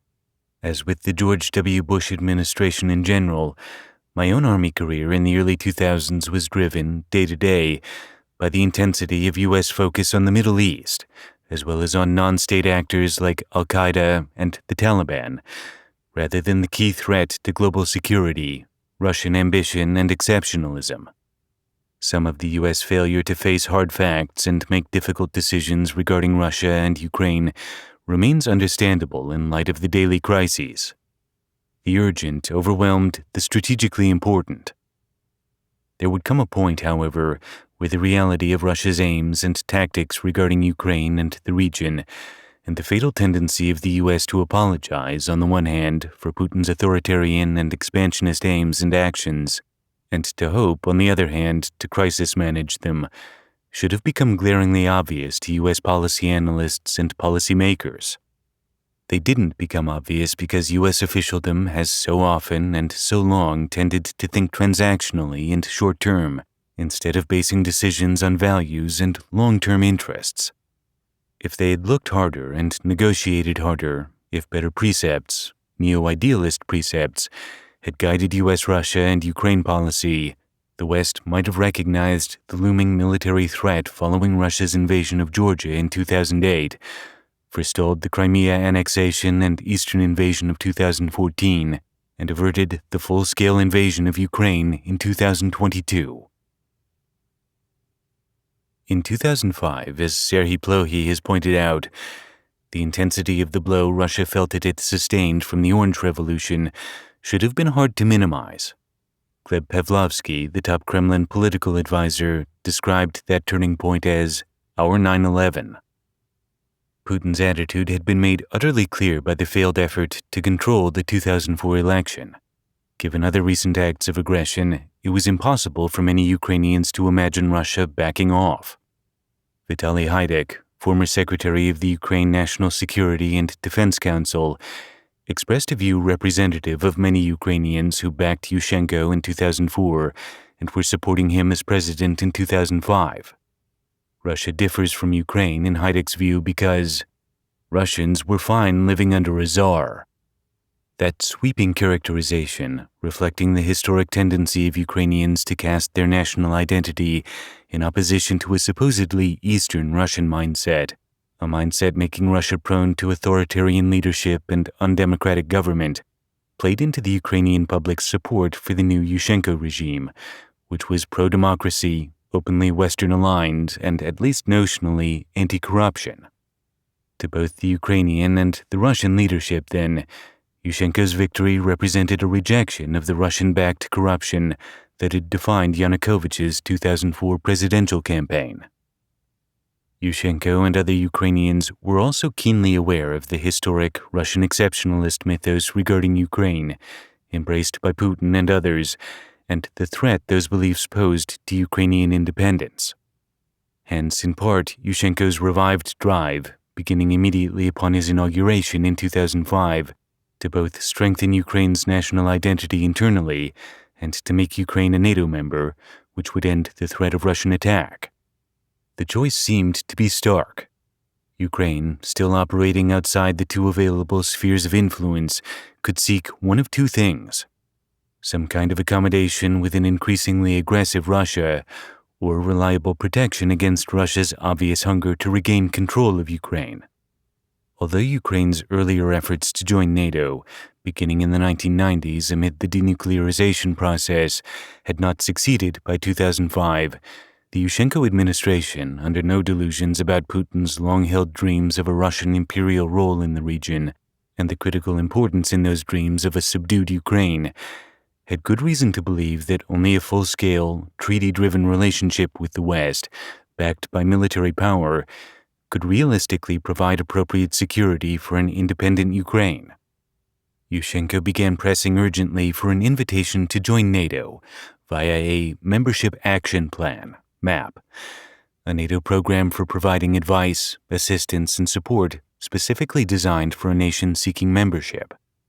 The MAP program, begun in 1999, had most recently been used in 2004 to admit Bulgaria, Estonia, Latvia, Lithuania, Romania, Slovakia, and Slovenia. That had been the alliance's biggest enlargement yet. Only weeks after becoming president, therefore, Yushchenko traveled to Brussels and addressed a summit meeting of NATO members' heads of state. He formally announced that he wanted the attendees to see Ukraine as a future member of NATO. He framed the announcement in terms of a strong European and democratic alignment. Invoking the Orange Revolution, he expressed Ukraine's gratitude for the support of NATO's Parliamentary Assembly, which had witnessed, during the recent election, the fact of falsification and contributed to the honest rerun of the voting. Your support, the president said, has helped the Ukrainian democracy to win. He called the election result a European choice made by the Ukrainian people, and asserted that the future of Ukraine, which he again called European, was to be inseparably linked with NATO. Officials gathered in Brussels seemed inclined to take the request seriously. In the 1990s, states that had been part of the Soviet bloc, but not, like Ukraine, part of the USSR and the Russian Empire, had feared that their own efforts to join NATO might be undermined by any connections with Ukraine's bid, which had been weak in any event. They'd withheld support. Now, however, they feared having a Russia-controlled Ukraine, or an expanded Russian Empire itself, on their eastward flanks, and were ready to support Ukrainian membership. Certain key Western states, however, including Germany, France, and the Netherlands, were wary of admitting a country that had not yet successfully liberalized and gained control over corruption, and doubtful that Ukraine was prepared to undertake the reforms necessary to align with the European Union and interoperate with NATO. The entire effort was anathema to Putin. When Russia had earlier expressed openness to Ukraine becoming a NATO member, It had assumed Ukraine was nothing like the Europe-aligned democracy that had emerged from the Orange Revolution, over and against Russia's every effort to prevent such an outcome. Others argued persuasively that Putin's earlier openness to Ukrainian NATO membership was mainly an attempt to get an unreconstructed Russia-style government into NATO, a Trojan horse. Either way, by 2005, Russia's calculation had changed. While in a press conference following his Brussels speech, Yushchenko called Russia our strategic partner, and while he assured the world that Ukraine's policy towards NATO by any means will not be against the interests of other countries, including Russia, the European integration he really envisioned was quite clear. Putin could see it clearly. As early as the first month of 2005, the trajectory for conflict between Russia and Ukraine, nearly but not utterly inevitable at the end of 2004, was a step closer to being locked in. In April 2005, Putin delivered a speech to the Duma, a watershed address. He announced what seemed to many observers a startling new direction for post-Soviet Russia. He didn't only reject, though still implicitly, NATO membership for Ukraine, he also rejected the Orange Revolution and the independence of all the former Soviet republics. Putin began by revising the recent history of Russia and its neighborhood. The collapse of the Soviet Union, he asserted, was the greatest geopolitical catastrophe of the century. Tens of millions of our citizens and fellow countrymen found themselves outside the Russian Federation. The European 20th century, it is worth remembering, had included 2 world wars, the murder of 6 million Jews, Stalin's murders on a similar scale of Russians and Ukrainians, the partition of Germany, and the absorption of Eastern European countries into the Soviet Empire. Putin nevertheless claimed that as a result of the Soviet collapse, tens of millions of Russians now suffered in exile and oppression, and by implication, they needed Russian support, even rescue. Putin linked the story of the lost states to internal collapse within Russia, invoking the demolition of Russians' savings, the disbanding, and he said hasty reform of beloved Russian institutions, the supposed capitulation to Chechen terrorism, the oligarchs' unrestrained pursuit of corporate interests, and mass poverty. His response was to announce a thoroughgoing effort to create efficiency in the corporate state, purging corruption, collecting taxes, controlling oligarchs, fighting crime, and stimulating economic growth. In practice, many of those efforts would involve initiating an anti-democratic domestic policy, which centralized domestic controls in the Kremlin. Outside Russia, he offered an international vision of the post-Soviet space, which, as Putin put it in the speech, included security of borders and the creation of favorable external conditions for resolving Russia's domestic problems. It goes without saying that the Russian nation's civilizing mission in the Eurasian continent must continue. Its purpose is to ensure that domestic values blended with national interests should enrich and strengthen our historical commonality. Also, for us, the issue of international support in guaranteeing the rights of Russian compatriots abroad remains highly important, and this is not a subject for political or diplomatic bargaining. Despite references to democratic values, the message was surprisingly clear. The speech naturally caused Yushchenko serious concern. Putin called the collapse of the Soviet Union the worst geopolitical tragedy of the previous century, he later recalled, so he wants to re-establish an imperial or pseudo-imperial state. Then, invoking the long history of Ukraine's place in Russia's imperial self-conception, Yushchenko added, that empire needs Ukraine in order to exist. Putin's deeply grievance-filled pronouncements, reflecting Yeltsin's sentiment, also made Ukraine the chief culprit in the Soviet Union's collapse. U.S. policymakers took little note of Putin's Duma speech at the time. It was easy enough to explain it away as presidential oratory aimed at his domestic audience. Plans to create efficiencies, fight corruption, and crack down on oligarchs might even have seemed anodyne. As Eric Edelman, then serving as U.S. ambassador to Turkey and therefore interested in Russia policy, recalls, "We did not pay enough attention to what was going on domestically in Russia. There was, a big foreign policy side. It was the Orange Revolution, ultimately not Iraq, that ultimately pushed Putin into a really directly adversarial position. U.S. analysts also largely missed, therefore, the significance of Putin's announcements coinciding with a new development in Russia war doctrine, a development that directly involved the U.S. in that it looked back to the Cold War struggle between the U.S. and the Soviet Union. While the term hybrid warfare was not fully identified and defined before the military analyst Frank Hoffman published his observations in 2007, the doctrine was taken up by Russia in 2005. It refers to a military strategy employing well-synchronized, sophisticated blends of conventional and unconventional instruments of power, with traditional physical assaults on an enemy supported, and even at times superseded, by propaganda, disinformation, and especially important in Putin's developing view, hidden interference in political processes, all of which can serve as highly effective tools of war and blur lines between competition and confrontation. In taking up the hybrid warfare doctrine, Putin and his security services and the military were engaging in a process of mirror imaging. They projected their own motivations on adversaries. Having failed to covertly control the 2004 Ukraine election, they presumed the Orange Revolution could have come about only through the malign influence of the opposing power, the United States. In analyzing the situation, they therefore concluded that the actions they would have taken to orchestrate it had been in play. They identified the protests and succeeding events as aspects of hybrid warfare against Russia, carried out by the U.S. They responded by taking up the hybrid approach themselves. It was to become Russia's next-generation mode of warfare. By mirroring, Putin misread the situation. While U.S. policymakers expressed strong interest in a free and fair 2004 election, it was by no means U.S. policy to engineer or even vigorously support a Yushchenko victory. Even amid the fraudulence of the election itself, the Bush administration deliberately declined to criticize obvious Russian interference or express support for Yushchenko.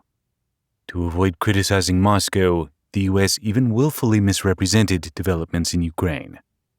The overarching U.S. goal remained preserving opportunities, however increasingly unlikely, for cooperative engagement between the U.S. and Russia. Putin, however, didn't just project his effort to fix the election for Yanukovych on the U.S. and invent a U.S. effort on behalf of Yushchenko. He also defined this imagined election interference as a move by the U.S. to resume its old Cold War stance toward Russia. According to Robert Gates, in 2006 he would begin serving as Bush's Secretary of Defense. Putin believed this supposed U.S. resumption of an old antagonism was a threat not just to his control over Ukraine and other republics, but also to the internal stability of Russia itself. He believed the U.S. was interfering in Russian elections too, with a view toward regime change.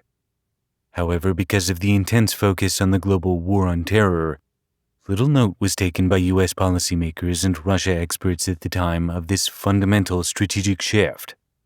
Another move in 2005 escalated conflict with Ukraine. In further response to the Orange Revolution and Yushchenko's push for NATO membership, Russia raised gas prices. Reducing subsidies to the former Soviet republics reflected a broader policy, but the treatment of Ukraine was what Serhii Plokhy calls selective, given the more favorable terms enjoyed by Belarus. The gas wars had started. Russia, as well as the Soviet Union before it, had been using oil, gas, and other commodities as coercive instruments.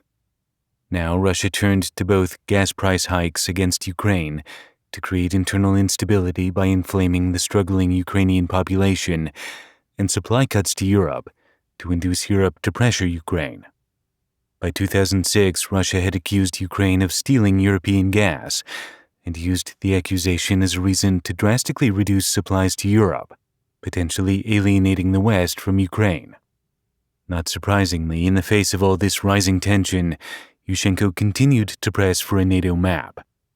Then, in 2007, Putin dialed up his rhetoric to a level impossible for the U.S. to overlook.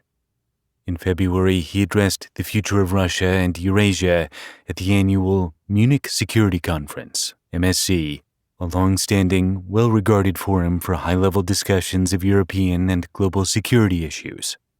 At that conference, in a speech often called fire-breathing, Putin revealed to the world his vision of a newly imperialist Russia with a privileged sphere of influence. He also made known his willingness to use force to preserve that privilege. Most memorably, perhaps, Putin directly attacked both the United States and NATO, alleging that the United States had taken advantage of the collapse of the Soviet Union to make itself a unipolar, dictatorial power.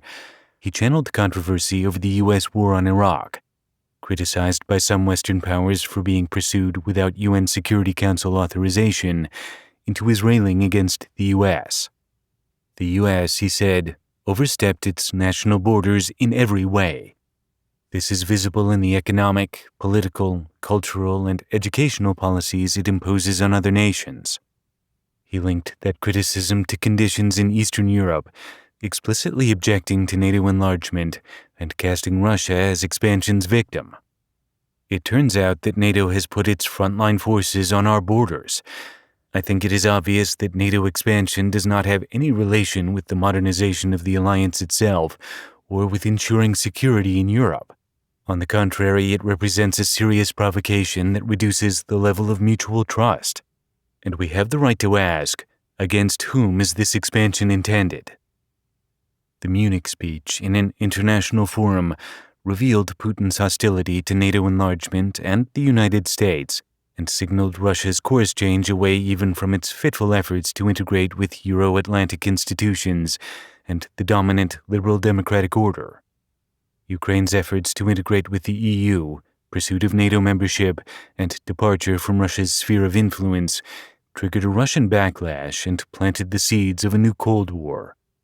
Whether Putin believed what he was saying or was merely using his rhetorical threats as a defensive tactic is a matter for debate. But whatever confidence he may have had about acting on his assertions could only have been encouraged by the U.S. response to his speech. The near-complete non-response, that is. While Secretary of Defense Robert Gates aggressively defended U.S. policy and criticized Putin's belligerence, a policy shift didn't occur broadly within the U.S. government. Not that experts and policymakers had no reaction internally. Putin's harsh criticisms of the U.S., combined with the memory of the April 2005 Duma speech, caused a change not in U.S. policy, but in U.S. mood. The uneasy aspirations that had accompanied Putin's first term were now gone. The mood swung not toward a new tough-mindedness, however, but to a policy that former Ambassador Nicholas Burns calls hedging. Neither the outspoken Putin of 2005 nor the assertive Russia he led was really new. Despite Russian leaders' avowed belief in pan-European security, aspects of Russia's autocratic tendencies went back to 1993. While Putin's first presidential term had involved some authentic overtures to the West, that first term had also seen brutal conduct in the ongoing Second Chechen War, which some credibly argue was precipitated by bombings in Moscow, orchestrated by Putin and his security services, the state takeover of Russian oil and gas companies, the subordination of media holdings to the state, the assassination of opposition members, and the continued interference in the internal affairs of the newly independent states, NIS. It was an ugly catalogue of bullying and worse, and had precipitated the color revolutions against which Russia was reacting so strongly by 2005. It is striking that during Russia's 2005 to 2008 shift, a shift mainly in the sheer blatancy both of the imperial claims and of hostility to the democratic revolutions and the U.S., Russia skeptics in the George W. Bush administration remained unable to instigate any plan for countering Putin's provocations. His declaration of hostility naturally demolished the aspirational U.S. mood about Russia, but as long as the conflict in Iraq went on, the Bush administration had little interest, attention, and muscle left for a robustly idealistic counterpolicy to Russia's increasingly obvious aggression. this strange persistence of a sort of limp realpolitik that was clearly less and less effectual, a situation that should have exposed the ineffectiveness of the realism approach in general, had a number of origins. The war on terror remained a paramount concern. Optimism about the end of history and the euphoria of the unipolar moment, with its attendant hubris about boundless U.S. power, did not die overnight.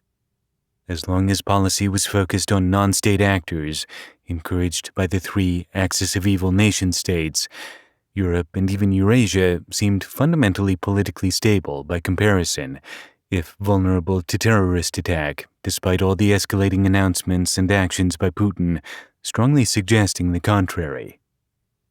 So U.S. policy tiptoed cautiously forward, as Burns puts it, hedging. In his experience, Russia was clearly becoming less cooperative with the U.S., even in the area where our main interest in partnering with Putin seemed to lie, forming a solid global front against terrorism. The U.S. wanted sanctions on Iran and a continued concerted international effort in Afghanistan. Amid diplomatic efforts to develop those processes, the Russian counterparts now became what Burns calls extraordinarily difficult. They began obstructing sanctions on Iran and withholding support for the U.S. presence in Afghanistan. The U.S. had said in 2001 that its efforts in the war on terror would require Central Asian airspace for only about 2 years.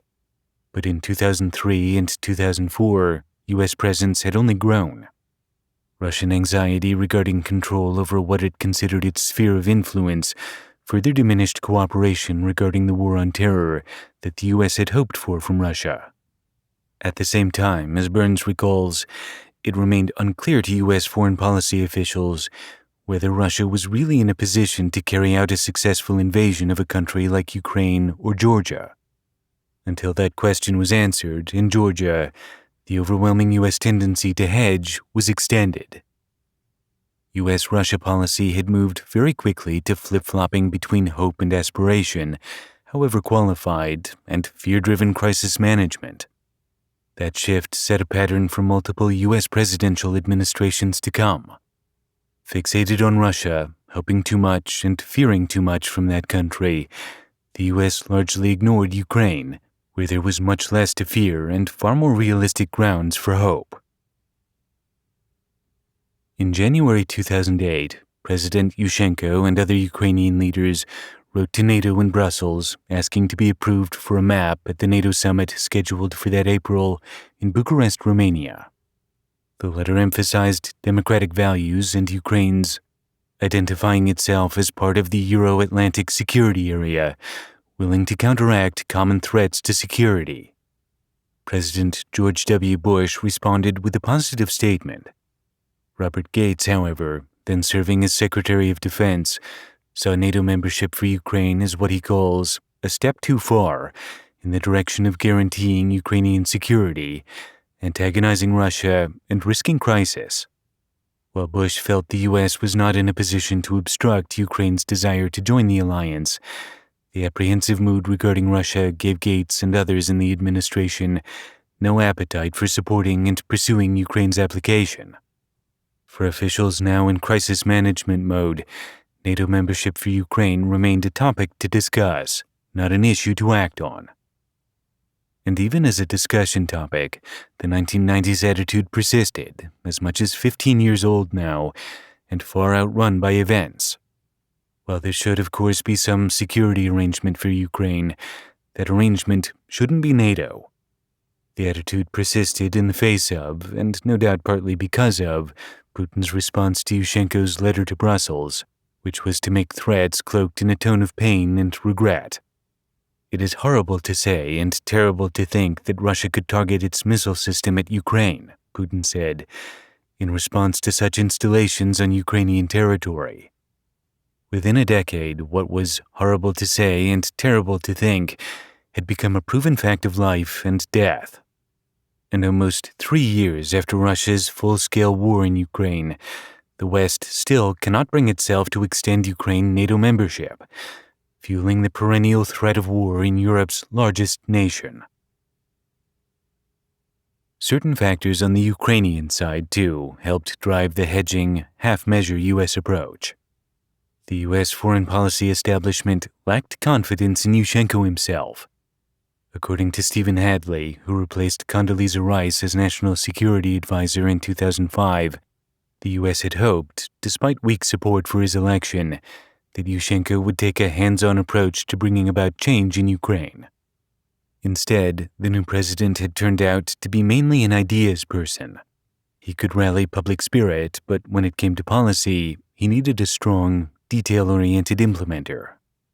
Yulia Tymoshenko, his partner in the Orange Revolution, appointed prime minister in January 2005, had such capacities. However, Yushchenko dismissed the Tymoshenko government in September 2005 after only 7 months and accused the prime minister herself of causing economic slowdowns and being in the pocket of corporate interests. She criticized him in return. The Orange Revolution coalition was splintering. Another problem for Ukraine was that despite the success of the revolution, national identity remained in a state of flux, driven by regional differences. Despite the advances promoting Ukrainian language and culture, the East-West divide persisted in Ukrainian elections. The East was seen as pro-Russian, with a strong economic link to Russia, the West as nationalist and pro-Western, embracing what the Russians condemned as radical historical figures like the Nazi sympathizer Stepan Bandera. The U.S. failure to take Putin's 2005 Duma speech seriously, the decision to respond to the Munich speech with anxiety rather than action, the stalling of Ukraine membership in NATO, and subsequently the soft response to the Russo-Georgia War in the summer of 2008, exposed the fundamental flaw that had marked U.S. policy for the region since 1993, an inability to make hard decisions in the face of Russian exceptionalism. Had the U.S. kept values and interests firmly in focus, had it indulged less in ungrounded hope and fear-driven calculation, it would have navigated difficult situations with greater clarity and achieved greater security in the region. This fundamental flaw in the U.S. approach was borne out yet again in the spring and summer of 2008 at the Bucharest NATO summit, and then when Russia declared war on Georgia later that year. On both fronts, the Western response only paved the way for further crises to come. Chapter 9: NATO membership and Russia's war on Georgia. As the Bucharest NATO summit of April 2008 drew near, Ukraine wasn't the only country seeking NATO membership. Other nations applying included Georgia, which, like Ukraine, bordered Russia, was a former Soviet republic, and had a deep history as a bridge between Eastern Europe and Western Asia. In 2003, Georgia's own color revolution, the Rose Revolution, had made Mikhail Saakashvili Georgia's president. He'd been educated in the U.S. and Ukraine. As a West-aligned liberal leader like Yushchenko, Saakashvili harbored concerns, given Putin's election interference and the Duma and Munich speeches, about Russia's aims regarding his country's independence. So by late 2007, both Ukraine and Georgia were explicitly asking for a map, a path to membership in NATO. The U.S. position on maps for both countries, all important to their success, was outwardly positive. President Bush felt an obligation to agree to a path to membership. Yet, no hard push was being made by the U.S. to influence resistant countries. Instead, many of the key officials on both sides of the Atlantic were concerned about the Russian response. By 2008, Vladimir Putin had come to consider NATO membership for Ukraine and Georgia unacceptable. And yet the U.S. position, persistently misreading Putin, remained that Russia could be induced to tolerate a westernizing Ukraine. Condoleezza Rice, then serving as Secretary of State, recalls, "We believed that there was a narrow lane in which you could navigate both Ukrainian independence and strength and right, and good relations or decent relations with the Russians." Rice was looking to do the impossible. The task of strengthening an independent Ukraine and preserving a relationship with Russia was no longer achievable. And yet, as Rice also points out, Putin never bought that, and that really was the source of a lot of our difficulties in the relationship going forward. People say, you had problems with Russians around Iraq. We didn't have a problem with the Russians around Iraq. All Putin wanted was that his oil contracts were secure. And he told me flat out our problem was that he thought that the freedom agenda wouldn't stop at the boundaries of Ukraine, that we were really after Russia, and that's how he thought. Such was the queasy condition of U.S., Ukraine, Georgia, Russia diplomacy on April 2, 2008, when NATO officials and heads of state, including President Bush, gathered in Bucharest. Their agenda included the question of NATO membership. Bilateral NATO-Russia talks were scheduled for April 3rd, the second day of the three-day event. Not surprisingly, Putin too came to Bucharest to engage personally in the talks. He was able to command significant attention not only for Russian positions on various issues between Russia and NATO, but also for opposition to alliance membership for the countries on its borders. The April 2nd sessions involved a series of public and private meetings among heads of state and other officials on a variety of topics, with a major focus on maintaining and improving defenses against terrorism in NATO's sphere. When it came to providing maps for Ukraine and Georgia, the proposal was supported by the United States, Canada, Poland, Romania, Czechia, and the Baltic states. My country's position is clear, President Bush announced at the summit. NATO should welcome Georgia and Ukraine into the Membership Action Plan, and NATO membership must remain open to all of Europe's democracies that seek it and are ready to share in the responsibilities of NATO membership. Meanwhile, Russia's Deputy Foreign Minister Grigory Karasin, focused especially on Ukraine, announced that if a map were indeed offered, a profound crisis between Kyiv and Moscow would result, damaging the security of all Europe. As the U.S. had expected, beginning well in advance of the summit, Germany, France, Italy, Spain, the Netherlands, and Belgium dissented from the map offers, on various grounds that included significant corruption issues in both countries. There was also a sense that neither country was fully independent of certain influences of the Russia-dominated Commonwealth of Independent States. Membership might bring a Russian influence into NATO. With critical countries like Germany and France in opposition, and with the U.S. publicly in favor but internally wavering at best, the outcome was now predictable. On April 3rd, the summit invited Croatia and Albania to begin talks that would lead directly to guarantees of membership in the alliance, and announced that Macedonia would receive a similar invitation once a solution to that country's naming dispute with Greece was resolved. The summit did not offer a map to either Ukraine or Georgia, but committed instead to reviewing that decision at the end of 2008. NATO welcomes Ukraine's and Georgia's Euro-Atlantic aspirations for membership in NATO. We agreed today that these countries will become members of NATO. Both nations have made valuable contributions to alliance operations. We welcome the democratic reforms in Ukraine and Georgia and look forward to free and fair parliamentary elections in Georgia in May. MAP is the next step for Ukraine and Georgia on their direct way to membership. Today, we make clear that we support these countries' applications for MAP. Or as Robert Gates puts it, we came up with some weasel wording that basically said, well, we'll get you on the road at some point, and so on. The half-measure announcement made at Bucharest, it came down to offering something now and someday NATO, but not now, fulfilled the unstated, ongoing policy of a Bush administration in conflict with the president's publicly stated position of support for the two countries' membership. The real policy was to push the issue off in deference to fear of Russian reaction. The decision to offer membership to Croatia and Albania, countries not cast by Putin as Western-backed threats to its sovereignty, made clear to all concerned that the decision to postpone, at best, offering maps to Ukraine and Georgia was a direct concession to Russia.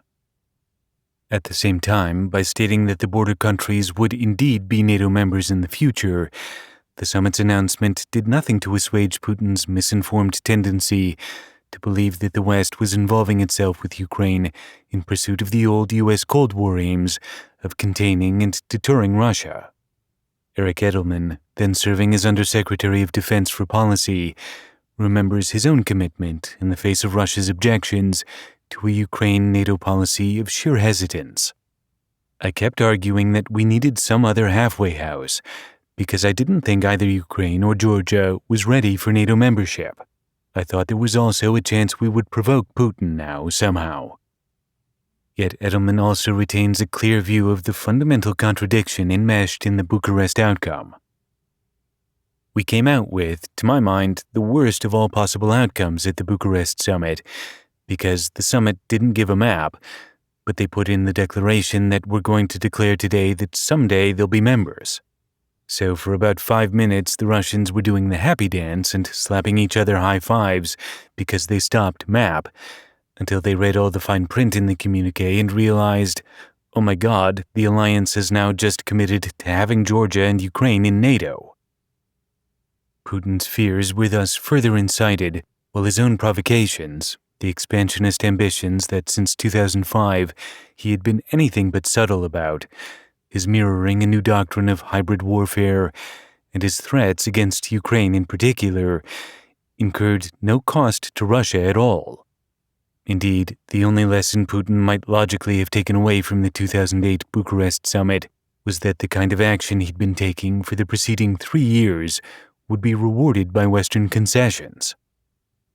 So when on August 8th of that same year, Russia made war on Georgia, the first European war of the 21st century, the first launched beyond its borders by post-Soviet Russia, the invasion might have come as no surprise. And yet, to the U.S., it did.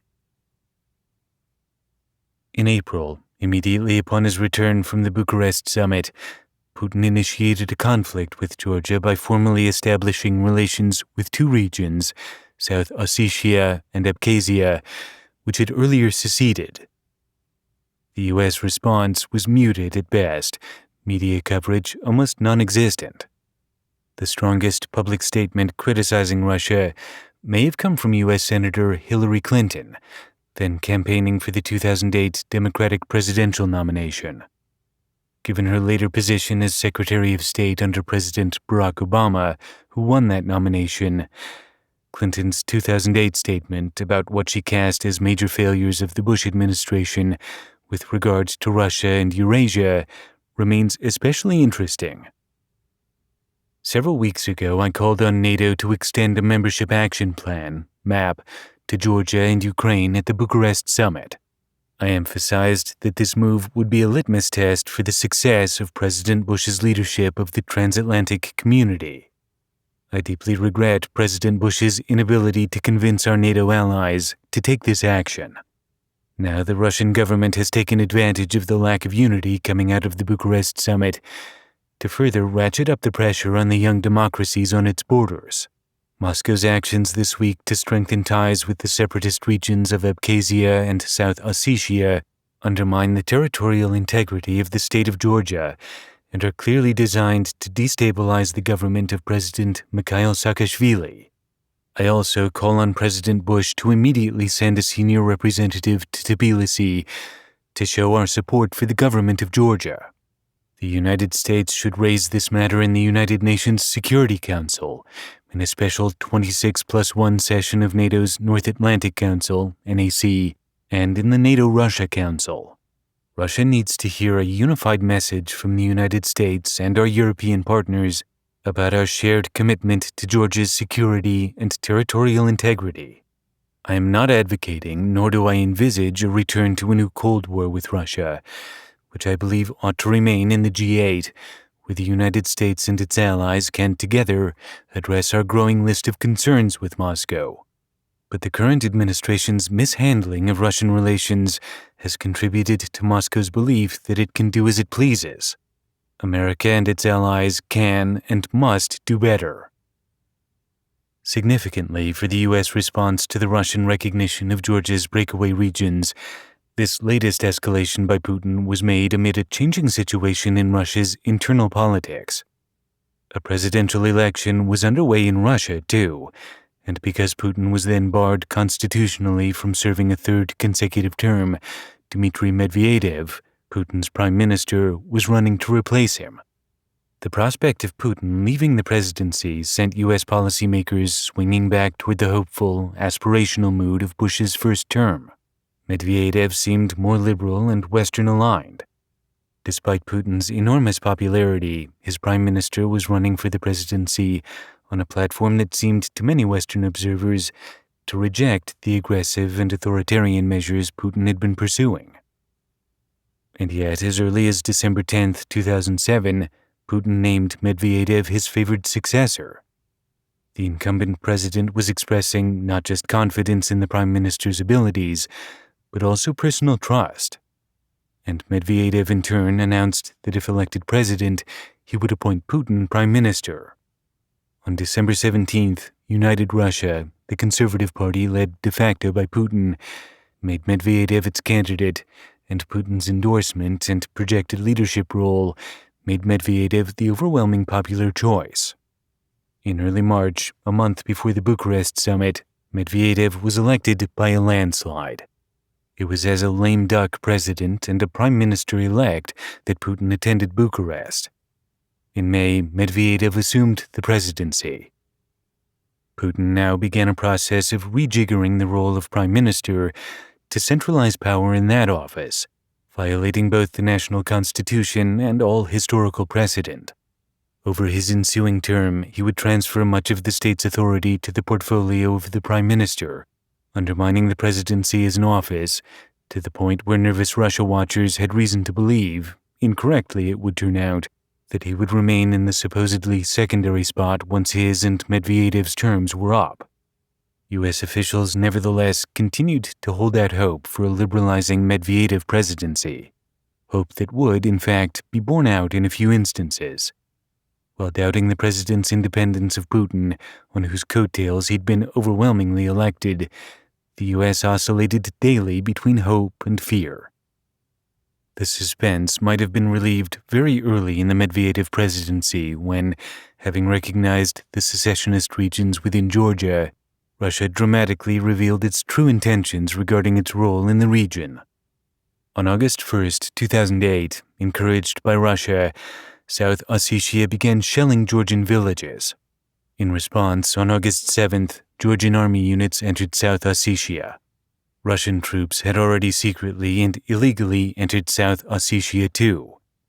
When the Georgian army established fire control over Skinvali, capital of the region, Russia declared that Georgia was engaging in genocide against the people of South Ossetia and invaded not just the contested regions, but the whole country by air, land, and sea. It called the invasion a peace enforcement operation. The ensuing war lasted only 5 days.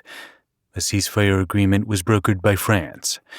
Yet, as brief as it was, the Russo-Georgia War involved significant destruction, including many hundreds of both combatant and civilian casualties, and the displacement of nearly 200,000 people, along with the regional ethnic cleansing of Georgians.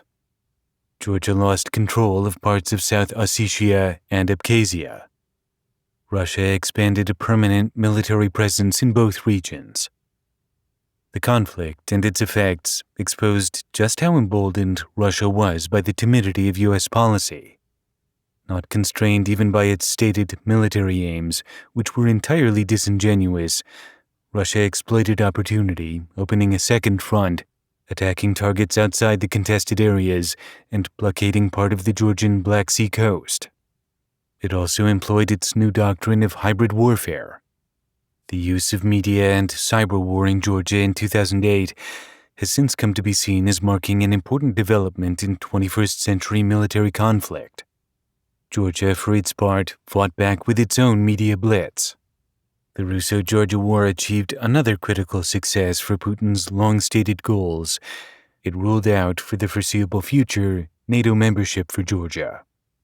Given now hot territorial conflicts over the legitimacy of borders, with Russia established militarily in South Ossetia and Abkhazia, the alliance would no longer consider Georgia's membership.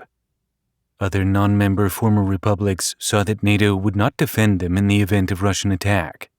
It was starkly obvious to Ukrainians especially that they were now in clear and present danger. It should have been just as obvious to the rest of the world how far Russia was willing to go to defy the West and pursue Putin's dream of regional dominance beyond Russia's borders. Medvedev and Putin had responded to the Bucharest Declaration by putting into action the lessons Russia had learned from U.S. non-response to its many provocations. Inaction by the West invited impunity, producing deadly consequences. The U.S. was caught almost entirely off guard by the Russo-Georgia War. While the invasion had emerged directly from the Bucharest hedge of dangling but not offering NATO membership, gray zones are a green light for dictators, U.S. officials had not anticipated it. Since 2005, an increasingly anxiety-ridden approach to policy had made it hard for policymakers to process what was suddenly glaringly obvious. Now, one of the things the U.S. had long feared, a Russian war of aggression, was a fait accompli not because the U.S. had leaned too hard on Russia, but because the U.S. had dithered in a state of short-term, transactional tolerance and reaction, leading to delay and paralysis. The Russian invasion of Georgia might thus have served as a much-needed wake-up call, an opportunity, however belated, to reassess the vacillating approach to post-Soviet Russia that had marked policies of both the Clinton and Bush administrations. But even with all the bloody evidence on the ground in Abkhazia and South Ossetia, that didn't happen. The U.S. did contemplate various options. Its relationship with Georgia had in fact been far closer than that with Ukraine. President Bush had singled out President Saakashvili for praise. Georgia had deployed 2,000 troops to the war in Iraq. A road in Georgia was named Bush Way. With the invasion ongoing, the New York Times quoted Georgians asking when the U.S. was going to come help them. Saakashvili called Bush with what seemed an expectation of military aid. Sending U.S. arms to Georgia was therefore considered at the highest levels. Bush made a strong-sounding statement of support for Georgia. Relations with Russia were temporarily cut off. When the administration sent humanitarian aid, the New York Times framed the use of U.S. troops to deliver that aid as a major statement of support. In the end, however, the relationship with Russia, though deteriorating, remained the central issue. Any action that would have suggested to Russia that it would pay a price for its aggression in Georgia was deliberately avoided. Within 6 months, relations between the U.S. and Russia had reverted to what they'd been before the war. It was as if it hadn't happened. The U.S. was even then in the midst of a presidential contest in which foreign policy issues played an important part, especially regarding the war on terror. George W. Bush was term-limited out, and Vice President Cheney had declined to run. The party's national nominating conventions wouldn't be held until late August and early September, but when the Russo-Georgia War broke out in August and a U.S. response was being publicly and privately debated, the shape of the general election was already clear. In March, John McCain, senator from Arizona, had become the presumptive Republican nominee. Chuck Hagel, then a Republican senator from Nebraska, serving on the Foreign Relations Committee and the Intelligence Committee, and soon to join the administration of President Barack Obama, recalls that with both major parties internally divided on so many issues, officials who were trying to process the meaning of the Russo-Georgia War felt bombarded by campaign politics. Having run against Bush in the 2000 primaries, McCain remained an outspoken opponent of the president on a number of policy issues, especially the benign view of Russia. Still, for 2008, he naturally aligned himself publicly with his party's outgoing incumbent, who just as naturally campaigned enthusiastically on McCain's behalf. Intra-party tension, however, persisted. On the Democratic Party side, Hillary Clinton, senator from New York and former First Lady, had faced an unexpectedly hard-fought primary challenge by Barack Obama, senator from Illinois. In June, Clinton conceded, and Obama became the presumptive nominee. Regarding Georgia, on August 9th, Obama spoke to Secretary of State Condoleezza Rice and Georgian President Saakashvili, and then released a statement saying in part, I condemn Russia's aggressive actions and reiterate my call for an immediate ceasefire. As I have said for many months, aggressive diplomatic action must be taken to reach a political resolution to this crisis and to assure that Georgia's sovereignty is protected. Diplomats at the highest levels from the United States, the European Union, and the United Nations must become directly involved in mediating this military conflict and begin a process to resolve the political disputes over the territories of South Ossetia and Abkhazia. Russia cannot play a constructive role as peacekeeper. Instead, Russian actions in both South Ossetia and Abkhazia appear to be intended to preserve an unstable status quo.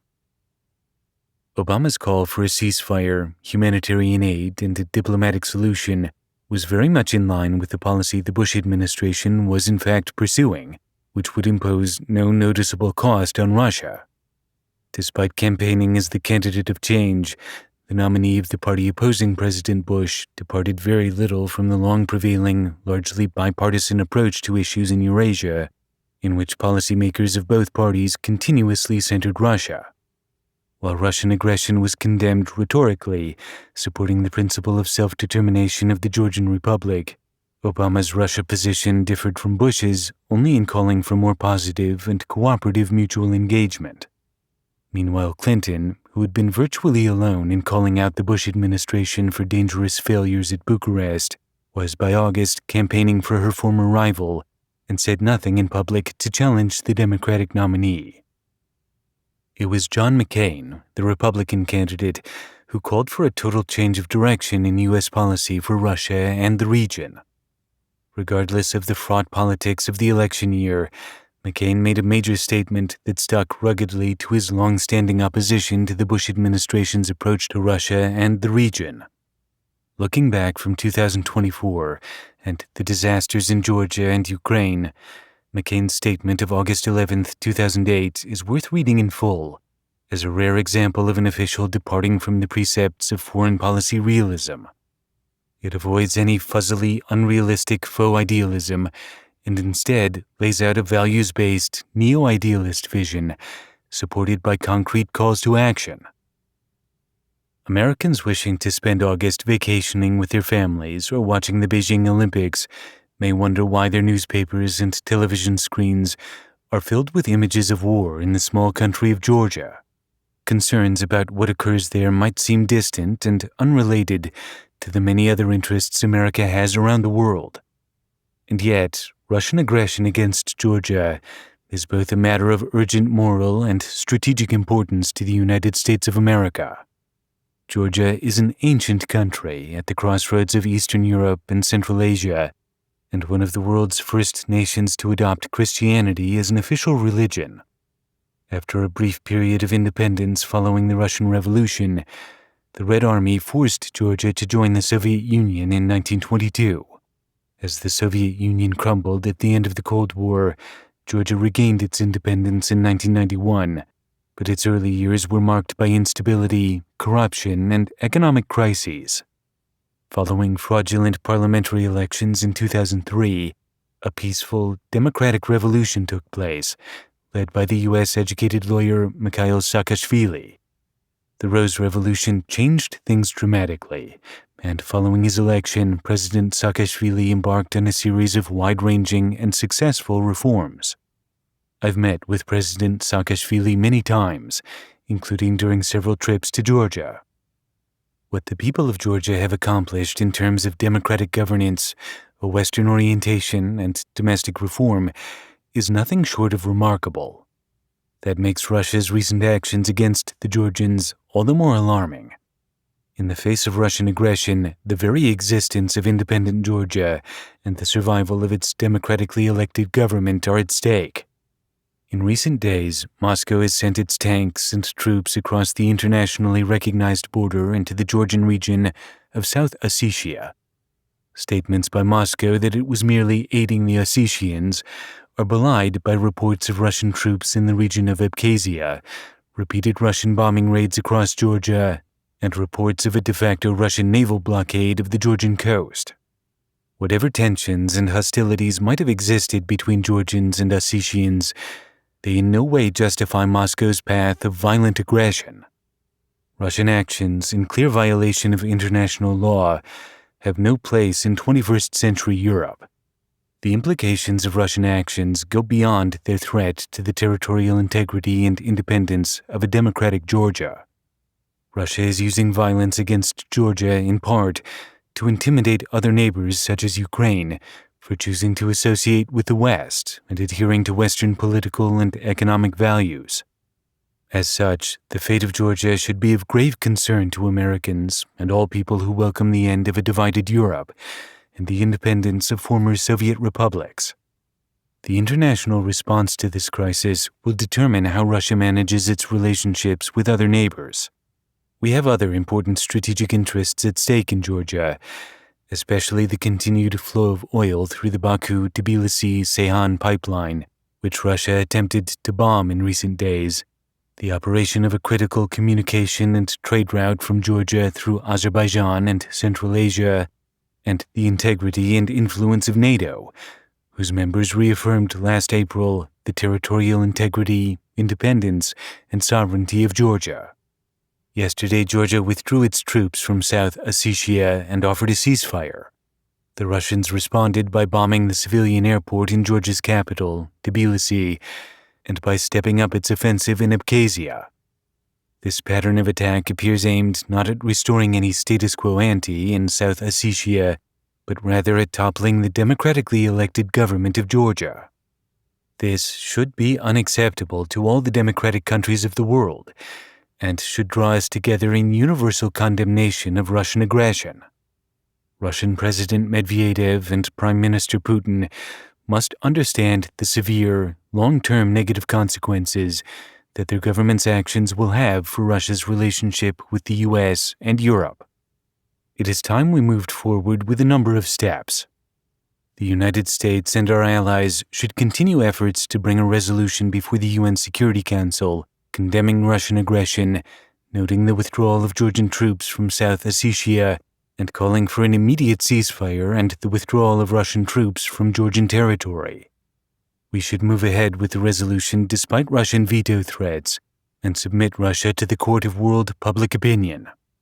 NATO's North Atlantic Council should convene an emergency session to demand a ceasefire and begin discussions on both the deployment of an international peacekeeping force to South Ossetia and the implications for NATO's future relationship with Russia, a partnership for peace nation.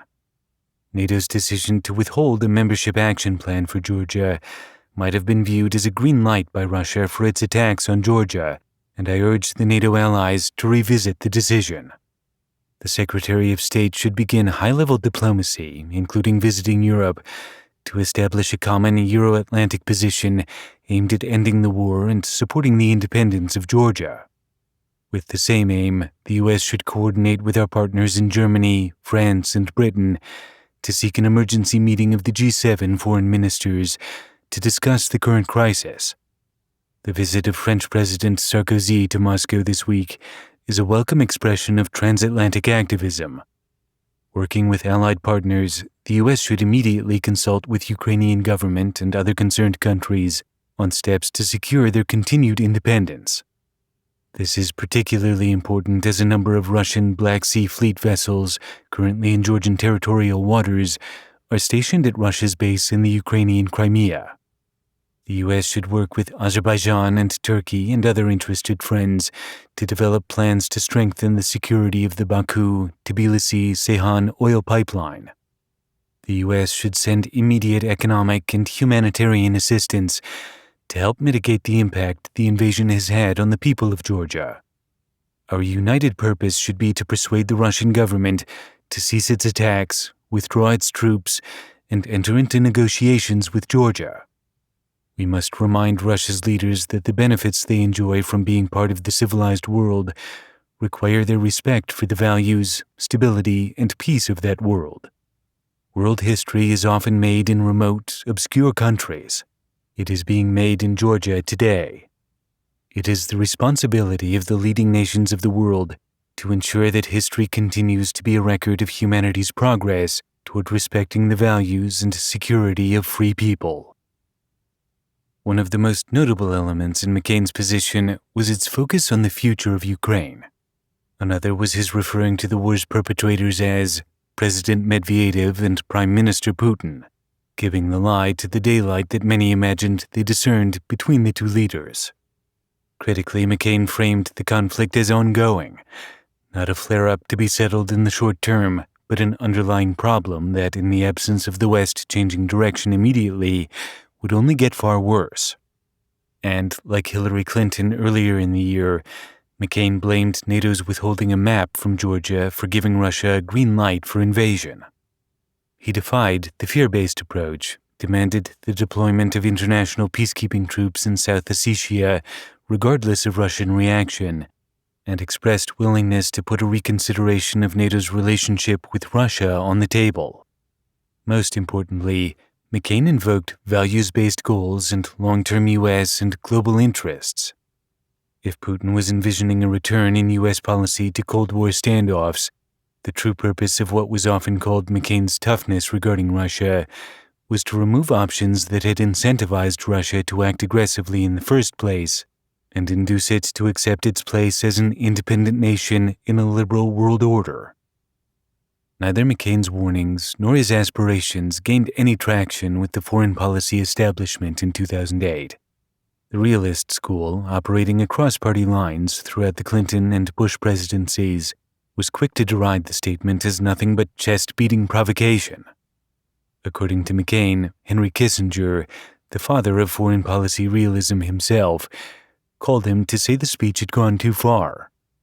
As reported by the New York Times, Charles King, a professor of international affairs at Georgetown University, encapsulated the objections, blaming rhetoric like Mr. McCain's for encouraging Georgia to try to push maximalist positions. We've got to get this territory back at all costs, and if we get it back, the United States will support us.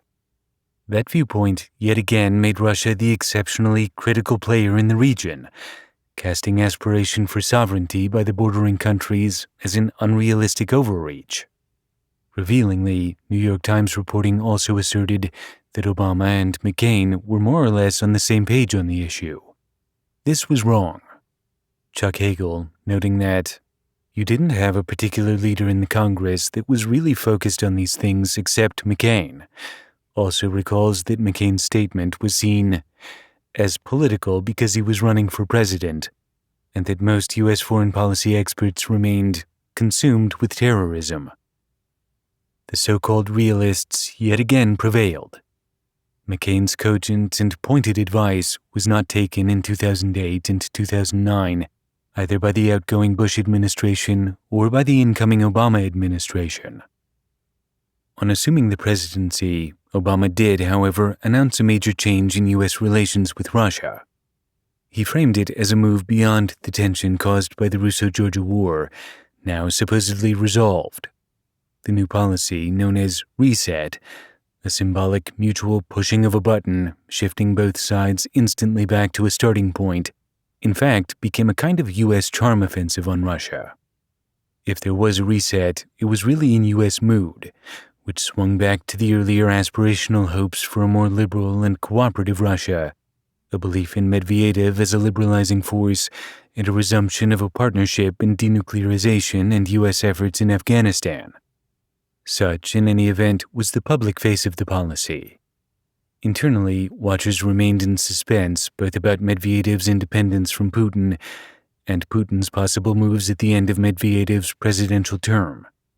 Tellingly, few expected anything other than that Putin would resume the presidency at the earliest legal opportunity. No one expected Medvedev to be allowed to serve a second term. With the Obama presidency underway, the hope-fear wobble resumed.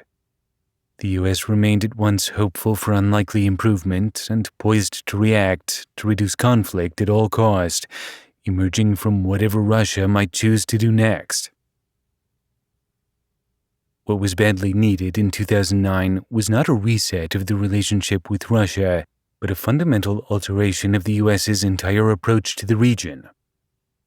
To some, it was obvious that at each juncture leading up to and away from the Georgia War, the U.S. operated under a misconception. In 2008, Putin had complied, pro forma, as we have seen, with the constitutional limit on his presidential term and was elected prime minister. But he never yielded and never intended to yield power. It quickly became clear to observers that he was the epicenter of state power in Russia, whatever his title, and that he intended to remain in that position. The effects were keenly felt in the former Soviet space. By the beginning of 2010, with the Russo-Georgia War and the blowback from Western sanctions in the rear view, Putin's Russia operated with a growing sense of impunity. The rejection of its attempt to gain NATO membership had left Ukraine more vulnerable than ever to the ambitions of Russia, which now saw the NATO membership attempt itself as an ongoing insult and security worry, which could be terminated through military force. It should have been clear to U.S. policymakers by now that Ukraine was critical to Putin's vision for regional hegemony, and that Russia was an opponent of the United States. A true reset in 2009 would have redefined the nature of American interest. In a long-range, values-based view, the Russo-Georgia War should have triggered not a charm offensive, but durable condemnation and action, combined with an open, active, decisive effort to form far closer U.S. relations with, specifically, Ukraine, as well as the other developing democracies struggling to break free of Russia's influence. Russia had no intention of following a path to become a normal country, as Thomas Graham puts it, a country lacking an empire. Critical to Russia's aspirations for a viable exceptionalism remained, above all, control over Ukraine. Ukraine, meanwhile, continued to serve as the principal geographical, military, and cultural bulwark against Russian aggression in the East. By 2009, it therefore ought to have been obvious that the real U.S. interest in independent Ukraine was in urgent need of military and political support, not just eloquent rhetoric, as the stability of Europe on its eastern flank was now under threat. Instead, the Obama administration made a major effort to clarify that the Russo-Georgia War had changed nothing substantive in the U.S. approach to the region. Though the reset policy quickly proved meaningless, U.S. policymakers continued to behave as if it was still the early 1990s, and grounds for optimism existed about a newly democratic, post-imperial Russia. It was a fever dream. Thus, undeterred, Russia began making new moves, which would lead to a new regional crisis far greater than the Russo-Georgia War. Chapter 10. The Revolution of Dignity. One of Putin's key ambitions was the development of an integrated regional economic system modeled on the EU. Putin's version was the Eurasian Economic Union, EEU, a project intended, as Serhii Plokhy has written, to bring most of the former Soviet republics under the leadership of Moscow, using economic, political, and military might to rebuild a Russian-led Eurasian power. Ukraine was the cornerstone of Putin's vision. The EEU was intended to undergird a revival of Russian power and help Russia establish a Russia-Eurasian pole in the emerging multipolar world. As early as 2003, under President Kuchma, Ukraine had signed an agreement to enter a Eurasian economic space. Soon, however, as a result of the Orange Revolution under Yushchenko, Ukraine had pulled out of that deal and was aspiring to join the EU, as was Armenia. The question of economic integration, should Ukraine go EU or EEU, began to drive politics both within and between Ukraine and Russia. The issue became especially heated leading into and coming out of Ukraine's 2010 election, whose outcome Putin had urgent reasons to want to go his way. In an effort to control that election, he would adopt revealing new tactics, whose effects were unintended, to say the least. I closely monitored the 2010 Ukraine election, mainly as an observer and supporting planner for a large international and American monitoring mission based out of the U.S. Embassy. Even as a combat officer, I'd begun paying attention to the Ukraine-Russia relationship. Now I had an official foreign affairs role, serving in the U.S. Embassy in Kyiv. In 2008, my focus had intensified sharply, as matters in Eurasia did too, given the armed conflict between Russia and Georgia, and I'd made a decision to change the trajectory of my Army career. I would compete to become a Foreign Area Officer, FAO, taking on the obligation to become a subject matter expert for a particular region and serve as a soldier diplomat and strategic advisor to senior government officials for that region. That's how I began to gain a hands-on education in the nature of great power conflict, especially with regard to Russia and Ukraine. FAOs are drawn from all branches of the military to serve as experts in the political military operations of, as well as conduct security cooperation for, specific foreign regions, hence area both in the geographic and the academic sense. As soldier diplomats, they are trained academically and operationally to integrate all strategic, political, cultural, sociological, economic, and geographic considerations for U.S. policy for their region. China looked at the time more benign than it does now, and with things changing so fast and with the U.S.-Russia relationship heavily fraught, I identified the major challenge in Eastern Europe, Russia, and Eurasia. I spoke Russian and had both a facility for languages and an affinity with the history of my family's country of origin and the region generally. Conveniently, the U.S. Army had just launched an in-resident FAO program for Ukraine, which I was selected for. In 2008, I studied the Ukrainian language at the Defense Language Institute. I also began studying the history of the region, which would lead me to examine the nature of great power conflict, especially with regard to Russia and Ukraine. By 2011, I had completed a master's degree in Harvard's heralded Russia, Eastern Europe, Central Asia Studies Program, REECA. Equally important to my understanding was the regional immersion in 2009 to 2010. I was based in Kyiv in my role as an attaché to the U.S. Embassy in Ukraine. This was the first time I had set foot in the land of my birth since my family's flight from the USSR in 1979, when I was 4. I traveled from Kyiv throughout the country, throughout the whole former Soviet space, and even to Turkey and China. The effect was life-changing. Now I was monitoring the 2010 Ukraine election, on which Putin placed, yet again, such high hopes for the future of Russian regional hegemony. Going into that election, Ukraine seemed an unhappy shadow of what, as recently as 2005, at the outset of the Yushchenko administration, had looked like a country filled with exciting potential for democracy and anti-corruption reform, emerging from the Orange Revolution. The public was still both culturally and politically unified and divided in all the ways discussed earlier. The people's relationship to the government, however, was in a state of decline, based in large part on the failure of reform. That disaffection would have an impact on the election and the climactic events that ensued. I saw that a major factor of the unwinding was the deteriorating relationship between Yushchenko and Yulia Tymoshenko, once his partner in the Orange Revolution. As president, Yushchenko, largely a big ideas figure for Western alignment and liberal democracy, was an inspiring leader who rallied the spirit of a people, but struggled to implement transformational reforms. Harnessing the spirit of the Orange Revolution for real change necessitated granular implementation, which was not among Yushchenko's passions and not easily accomplished from the office of the presidency.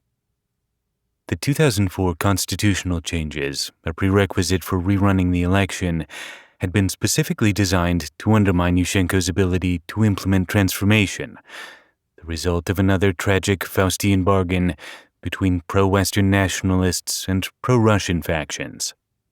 They devolved the presidential power necessary to implement reforms to a Rada and prime minister less apt to act and less bold in seeking reforms.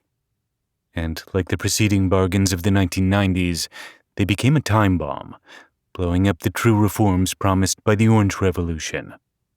Since Yushchenko was term-limited, Tymoshenko was the obvious 2010 presidential nominee to carry on the bruised, internally divided legacy of the Orange Revolution.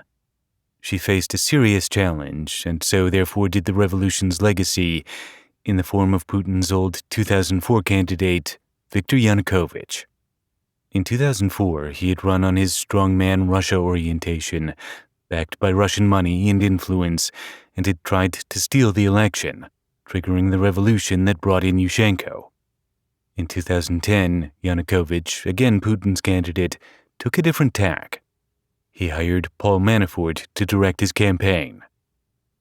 A prominent U.S. lawyer and lobbyist, Manafort had advised a number of Republican candidates for the U.S. presidency.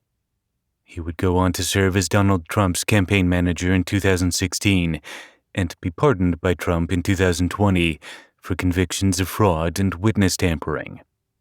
In 2005, when he began working for Yanukovych, Manafort already had a long international history, beginning in the 1980s, of advising dictators. In the 5 years between the Orange Revolution and the 2010 election, he aided Yanukovych in consolidating the Putin-backed Party of Regions. Beloved by the old Russified business elites of Ukraine, Manafort brought experience with American electoral processes to coaching the sometimes thuggish Yanukovych in reshaping his image. New clothes, new hair, even elocution lessons. The aim this time was to win, not steal a democratic election.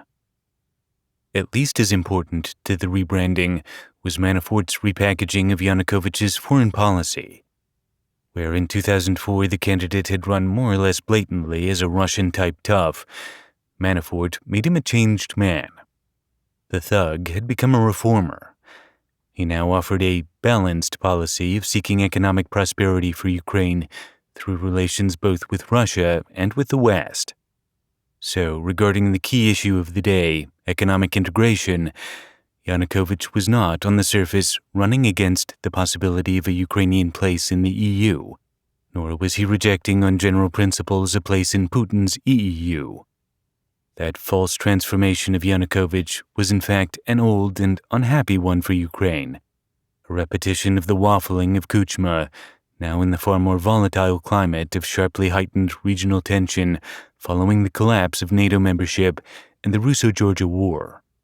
The real electoral strategy for 2010 was simply to appeal to a slice of the center. For his efforts in developing and implementing that strategy, Paul Manafort was reportedly remunerated off the books by the Russia-backed Party of Regions to the tune of almost $13 million. It paid off. Yanukovych beat Tymoshenko, and it was clear to me and other election monitors that the 2010 election process was essentially legitimate.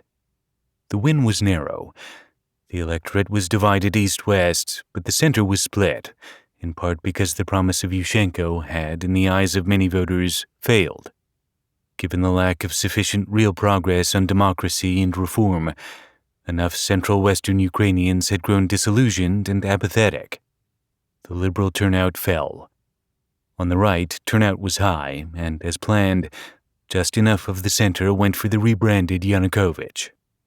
Despite Yanukovych's narrow success on a supposedly balanced, but in fact Russia-centered policy, the momentum caused by the Orange Revolution was still propelling many Ukrainians toward a Western orientation unacceptable to Russia.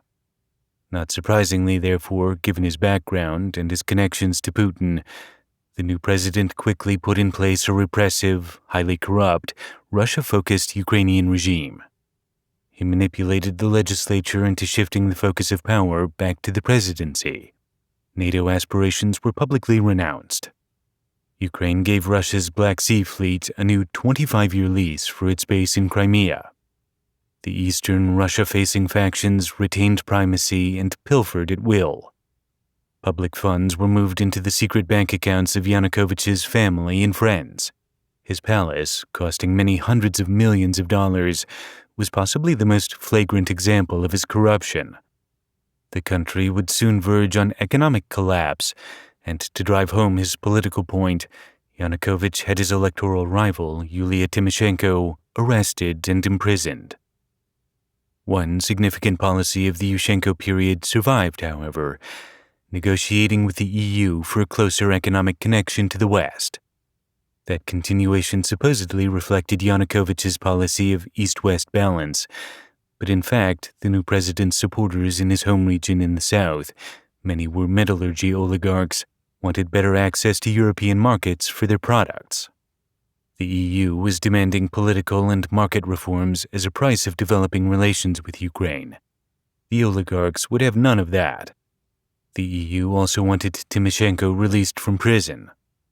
These conflicts soon had Yanukovych in a bind.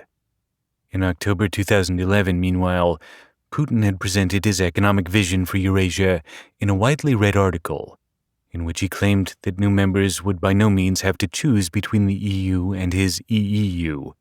Membership in both organizations would make it possible to integrate all of Europe. This was a mirage. The two systems were not reconcilable. Putin was envisioning Russia as the leader of a powerful economic union capable of competing both with the EU and with China. In March 2012, he was elected to a new term as president, and having regained the office, he restarted the constitutional clock and lengthened its term. It was clear that Russia would be led by Putin for the foreseeable future. His priority had become achieving his economic integration plan, particularly with regard to possibly reluctant countries like Armenia, and especially Ukraine, where he expected cooperation from his long-favored candidate, Yanukovych. In 2012, amid these rising conflicts, I arrived in the heart of Putin's operation, Moscow. I had a new FAO assignment, Assistant Army Attaché to the U.S. Embassy in Russia, under Michael McFaul, President Obama's ambassador to Russia from 2012 to early 2014, and then his successor, John F. Taft. An attaché to an embassy observes and reports on the military and political activities of the host country and passes it up the line. I was therefore under constant surveillance and would have to track my trackers. In an authoritarian society, surveillance can be quite in your face. Russia's Federal Security Service, FSB, a successor to the KGB, will bug your residence and can enter it at any time. In preparation for the assignment, I'd been trained at the Defense Intelligence Agency's Joint Military Attaché School in Attaché Tradecraft. In Moscow, I reported to Brigadier General Peter Zwak, a career intelligence officer and Russia expert. One phenomenon took no tradecraft to see clearly. My first visit to Moscow had been in 1997, during Russia's wildest decade. Even on a brief visit to Moscow in 2006, when I was stationed in Germany, the city had been a scene of civic chaos. Beat-up Ladas going the wrong way in traffic, cars parked four deep, wildly inflated prices. Order had since been restored. Returning from my fourth trip to Moscow, this time with my wife Rachel and our 1-year-old daughter, we were relieved to find day-to-day life far calmer. Putin had made undeniably impressive improvements, reining in oligarchs and high-rolling criminals and establishing a sense of stability. His bringing the Chechens to heel gave much of the public a feeling of day-to-day security, amplifying his strongman reputation, adding to his domestic popularity, and easing resistance to his dangerous ongoing personal assumption of all state power. Serving at the embassy, I found myself in the midst of Putin's increasingly emboldened policies for both Russia and the region. I also began to get my first sense of the effects of long-standing U.S. policy toward Russia and Ukraine as it was playing out in diplomatic and intelligence circles. Despite everything, that policy remained marked by transactionalism and buy-in to Russian exceptionalism. The year I arrived in Moscow saw a U.S. presidential election that pitted the incumbent President Obama against Mitt Romney, the Republican former governor of Massachusetts. In March 2012, Romney told CNN's Wolf Blitzer, "Russia is, without question, our number one geopolitical foe. They fight every cause for the world's worst actors." In the third presidential debate, Obama mocked Romney's depiction of the importance of Russian hostility. "When you were asked what's the biggest geopolitical threat facing America, you said Russia, not Al-Qaeda, you said Russia." and the 1980s are now calling to ask for their foreign policy back because the Cold War has been over for 20 years. A little more than a year later, Romney would be proven right, and Obama would look complacent. In 2013, however, once Obama was safely re-elected, the old ways prevailed. The U.S. view of Putin and Russia was starker now, of course. Hopes for collaboration with Medvedev around the Arab Spring uprisings in the Middle East had been laid to rest. Putin had come back into office and was visibly consolidating power. The idea, therefore, was to carry out another round of the reset, more wishful thinking. My boss at the time, Ambassador McFall, President Obama's reset architect, and a leader and a scholar I deeply admire, was one of the leading proponents of the school of policymakers that continued to be governed by hopes and fears and driven by the Moscow factor. He is now a leading advocate for supporting Ukraine toward victory and managing the relationship with Russia conditionally, based on concrete actions taken by Russia to normalize relations with the West. McFall may describe the evolution differently, but I perceive him as a convert to neo-idealism's adherence to the centrality of values to interests and the importance of navigating toward long-term policy aims. Having shed delusions regarding the direction and the automaticity of change in Russia, some policymakers are beginning to better understand how to prioritize the defense of our values in the U.S. and in Ukraine, and how to spread them, and where not to for now. Amid the ongoing reset mode of the day regarding Russia, the U.S. had no high hopes for Yanukovych's Ukraine for obvious reasons. The fact that Yanukovych's electoral victory had resulted in part from the West not having made Ukraine a priority during the Yushchenko presidency played no role in U.S. thinking. The administration continued to pursue the relationship based on the familiar hierarchy of interests, Russia number one, Ukraine lagging far behind. It's clear now that in 2013, while the U.S. was pursuing its short-term, largely fear-driven policy for Russia, it was missing a crucial opportunity to assert Western values, bring about a genuine reset in policy for both Russia and Ukraine, and thereby obviate a series of disastrous events that, while they could never have been predicted with perfect accuracy, had become inevitable in the absence of such an assertion. After the Second Chechen War, the Orange Revolution, the blocking of the NATO map, and the war on Georgia, among many other missteps, it should have been evident that Putin's ambitions would make Ukraine the central issue. For years, there had been reasons, possibly understandable if highly unfortunate, for the U.S. to delude itself. Now, the delusion and the resulting failure to act fostered what I have since come to see as malpractice. Could the U.S. have acted in 2013 to forestall the military aggression on the horizon? It may already have been too late. A change in policy from years of continuous drift to a genuinely assertive defense of Ukraine, which might have included military aid, was too bold a transformation in too short a time. Because time in a crisis is always short, the question was not even seriously addressed. The flashpoint for the decisive 2013 failure of U.S. policy for Russia and Ukraine turned out to be the progress of Ukraine's EU Association Agreement negotiations. This time, the consequences of failure were more severe than ever.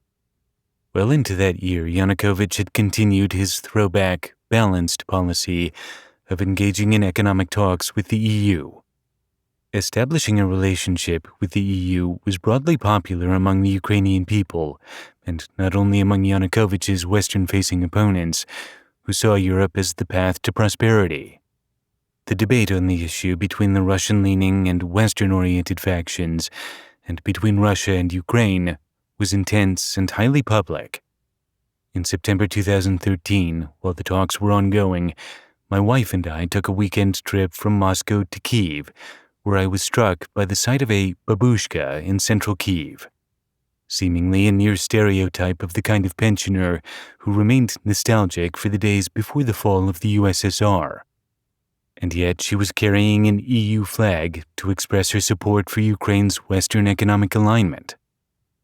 The flag waving was more than symbolic. Ukraine's Rada had overwhelmingly approved the progress toward joining the EU economy.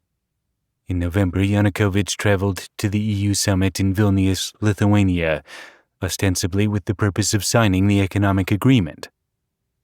Instead, he refused to do so. The talks broke off for good. Putin had used what Plokhy describes as a carrot-and-stick approach to get Yanukovych to end his relationship with the EU and join the Russian EEU instead, threatening Ukraine with an economic blockade while offering $15 billion not to sign the EU agreement. Yanukovych told his entourage at Vilnius that Putin had told him that Russia would not allow the EU or NATO to share a border with Russia and that it would occupy Crimea and southern Ukraine if Yanukovych signed. Putin's strong-arm tactic should not have come as a surprise to the West. Armenia had also been in negotiations with the EU and expected to sign at Vilnius, until in September, Putin bribed Armenia to drop the talks and then pressured the country to join the EEU instead.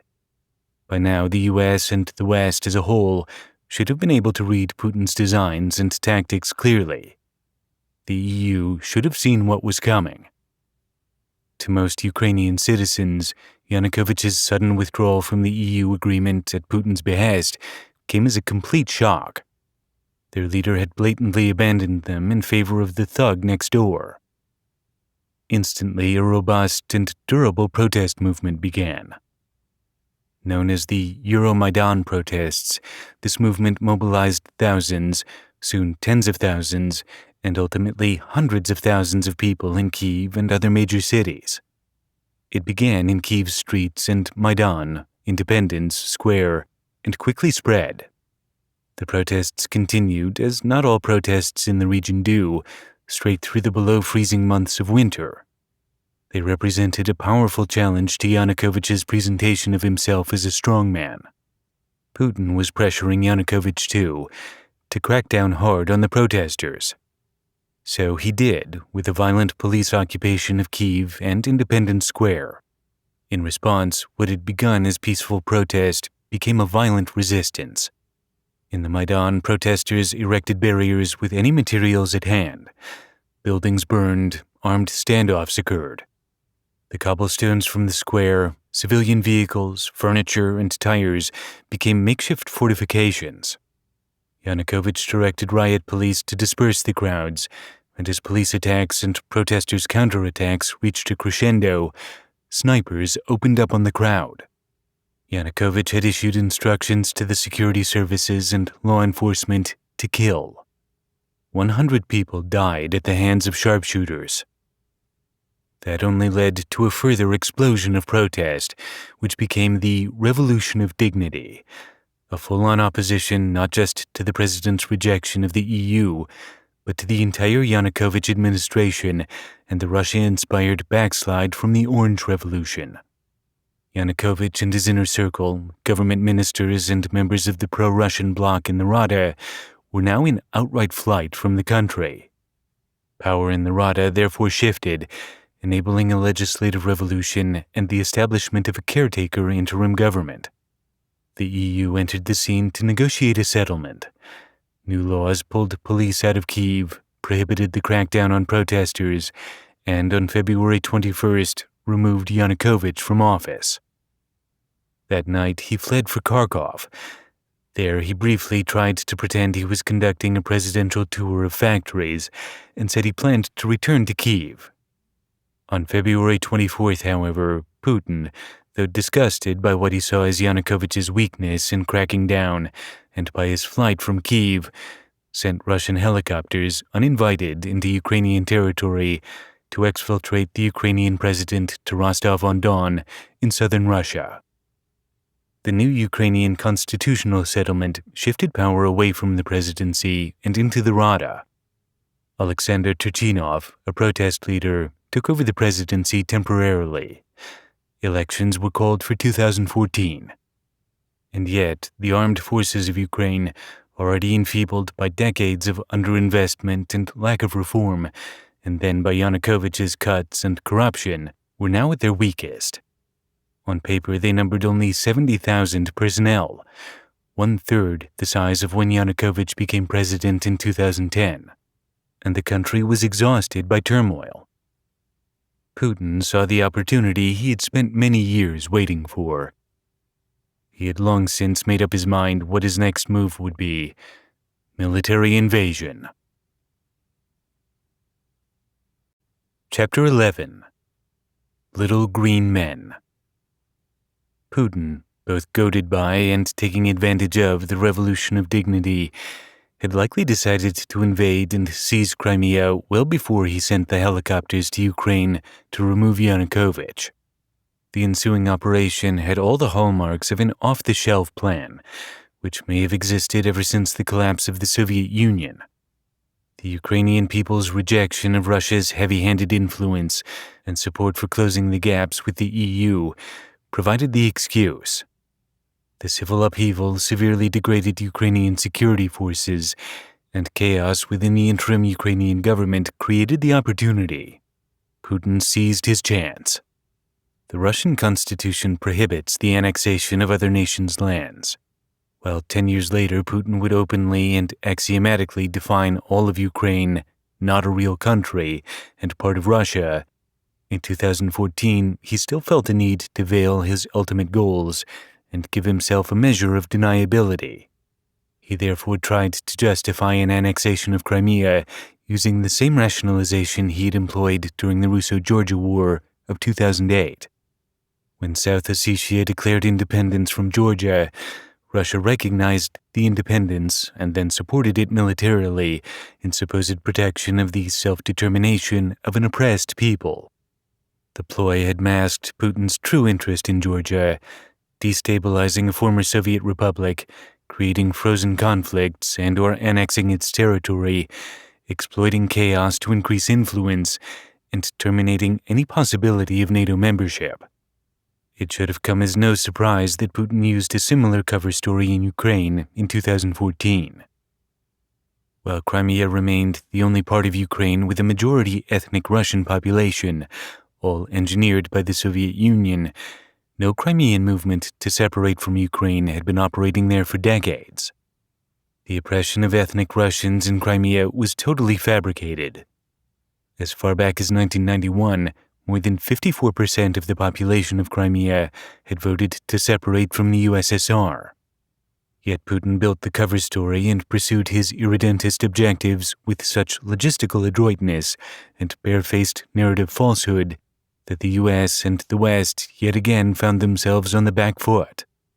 Putin conjured a sense of direct threat to the Crimean population by Ukrainian ultranationalists, thereby justifying a supposedly protective maneuver to safeguard a supposedly endangered people who took to their weapons in light of the removal of Yanukovych, Putin said, and looked to us.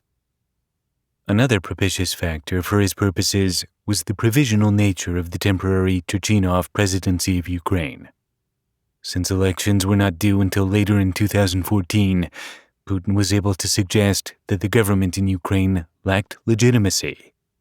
And division between the Ukrainian security services, so recently at war with the protesters, and a new government led in large part by those very protesters, helped to further alienate the Ukrainian security apparatus, critical for an effective response to foreign military aggression from the new and temporary political leadership. Putin would soon even introduce claims that President Obama himself had betrayed an agreement to resolve the Euromaidan protests. He also said the U.S. had instigated the protests and that the ejection of Yanukovych amounted to a coup, carried out with covert U.S. support.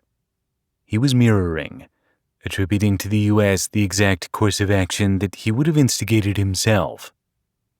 Characteristic of the Russian effort to take Crimea were the Little Green Men, as they became known, who entered and took control of the parliament building in the Crimean capital, Simferopol, on February 27, 2014. Armed with Russian Kalashnikov rifles and wearing Russian military kit, they wore fatigues with no identifying insignias, hence their nickname. The operation was highly professional, fully planned, and impressively efficient, especially at first. That same day, legislators were rounded up from around town, forced into the parliamentary chamber, and required to vote on a measure to approve the installation of Sergei Aksionov as the new Prime Minister of Crimea. Under the gun, the legislators elected Aksionov, a career criminal and head of the Russian Unity Party, which had won only 4% of the recent Crimean parliamentary vote. To shouts of "Russia" from outside the building, produced by crowds created and paid by Russia, the legislators also passed a call in favor of holding a referendum on fostering greater autonomy for Crimea from Ukraine. That, too, was part of a necessary fiction for Putin. He wanted to make it seem that there was a local demand, begun apparently organically, for increased independence from Kyiv. Outright separation of Crimea from Ukraine was not yet publicly revealed as a goal. Russia, meanwhile, quickly engineered an independence movement designed to seem grassroots in a number of Crimean cities. A rally in Sevastopol for the return of that city to Russia, a rally in Kerch calling for the secession of Crimea if Ukraine were not federalized. Seen by Russia as a poison pill against coherent and effective government by Ukraine, federalization would devolve on each of Ukraine's 26 states all manner of authority, from legislation to tax collection to law enforcement. The operation coordinated organized crime networks, compromised local police, SWAT, and paramilitary forces, and paid protesters to obstruct loyal law enforcement. The goal was to paralyze any response to what was being represented as a spontaneous independence movement. As early as February 28th, men in unmarked military attire, though clearly Russian special forces, seized the airports in both Simferopol and Sevastopol. All of this was accomplished quickly and effectively in the early days by plentiful Black Sea Fleet-based Russian security and intelligence services, without, at first, open Russian military invasion. Critical terrain had thus been seized, effectively by Russia, before Kyiv could mount any response. The impressive mix of planning and daring made it instantly clear to Ukraine's interim president Turchinov that Russia was sizing up the situation for the outright annexation of Crimea. The insight was confirmed when, meeting with his Security Council on February 28th, Turchinov was interrupted by a phone call from Putin's ally Sergei Naryshkin, the longtime head of Russia's Foreign Intelligence Service, then the head of the Russian Duma. Naryshkin directly threatened Turchinov. If Ukraine tried to suppress the uprising in Crimea, Russia would invade other parts of the country. The Ukrainian president and his Security Council also reasoned that the Russian-installed new officialdom of Crimea was acting on the orders of the Kremlin and its intelligence and security services, as well as coordinating with the Russian military, which had 40,000 troops and the big Black Sea Fleet massed in the peninsula. Both the Ukrainian army and navy were demoralized. Ukraine had only 15,000 troops stationed in Crimea, mostly recruited locally. The extent of their loyalty to the government in Kyiv was compromised by the fact that their families and everything they owned were now under Russian occupation. Turchinov and the Ukrainian Security Council held out hope for Western support. A U.S. frigate, the USS Mount Whitney, was in the Black Sea, its stated mission to provide security for U.S. athletes in case of a terrorist attack during the 2014 Sochi Olympics, recently held in the Russian coastal city. The U.S. might be induced to send Mount Whitney into Ukrainian waters as an act of deterrence against Russia. But such a move, assertive from one point of view, precipitate from another, remained alien to U.S. policy.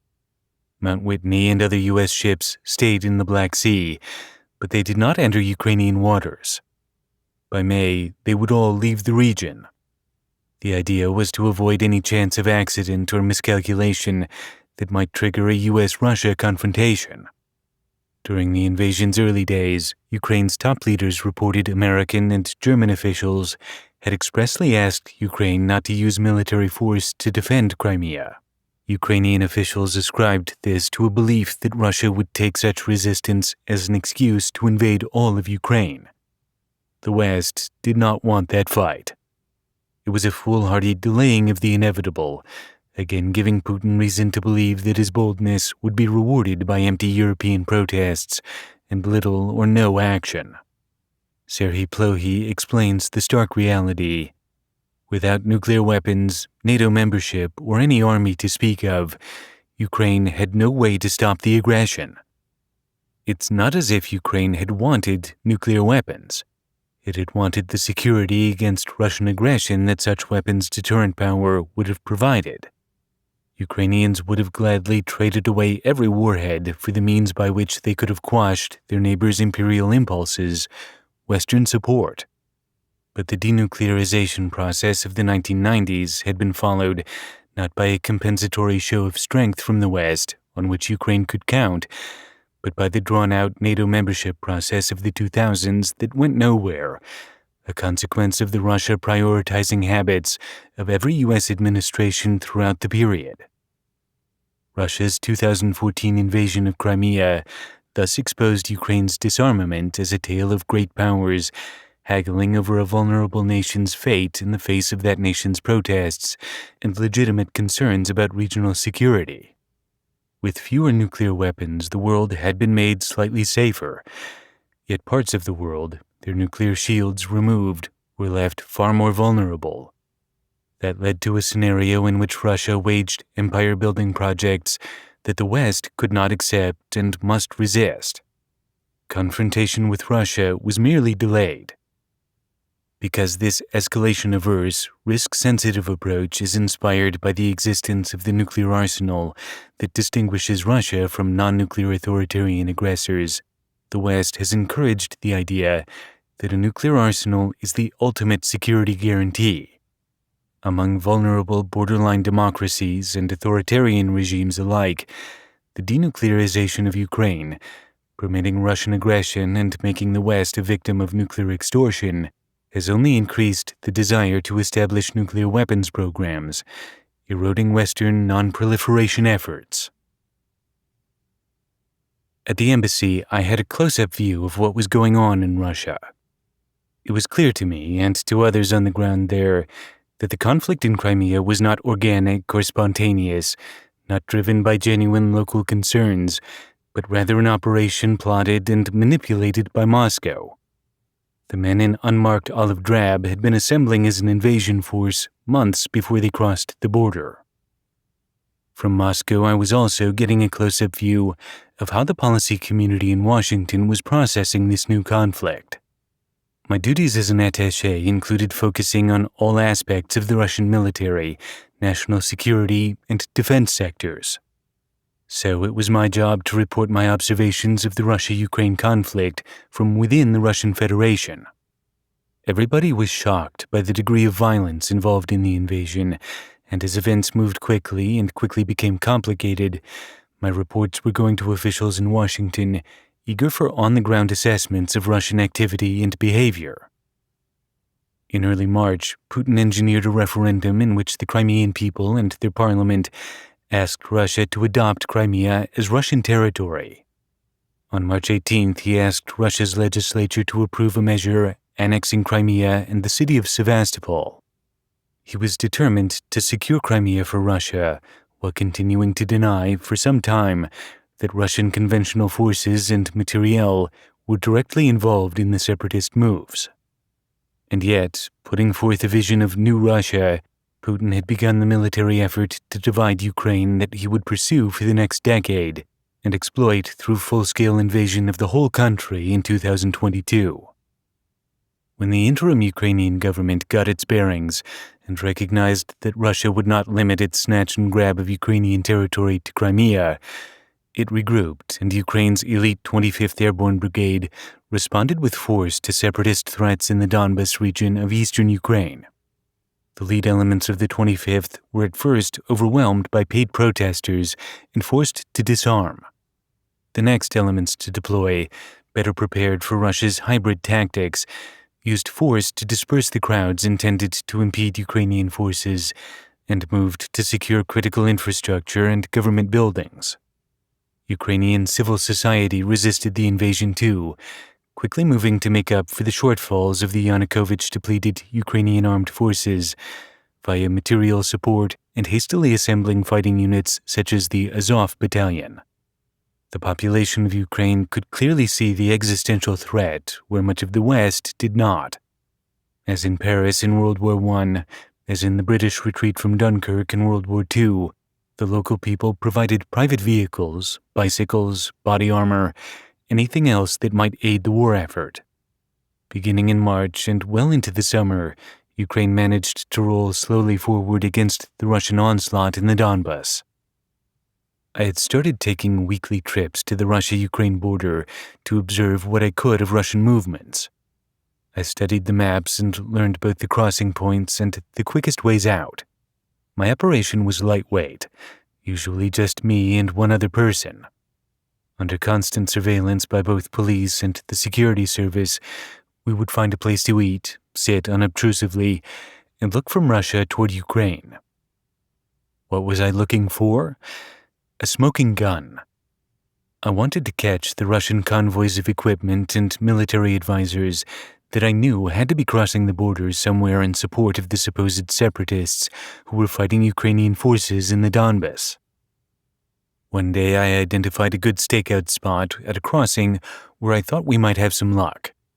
Separatist forces were in total control right on the other side of the border, guarding the crossing. We waited and waited there. Finally, seeing nothing unusual, we gave up and started driving out of the area. And there it was, rolling the other way down the busy two-lane road, a full Russian military convoy of troop transports, infantry fighting vehicles, and logistics vehicles with their lights off, heading for the area's main border crossing.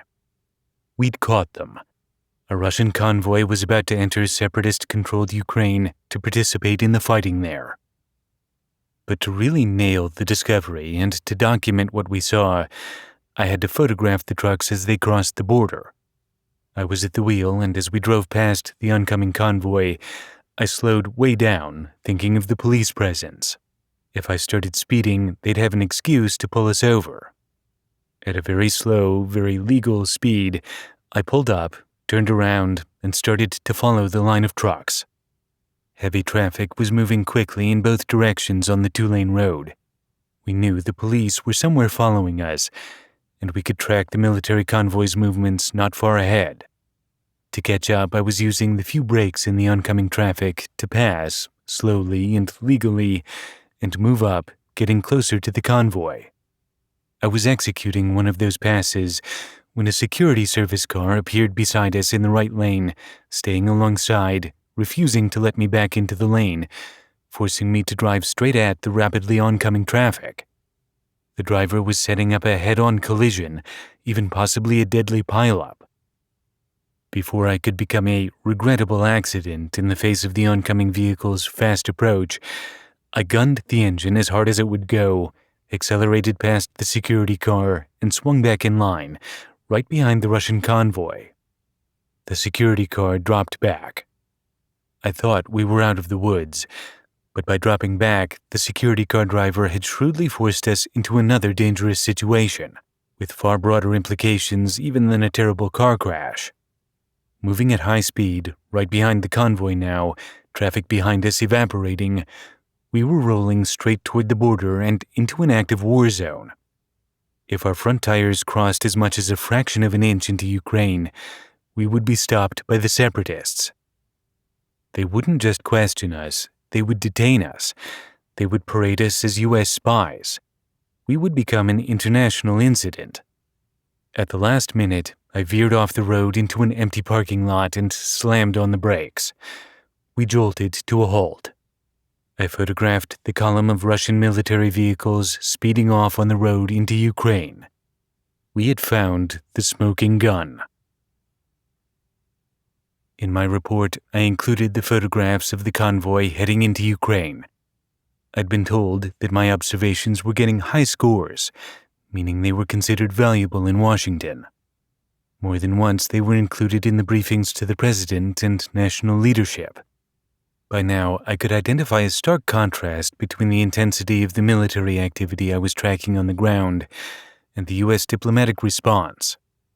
A crisis management mentality still prevailed in the Obama administration. No great powers were to be inflamed. The U.S. was not going to get precipitately entangled in a distant conflict. During Obama's presidency, a premium was put on thoughtfulness and contextualization, and Putin's claims might seem to have at least some historical legitimacy. Might Crimea really be rightly Russian?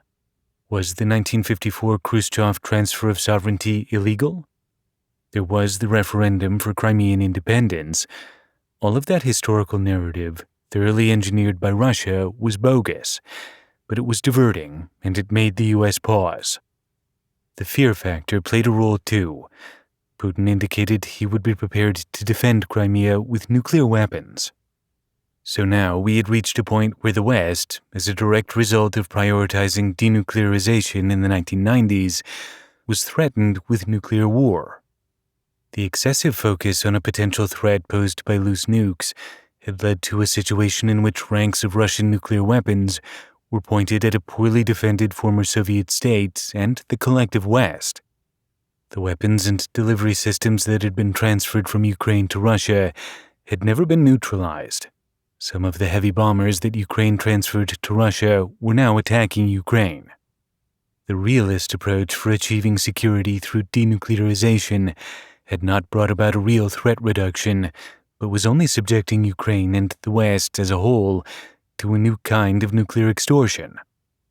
If this was realism, then surely it was time to abandon it.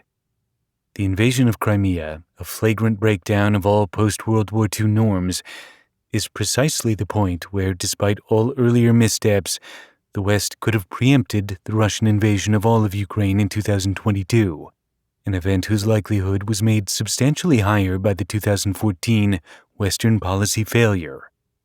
As soon as the Crimea invasion began, confirming every tendency that Putin had been both announcing and carrying out since 2004, it should have become crystal clear, at very long last, that a drastic change in U.S. policy for Russia, Ukraine, and the region was immediately required if further Russia irredentist disaster was to be deterred. That didn't happen. The difficulty the Obama administration faced was, of course, by no means entirely of its own making. That was precisely the problem. Acceptance of Russian chauvinism and imperialist expansionary exceptionalism, and the preference for transactionalism, which had begun with the administration of George H.W. Bush, and in fluctuating ways transcended partisan divides throughout the three administrations preceding Obama's, created a powerful inertial force in favor of a policy approach that seemed, delusionally, the least dangerous. Obama tended to frame his political positions in idealistic terms. His presidency itself reflected an American ideal of progress in reckoning with and overcoming the toxicity to the body politic of the long legacy of slavery and American racism. With regard to Russia, Eurasia, and Ukraine, his gifts for speaking idealistically, and indeed for embodying idealism, did not foster a policy any more truly idealistic than that of his predecessors. The technocratic-sounding resets never came to anything.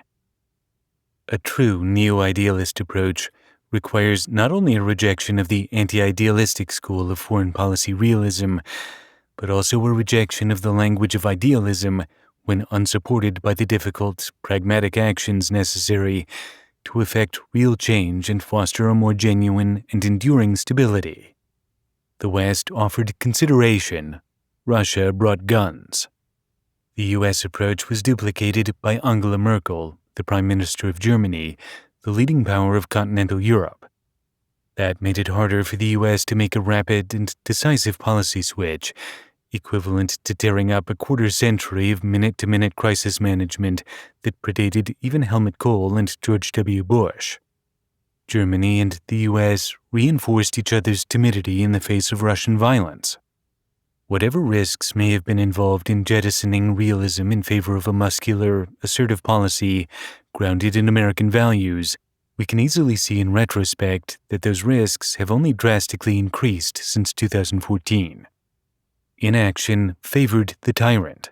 It made him look stronger. So what would a neo-idealist approach suggest we should have done back in 2014?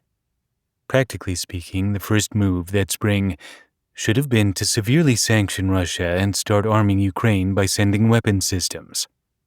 Then the US and NATO should have started to adjust the force posture in Eastern Europe, signaling that the West was serious about taking steps to stabilize the declining security environment in Europe. Support for that policy should have prevailed in the Obama administration and throughout the West, a flat refusal to view developments in the region through the Russia lens. And yet, literally for years to come, all discussion of aid for Ukraine would focus exclusively on everything except giving the country the means to defend itself militarily. From the Ukrainian perspective, all the US did was take weapons away from them. The US and the West did start to change policy toward Russia after the annexation of Crimea and the occupation of Ukraine. Despite the failure to supply lethal aid to Ukraine, the annexation of Crimea and invasion of eastern Ukraine did expose the adversarial nature of Russia's relationship with the US. In 2013, as a military attaché, I had observed Atlas Vision, the last to-date joint military exercise with Russia, conducted alongside a designated Russian peacekeeping force that, since the 2022 phase of the Russia-Ukraine war, has committed atrocities in Ukraine. In 2013, the US was still prepared to believe that Russia might be a benign power. In 2014, everything unraveled. US embassy attachés, no longer just under heavy surveillance, now came under regular harassment. Ambassador McFall himself was endlessly harassed by hostile, in-your-face news crews. There were tit-for-tat drawdowns in diplomatic personnel. Then, in July, as violence in Crimea crescendoed, the passenger flight Malaysia Airlines 17 was shot down by Russian forces. To a degree, this event served as a very belated wake-up call for the West regarding the seriousness of the military situation in Ukraine. Had the West and the US not been credulously clinging to the notion that conditions in Crimea reflected a local and limited rebellion, all reports from the ground to the contrary, civil aviation authorities would certainly have routed air travel around Ukraine. They didn't, and with no warning, Russian forces shot down a passenger jet with an anti-aircraft missile, killing all 283 passengers and 15 crew. Russia denied any active involvement. The US-Russia relationship further deteriorated. And yet, despite this latest alarm, there was still no appetite in the West for providing Ukraine with anything but humanitarian aid. The response, even to an event like the Malaysia Airlines 17 downing, was simply to try to prevent a bigger blow-up. Meanwhile, the Russia-orchestrated and Russia-supported separatist rebellion was now underway in the Donbas region of eastern Ukraine, where the fighting was to go on for years. In order to combat a strong Ukrainian effort effectively liberating Russia-controlled territory, regular Russian troops, no longer disguised, entered Ukraine in the many thousands, prevailed over the still reeling Ukrainian forces, and gained control over swaths of eastern Ukraine. On September 14, 2014, following talks held in Minsk, Belarus, Russia dictated to Ukraine an agreement for simmering down conflict in Crimea and eastern Ukraine, with leaders of France and Germany serving as mediators. The US was conspicuously absent from the Minsk talks. The agreement was then followed up, also in Minsk, on February 12, 2015, with a so-called ceasefire based in part on Ukraine conceding self-government to certain eastern areas of Donbas. Again, the talks went on without U.S. participation, and with the ceasefire never materializing, the Donbas suffered 8 years of hot war between 2014 and 2022. Both of those hastily signed agreements were made when Ukraine was in a deeply vulnerable state. Both lacked clarity regarding how Russia and Ukraine were supposed to implement the agreement's many tenets. U.S. policymakers, having neglected responsibility, tried to explain away their absence on the grounds that the crisis was in Europe's backyard. Russia, alone at the Minsk table with secondary players, the real superpower not present, was further emboldened. It acted as the regional superpower. The US looked indecisive and weak. The French and German mediators, seeing Ukraine as a flyover country, took an even more extreme Russia-centering attitude than the US did. With Ukraine having clearly signed the ceasefire terms under pressure, the flawed agreements led to a long series of further negotiations that would finally break down fully in 2020. In the meantime, Russia believed it had ensured that Ukraine would be a failed state, incapable of integrating with the West and eventually susceptible to returning to Russia's orbit. And so the point of no return came in 2014 for all three of the key relationships: US-Ukraine, US-Russia, and Ukraine-Russia. Certainly, further important events occurred. The 8 years between Putin's annexation of Crimea and his invasion of Ukraine saw Russian efforts to continue to divide Ukraine. The period saw further missteps by the US, compounded by the sheer policy chaos and grift fostered by President Obama's successor, President Trump. Still, 2014 was decisive. Russia's military aggression threatened the vital US interest of preserving European security and stability. At that moment, the West faced an undeniable moral choice, unequivocally clear. A sovereign nation's territory had been stolen by a tyrannical neighbor. Inaction was inexcusable. If the West really had an ethical worldview and wanted to sponsor a system of values in support of democracy, self-determination, and human rights, the 2014 invasion demanded that those values be backed up by strong deeds. Instead, nothing happened, and Putin won another round. U.S. failure in 2014 presaged and contributed to the reduction in global security that would become more apparent with every passing year. And yet, while historically climactic, the interests and values collapse of 2014 did not have to be absolute. The final chapter of this book tells the story of a post-2014 laboratory in which I was intimately involved for making a dramatic change in U.S. policy, not just for Russia and Eurasia, but for the globe. The year 2015 saw the beginnings of a prototype for neo-idealism in U.S. foreign relations. How that policy was developed and how it was not in the end effectively implemented with regard to Russia and Ukraine, leading to a failure to forestall the 2022 invasion, offers urgent lessons for the United States as it faces the consequences of its long neglect of Ukraine and of its own moral conscience. Chapter 12. Neo-idealism meets President Trump. My deployment in Moscow ended in June 2015. Rachel and I bought a house in the Northern Virginia suburbs, sight unseen as military families often must, and we and our daughter moved in that month. I had received an order to come home and serve as political military advisor to the chairman of the Joint Chiefs of Staff, Joseph Dunford, at the Pentagon. The Joint Staff, directly supporting the chairman of the Joint Chiefs, the highest level staff in the military, is made up of the most talented leaders of all branches of the armed services. The chairman directly advises the President and the Secretary of Defense. Neither a home posting nor an office job had been on my wish list, but the Army, not the officer, decides where a serving soldier is needed.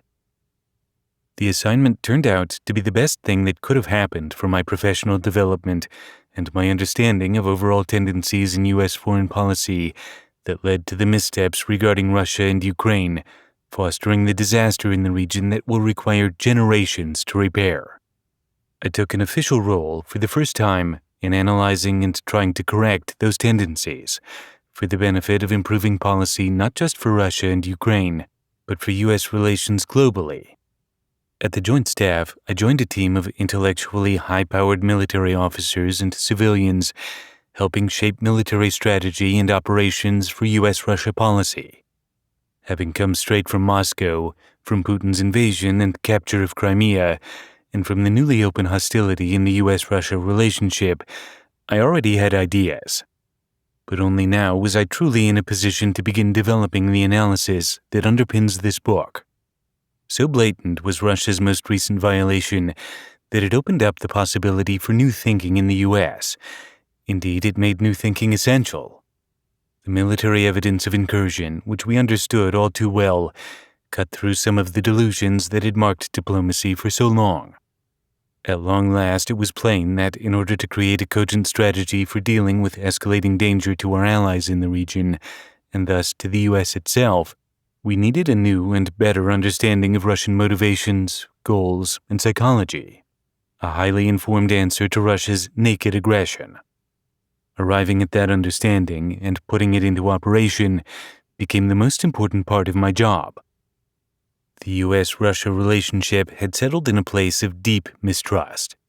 The U.S. goal was to resolve mistrust and stabilize conflicted relationships as quickly as possible, and move on to seemingly more pressing and salient issues in Europe and around the world, especially as the U.S. was still attempting to extract itself from decades of war in the Middle East.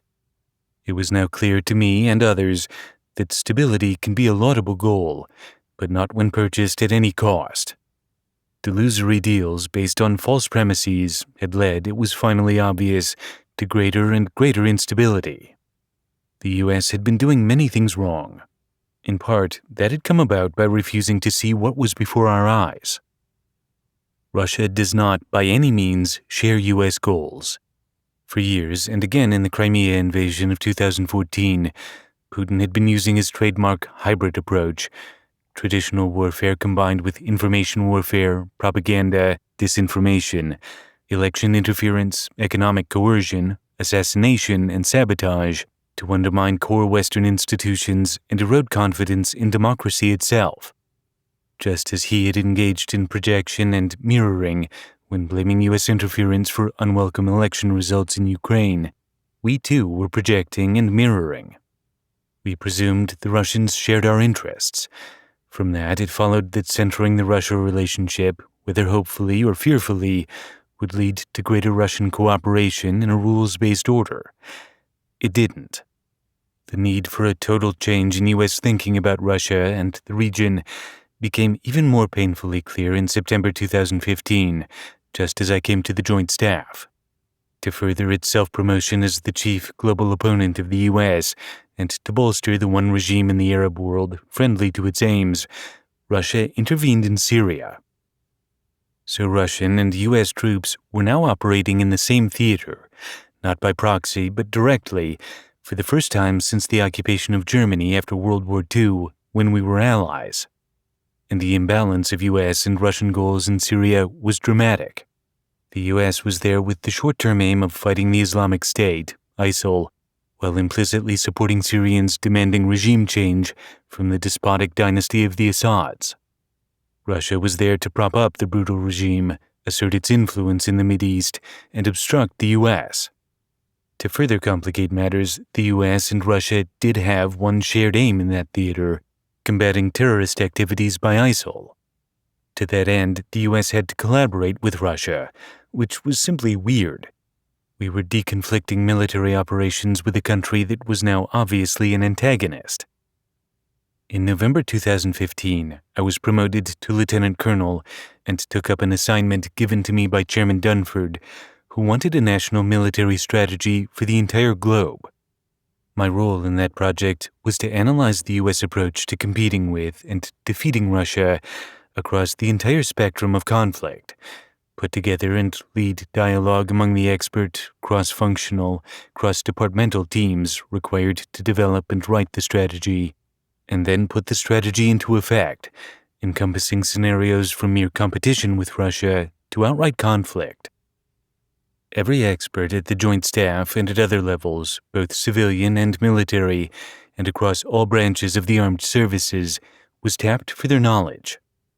It was in gathering, coordinating, and analyzing the massive amounts of research involved that the themes I have been underscoring in this book emerged. The analyses and strategies I put together in 2016 and 2017, based on my years of study and experience in Europe and Eurasia, and leveraging extraordinarily high-level input by so many experts, began to put an end to end-of-history thinking, which in the 1990s had replaced the significance of conflict between nation-states with the threat of terrorism and its rogue state sponsors. It was time to put nation-state actors back at the historical forefront in a new 4+1 threat paradigm: Russia, China, North Korea, and Iran, along with non-state actors. For years, the National Military Strategy, NMS, had become a broad, public-facing document that offered anodyne strategic guidance for the military. The new NMS was to be different. Most of the document was classified. It provided clear guidance on the global threats facing the U.S. military. By the end of 2016, the NMS had identified Russia explicitly as the chief threat to the U.S. for the following decade. Theory now needed to move to practice, and the vehicle for that in military jargon is a Global Campaign Plan, GPC, holistic and comprehensive, embracing air, land, sea, space, information, electronic, cyber, and all other domains of warfare. To that end, with the encouragement of my superiors, I put together a team to look at the entire spectrum of our Russia relationship. We delved into how Russia fights, its military psychology, its use of hybrid warfare, and its long and short-term goals. We gamed out scenarios from quasi-peacetime hybrid war all the way through nuclear war. This project, a total rewrite of U.S. military strategy for Russia, began in the latter days of the Obama administration when we created the NMS, and continued after President Donald Trump succeeded President Obama in January 2017. The work was percolating upward even while still under development. In the tank, meetings convened by the chairman of the Joint Chiefs to thrash out the biggest national security issues, I set it all out for General Dunford and others and prepped him for discussion on strategy with 4-star generals.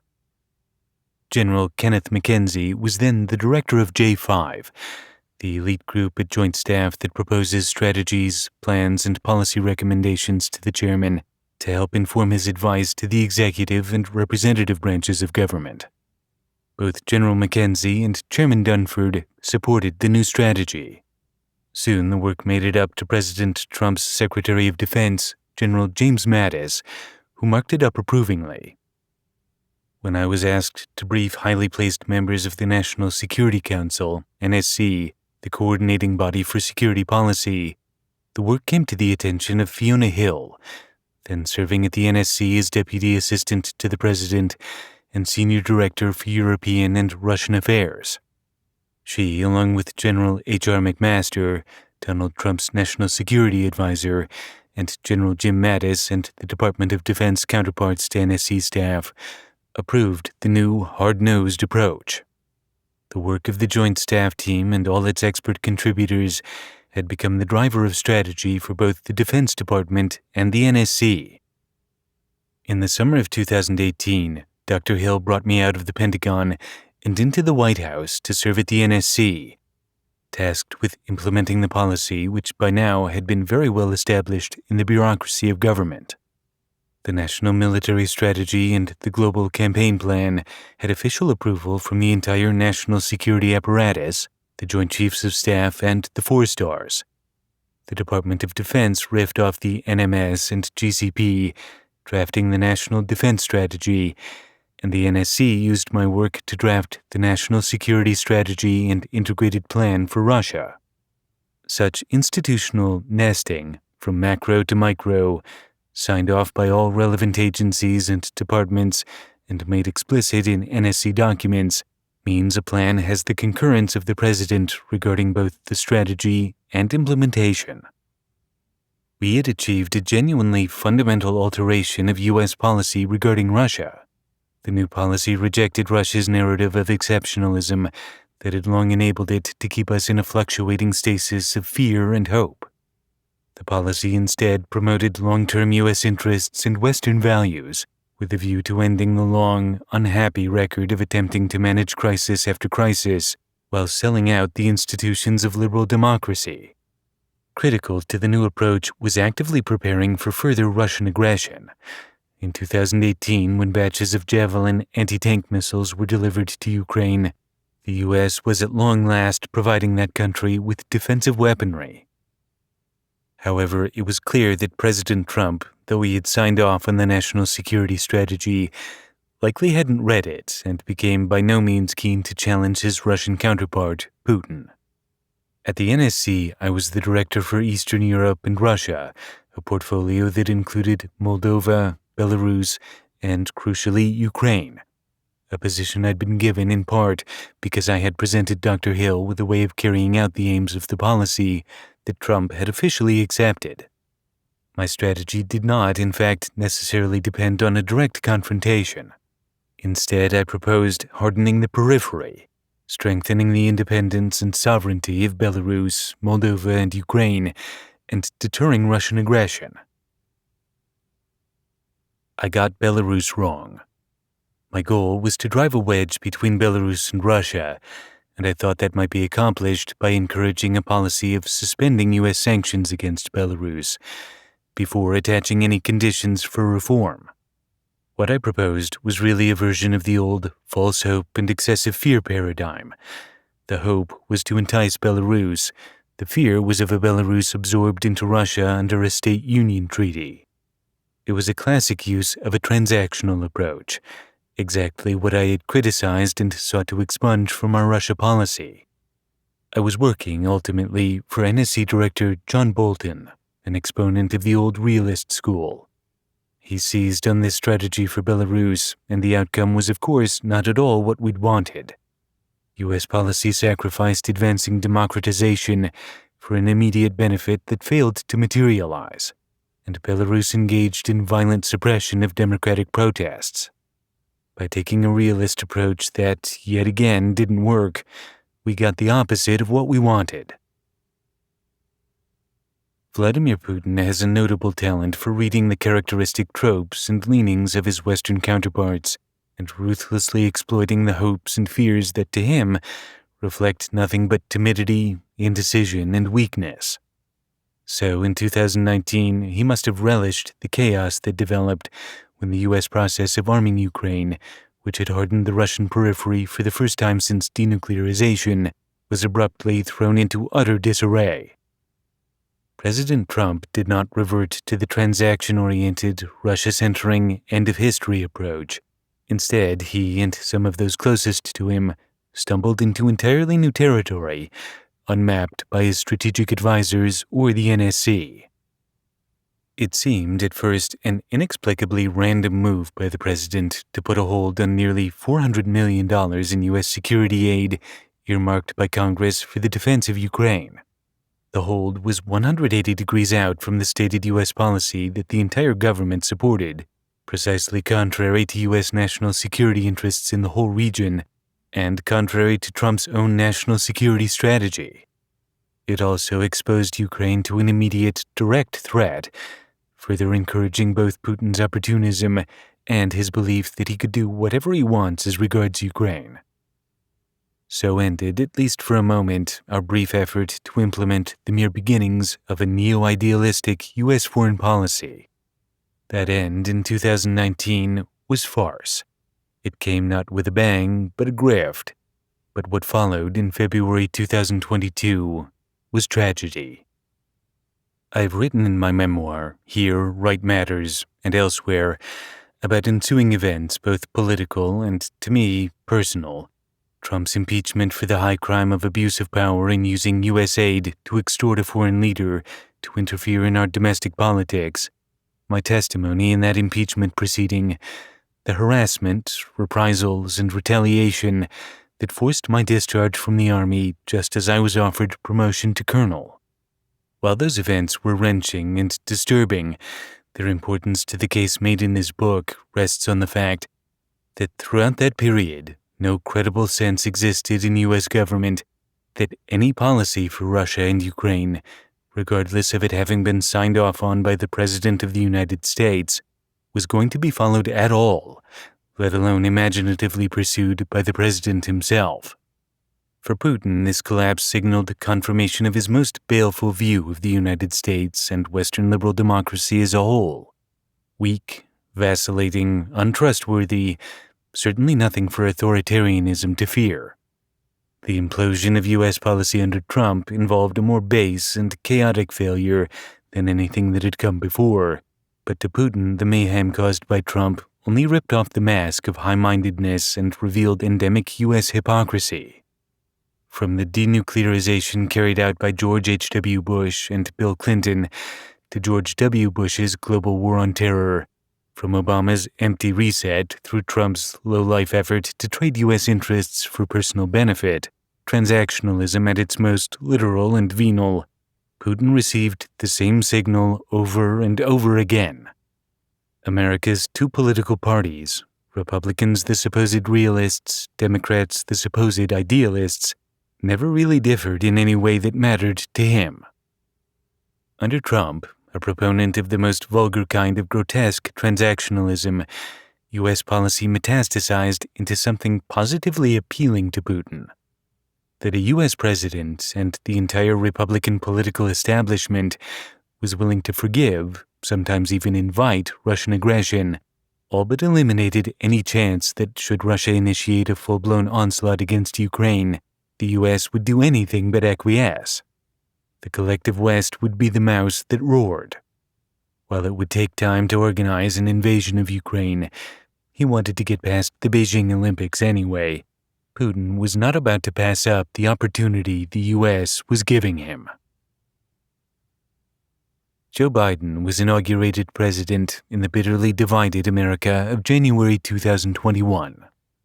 In June, at a decidedly sedate summit between Biden and Putin held in Geneva, Biden asserted that he would stand firm on defending democratic values, protecting the free press, and seeking justice for American citizens wrongfully detained by the Russian government. That was a major rhetorical departure. The U.S. president was signaling a muscular response to any further Russian attacks on the United States, including retaliation against future cyber attacks. He also seemed to be setting conditions that might constrain Russia's behavior. Tough talk and reference to placing conditions on the relationship represented a decided improvement over the criminal incompetence of Biden's predecessor. Still, it remained unclear that the United States and its allies would remain united and clear-eyed in the belief that Putin was fundamentally an adversary who needed to be kept in check via unwavering toughness. And just by holding the summit, the U.S. once again elevated Putin to the world stage. That enabled him to burnish his credentials as a world leader. The U.S. could have backed up Biden's rhetoric with new arms sales to Ukraine and other aid to the government in Kyiv. In 2021, all Ukraine got was a negligible number of javelins and some Stinger tactical air defense missiles. By that December, Putin had meanwhile done two things: raise the tenor of anti-Ukraine propaganda and assemble nearly 200,000 military personnel along Ukraine's border, as well as tanks, artillery, and all manner of military equipment. The message was clear. We had been here before with Crimea, and this was far bigger. Undoubtedly, the U.S. response could have been far worse, and would have been had former President Trump been re-elected. Biden made consistently powerful statements of U.S. commitment to the safety of U.S. citizens abroad, to defending NATO's eastern flank, and to Ukraine's rights of sovereignty, territorial integrity, and self-determination in the international system. The administration also marshaled unity among U.S. allies. Biden spoke with Putin directly and told him the United States was prepared to impose punishing economic measures to protect Ukraine's sovereignty. But Russia had amassed a $620 billion war chest, enough to weather the harshest sanctions. Putin also had reason to expect that the penalties wouldn't be enforced, either by the Republican elected officials then cheerleading Russia and damning Ukraine, or by the Democrats wavering because U.S. allies in Europe would be hurt by them. He'd heard it all before, and he'd never heard anything to suggest he couldn't with impunity repeat the bloody opportunism he showed when annexing Crimea and fighting in the Donbas region. Only preemptive sanctions, the posturing of forces in Eastern Europe, and the major transfer of weapons to Ukraine might have given him the signal not to act. No such signal was given. 1 year into Biden's first term, Russia invaded Ukraine. Conclusion: a new U.S. foreign policy. U.S. policymakers' faulty Russia-first approach to U.S.-Ukraine relations has not always been defined by seeking purely transactional benefits. There have been successful nuclear arms treaties or avoidance of harms to U.S. interests. The West intervened to inhibit Russian support for genocidal regimes in the Balkans. The faulty policy has emerged from a more general perception, a prevailing fantasy that there was potential for Russian progress on everything from constraining rogue states to cooperation on climate change, despite a largely consistent pattern of Russian obstruction and a limited tally of successes. So, when U.S. policy experts debated whether a condemnation of Russian interference that resulted in the Orange Revolution might affect Russian support for the ongoing mission in Afghanistan, their deliberation was framed within the pattern of aspirational hopes and fears vis-à-vis the U.S. relationship with Russia. The Ukraine policy team advocated for an appropriate response, but in the hierarchy of policy-making priorities, the Moscow decision-makers' voices carried the arguments. The lingering mood of Russian exceptionalism, focusing on Russia's sheer size, its nuclear arsenal, its military, its history, its Soviet legacy, meant that Ukraine policy was always derivative of Russia policy. The bias toward Russia is thus deep and comprehensive and sustained by a general foreign policy illusion in which great power relations are reassuringly unchanging. Russian power, including its nuclear arsenal, is fearsome, and cooperation with Russia on a host of U.S. policy priorities is within touching distance. In U.S.-Ukraine relations, the bias is not just a bug, but a foundational feature. Nor has the magnetism of Moscow been the only influence on U.S.-Ukraine policy. A general U.S. conservatism with respect to change, especially concerning regional hegemons, has played a significant role. Only briefly, in the 1990s, did U.S. interests regarding arms control, democratization, and regional stability for both Russia and Ukraine moderate the gravitational pull to Moscow and enable U.S. policy toward Ukraine to be conducted on its own merits. Then, in the 2000s, the George W. Bush administration again gave the Moscow factor greater weight, in part because of the degraded U.S.-Ukraine relationship, but largely because of those unreliable emotions, hope and fear. Hope for good, productive relations with Russia with regard to the global war on terror, fear of U.S.-Russia relations devolving toward a revival of the Cold War.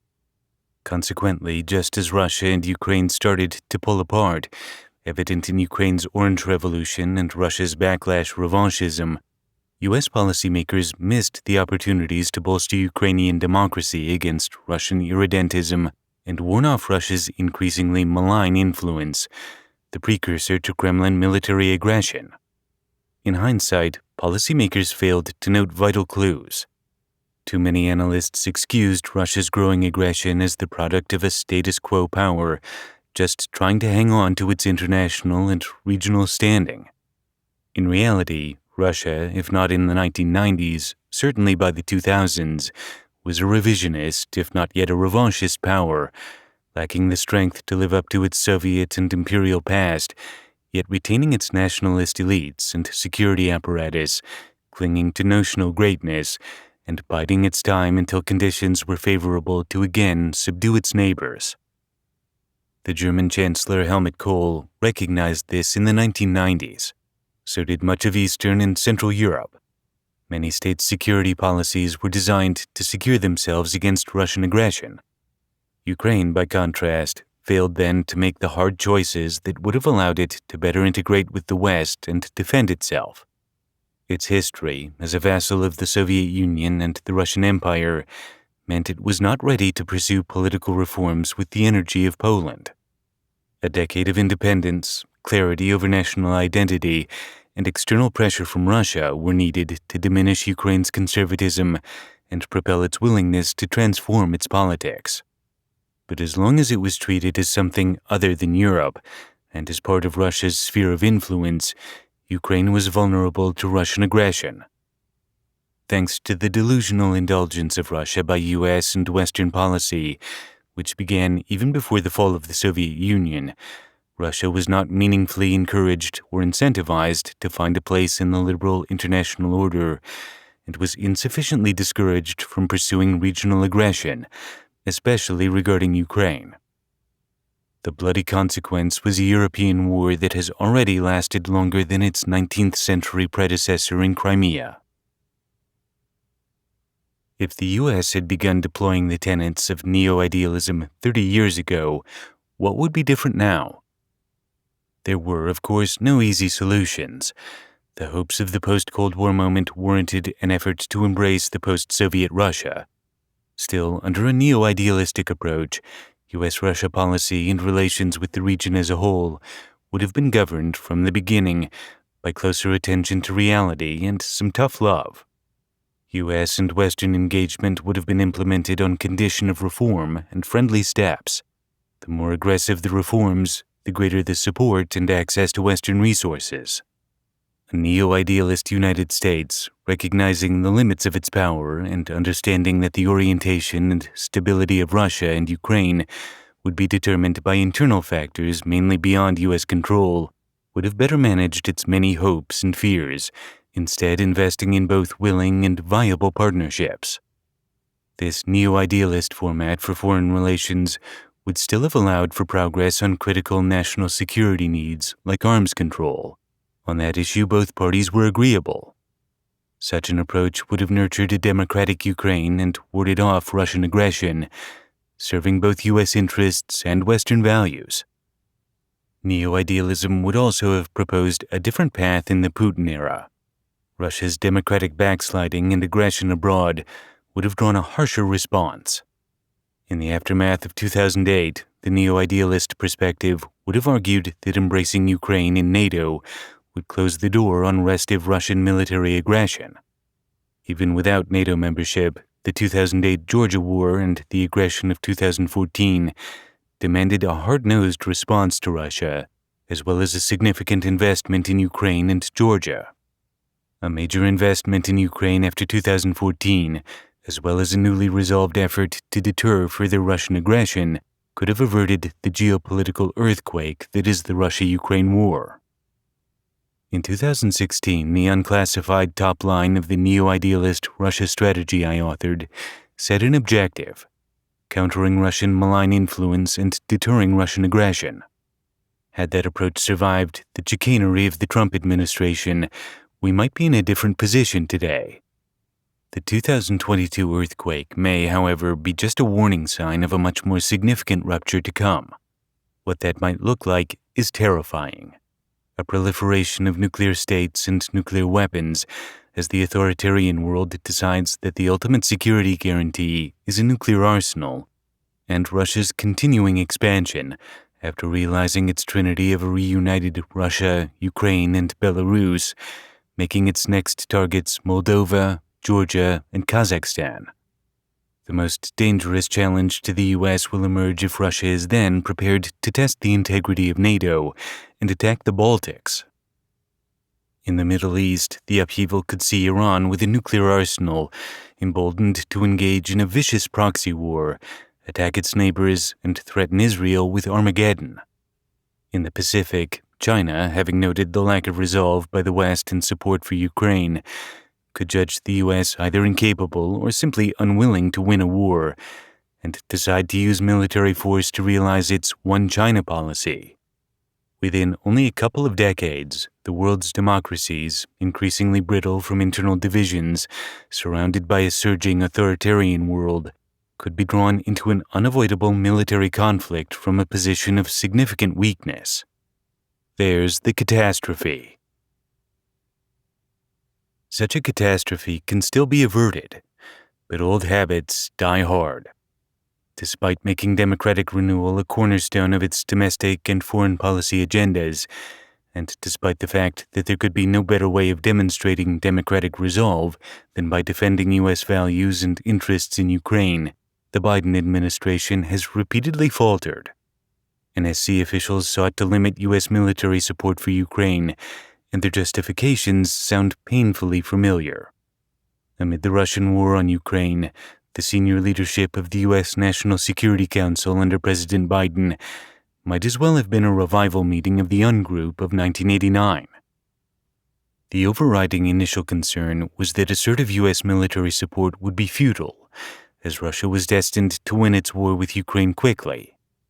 After that proved false, there was still a hope of a quick return to normalcy, and fear that support to Ukraine would escalate tensions with Moscow and upset remaining hopes of relations with the Kremlin, risking escalation to a Russia-NATO war. Just months later, after Russia withdrew from Kyiv and was kicked out of Kharkov and Kherson, Biden's NSC believed that if Ukraine won too much, the war would pose significantly greater risks to the United States and to global stability than if Ukraine lost.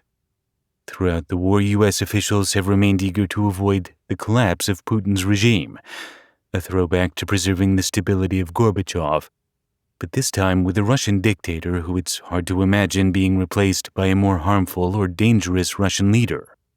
The Ungroup's hope of achieving stability through support for the devil you know.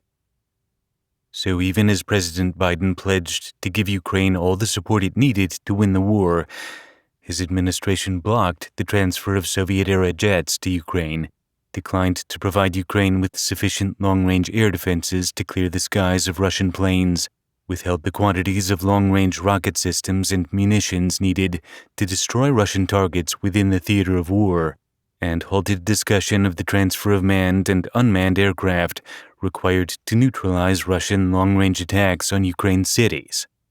Fearing the same threats that the Ungroup identified 3 decades ago, nuclear proliferation, loose nukes, and civil war, and seeking to reduce the likelihood of a bilateral confrontation between the United States and Russia, the U.S. greatly overstated the probability of both conventional and nuclear war between the U.S. and Russia.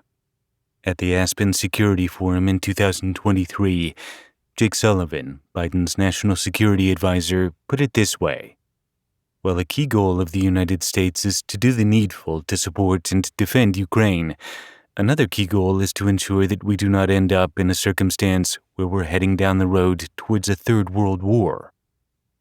Again, we see the long shadow of excessive concern over how Russia might react to U.S. policies. In fact, U.S.-Russia relations have hit an all-time low.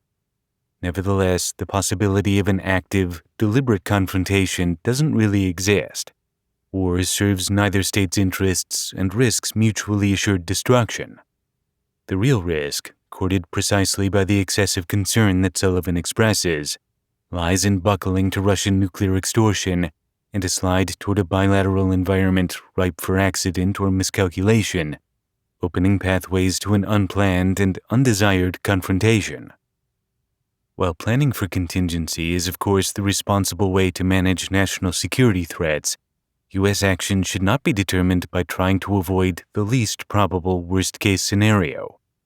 Obsessed with off-ramps and face-saving measures, the Ungroup's successors perpetuated indecision at the highest levels of the Biden administration regarding the Russian war on Ukraine.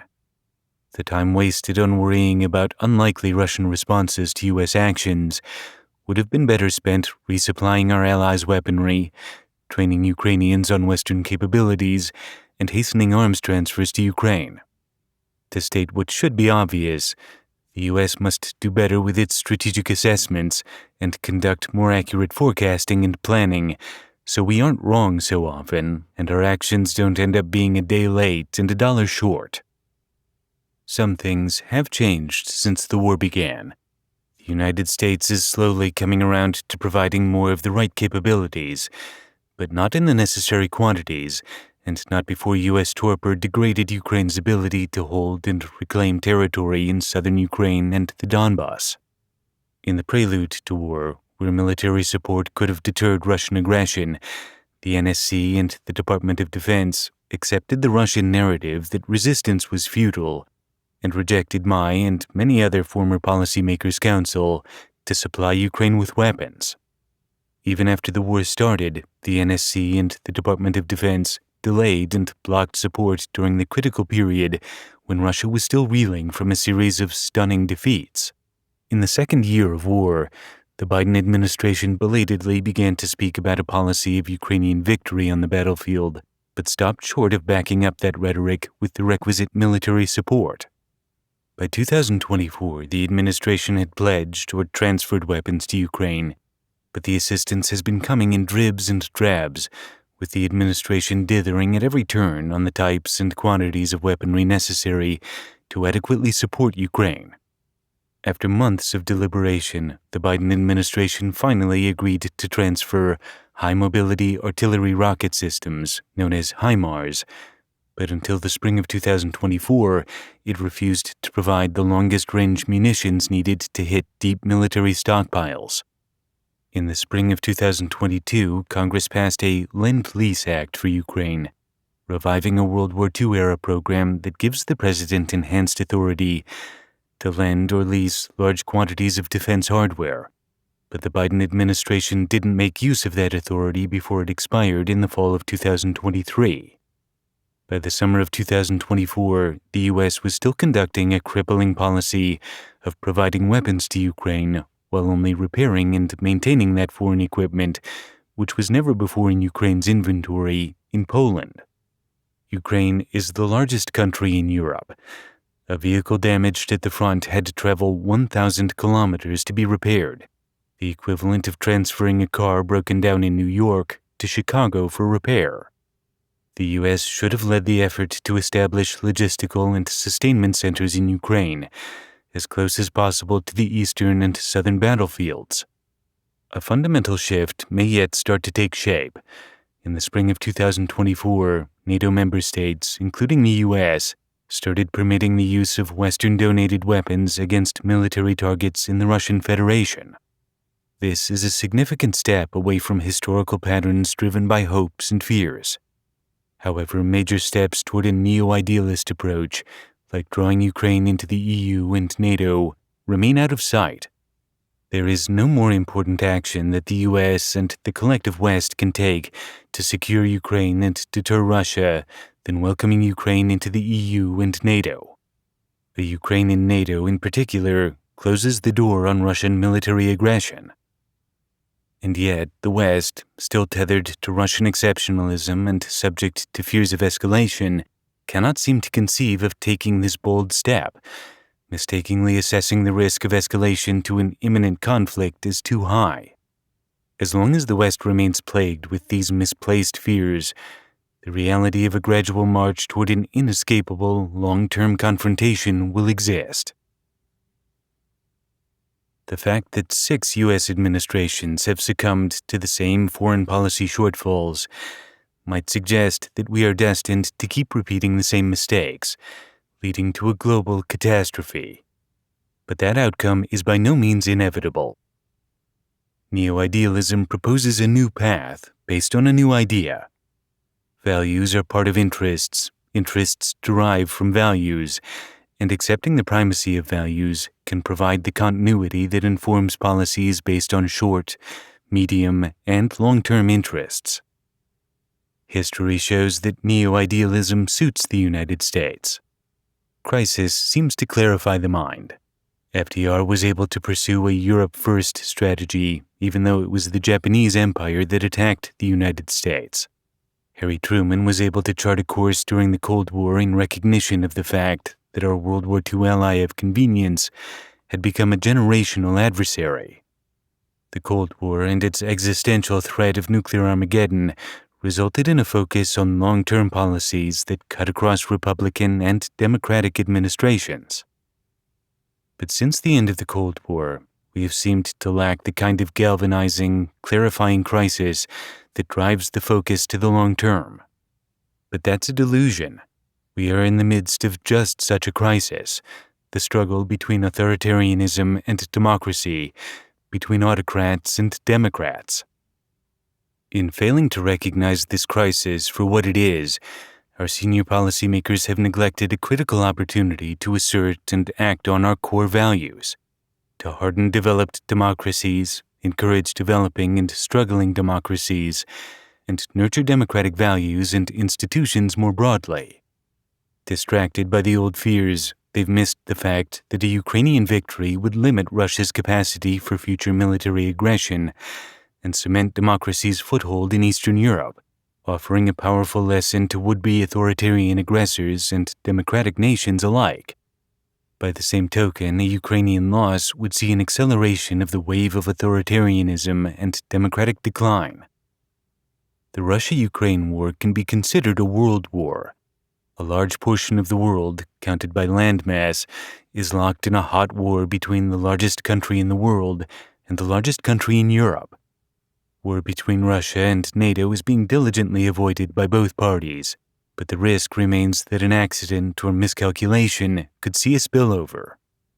Either way, the overall risk to the post-World War II rules-based international order is the highest it has been since 1945. Allowing Russia to succeed in Ukraine will only hasten the more serious confrontation with Russia and China that the United States is hoping to avoid. The authoritarian world is watching this latest test by Russia closely. Its consequences are likely to reverberate from the South and East China Seas to Taiwan and the Middle East. Noting a lack of Western resolve in defending vital national security interests, most notably Euro-Atlantic security, authoritarian regimes would continue to use salami tactics to eat away at security, expanding the terrain for day-to-day hybrid warfare and moving closer to threatening interests the United States would have no choice but to defend or risk ceding what it stands for. There are certain places, partnerships, and relationships that offer a clear and sound logic for significant U.S. involvement. A strong case can be made for U.S. support to Ukraine. To any American, those fighting for freedom and democracy have natural appeal. The United States lives up to its values by supporting Ukraine. Even from the realist point of view, an affirmative plan building on strategic relationships, including the one with Ukraine, is the best basis for long-term success in great power competition. But there is an even more important neo-idealist justification for far-reaching U.S. support to Ukraine. Ukraine is an agent of change. A prosperous Ukraine makes an illiberal, undemocratic, and authoritarian Russia unviable in the long term. The Kremlin recognizes that a successful Ukraine imperils Vladimir Putin and Putinism itself. An independent, prosperous Ukraine also undermines the Kremlin's strategic goals and rhetoric. Without Ukraine, Russia cannot sustain an imperialist, revanchist narrative of the so-called unity of the ethnic Russian and Russian-speaking peoples. An example of a successful democracy in the cradle of Eastern Slavic culture, history, and orthodoxy could induce Russia's general population, if not its elites, to see a framework for democratic transition applicable and palatable for themselves. The historian Timothy Snyder of Yale University has defined the stakes in the Russian war against Ukraine in the starkest terms.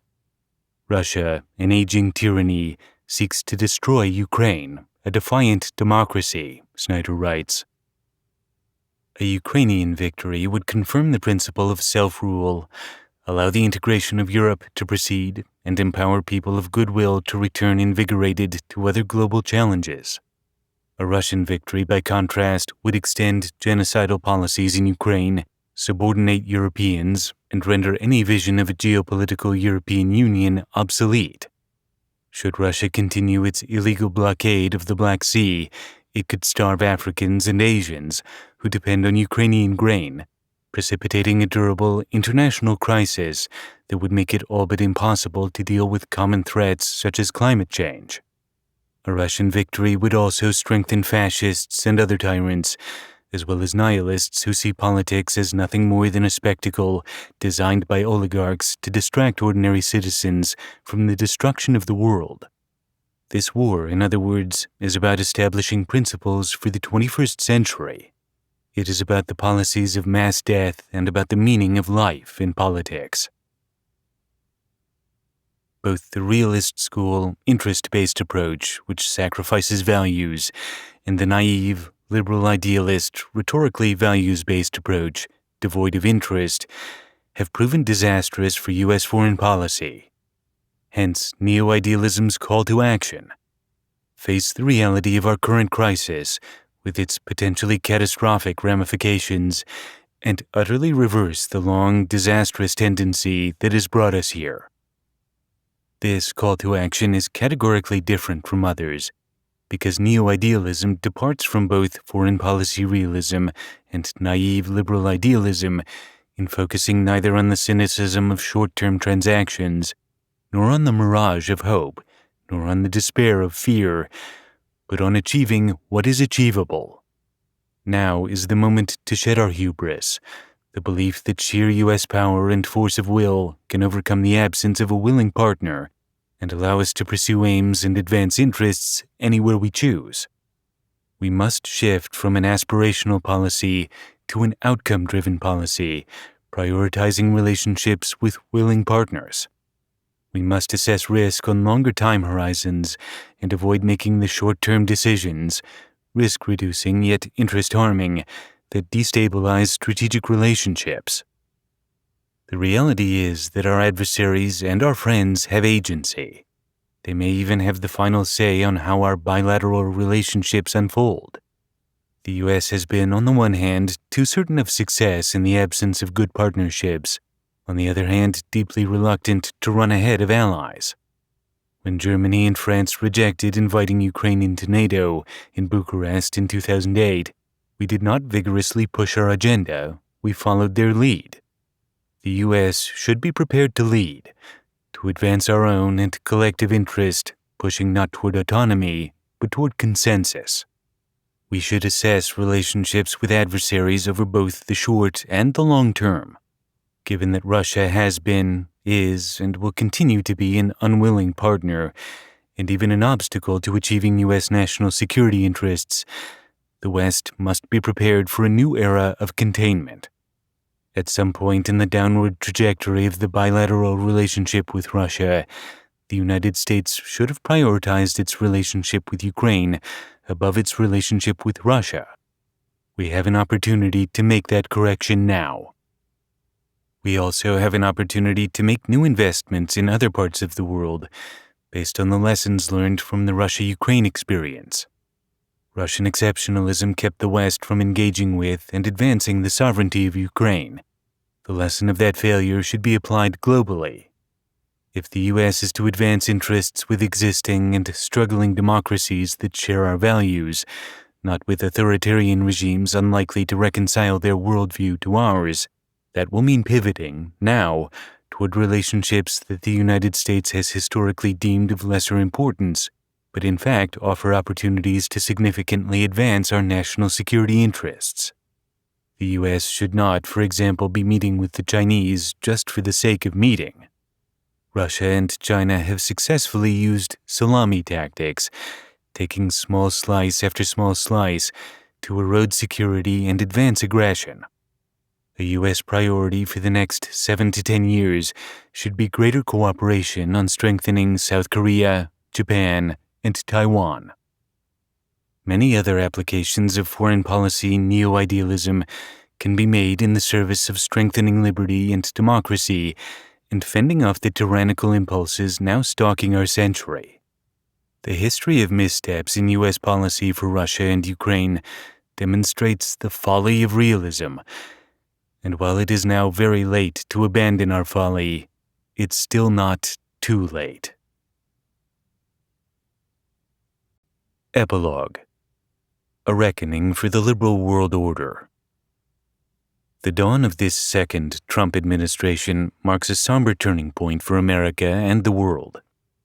The America First doctrine is poised to solidify into a chilling, isolationist creed.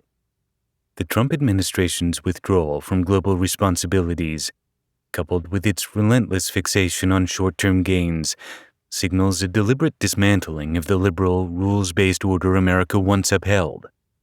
What remains is an opportunistic, unrestrained form of realism that bears little resemblance to the tempered pragmatism of the past. A new policy that abandons allies, disregards shared values, and undermines partnerships painstakingly built over decades. The America that was once a stabilizing presence on the global stage looks to retreat into a fortress, closing its doors to the world and inviting a dark vacuum to form in its wake. This vacuum, left by the absence of any credible, benign power, will almost certainly be filled by ruthless authoritarian regimes eager to carve out spheres of influence through military force and political subversion. Nations that once relied on the United States for security and support now face a bleak future, negotiating with regimes unsparing in their ambitions and unbound by principles of restraint. Russia and China in particular stand ready to reshape the world in their own image, a world where power is absolute, dissent is crushed, and borders are redrawn at the whims of the strong. Trump's vision is not merely a rejection of the neo-idealism that seeks to elevate values in U.S. foreign affairs. It is an embrace of calculated chaos. While Trump's policies may appear impulsive, they are deliberate in their disavowal of any coherent strategy beyond transient, transactional benefits. These decisions shatter the foundational tenets of American foreign policy that have held sway since World War II. The previous 6 administrations, for all their flaws, believed in some measure of containment and support for allied nations. Even the most restrained realists saw value in engagement and recognized the necessity of America's role in the world as a check against authoritarian expansion.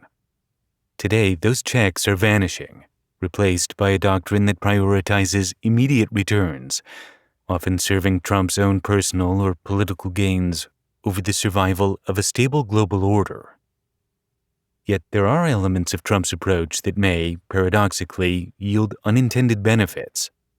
His temperament, an implicit embrace of madman theory, a strategy that portrays him as unpredictable and potentially willing to escalate at any moment, may introduce a measure of deterrence against adversaries' adventurism. The prospect of engaging with an erratic, volatile U.S. leader could dissuade states like Russia or China from testing the limits of aggression. This form of deterrence comes with significant risks, including the potential for miscalculation or escalation based on misinterpretation of intent, which could spiral into broader conflicts. And adversaries cannot fail to notice that Trump, operating with a simplistic conception of avoiding conflict, is often eager to appease powerful rivals.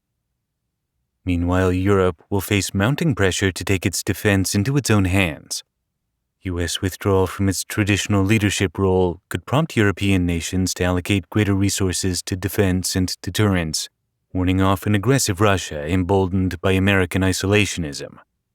A coalition of the willing may emerge among European states, doubling down on their support for Ukraine's war effort. This coalition could go beyond existing commitments, potentially establishing an air defense zone over eastern Ukraine to counter Russian missile and drone strikes, as well as deploying Western trainers on the ground to bolster Ukraine's operational capacity. While these measures may not compensate fully for the loss of direct U.S. involvement, they signal a recognition of shared responsibility in the face of Russian aggression.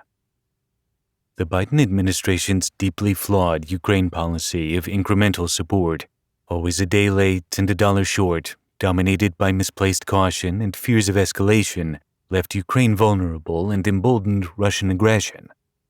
But Trump's doctrine, stripped of even that minimal sense of responsibility, takes the missteps to an entirely new level, actively undermining U.S. alliances. This is not a recalibration. It is a repudiation of America's role in the world, and a clear signal that deterrence of aggression is no longer a goal, perhaps not even a consideration. The consequences of this approach are dire. A hostile order dominated by autocratic regimes will rise in place of the one America leaves behind.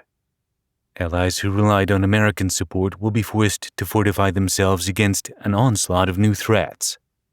Europe's nascent security initiatives, which gained momentum after the first Trump administration, may evolve into a more robust collective defense architecture independent of NATO. In East Asia, where a revanchist China asserts itself with growing confidence, new coalitions may emerge to counter its aggression. Alliances that form without U.S. leadership and perhaps even without its participation. While these developments may offer hope for regional resistance to authoritarianism, They also underscore the long-term damage inflicted on America's credibility. Rebuilding trust with allies will require navigating a world where these new coalitions have grown in America's absence. The next administration will inherit not just a fractured global order, but also allies wary of America's reliability, forcing future leaders to reconcile with alliances forged out of necessity rather than shared values. As we weather the storm ahead, we must consider how American foreign policy might evolve after the second Trump presidency. A return to neo-idealism may serve as a guiding principle for piecing together a broken world. The neo-realist approach, rooted in the belief that our values are our interests, offers a way forward not only consistent with America's highest ideals, but also essential for long-term stability. Future leaders will need to demonstrate a clear commitment to alliances, the rule of law, and collective security, rebuilding what has been lost and forging a new path that transcends the transactionalism of the present. A personal note. As someone who served in the heart of America's foreign policy apparatus, I have seen firsthand the strength of alliances built on trust and shared values. Watching these bonds fray under the weight of isolationism is profoundly disheartening. Yet, history shows that leadership can rise even from the ashes of self-inflicted wounds. The task before us is daunting, but it is not insurmountable. The story of American foreign policy has always been one of reinvention, learning from failures and striving toward a vision of a better, more stable world. Let us hope that in the aftermath of this dark chapter, we find the courage to once again lead with purpose, principle, and resolve.